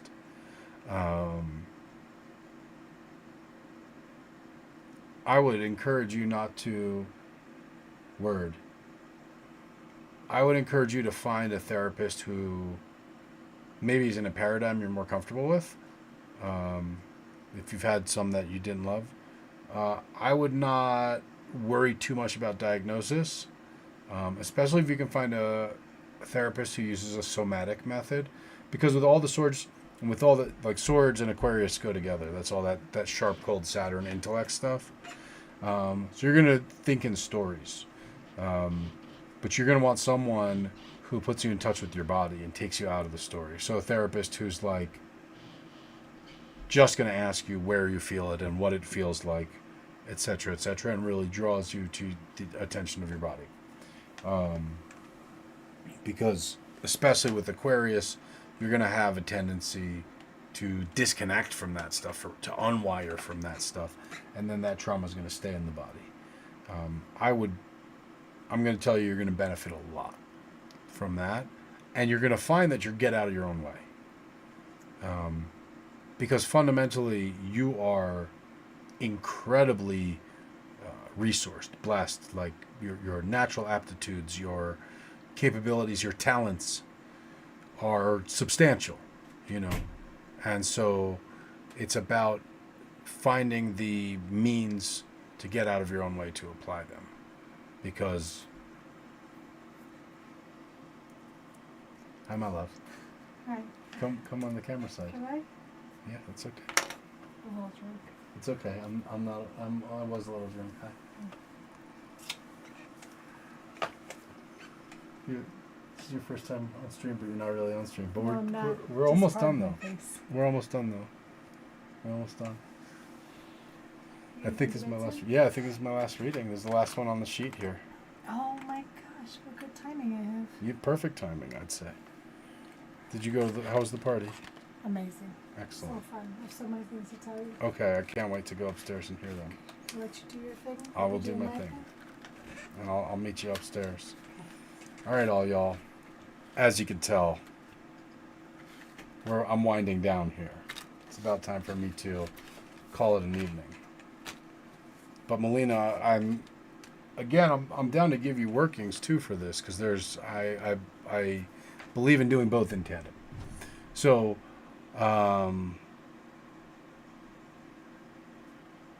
start with committing to finding someone to work with. Super important. The best things you can do are search for the trigger points, right, in emotional experiences that don't have to do with your procrastination, because the procrastination is just the symptom of it. It's just the manifestation of it. It's not the problem, right? It's the expression of the problem, right? And generally, there's conflicting internalized messaging. Parents were not consistent with messaging and stuff, and that's why the procrastination results, because the brain's not just not shooting one way. It's going both ways on it. So when you find those moments that trigger that sort of thing, and it usually comes in the form of an anxiety, locate it in the body and observe it in the body, and ask yourself, like, really, what does it feel? Does it feel hot or cold, fast or slow? Is it pulsing? Is it stabbing? Is it spinning? Is it turning? What does it feel like?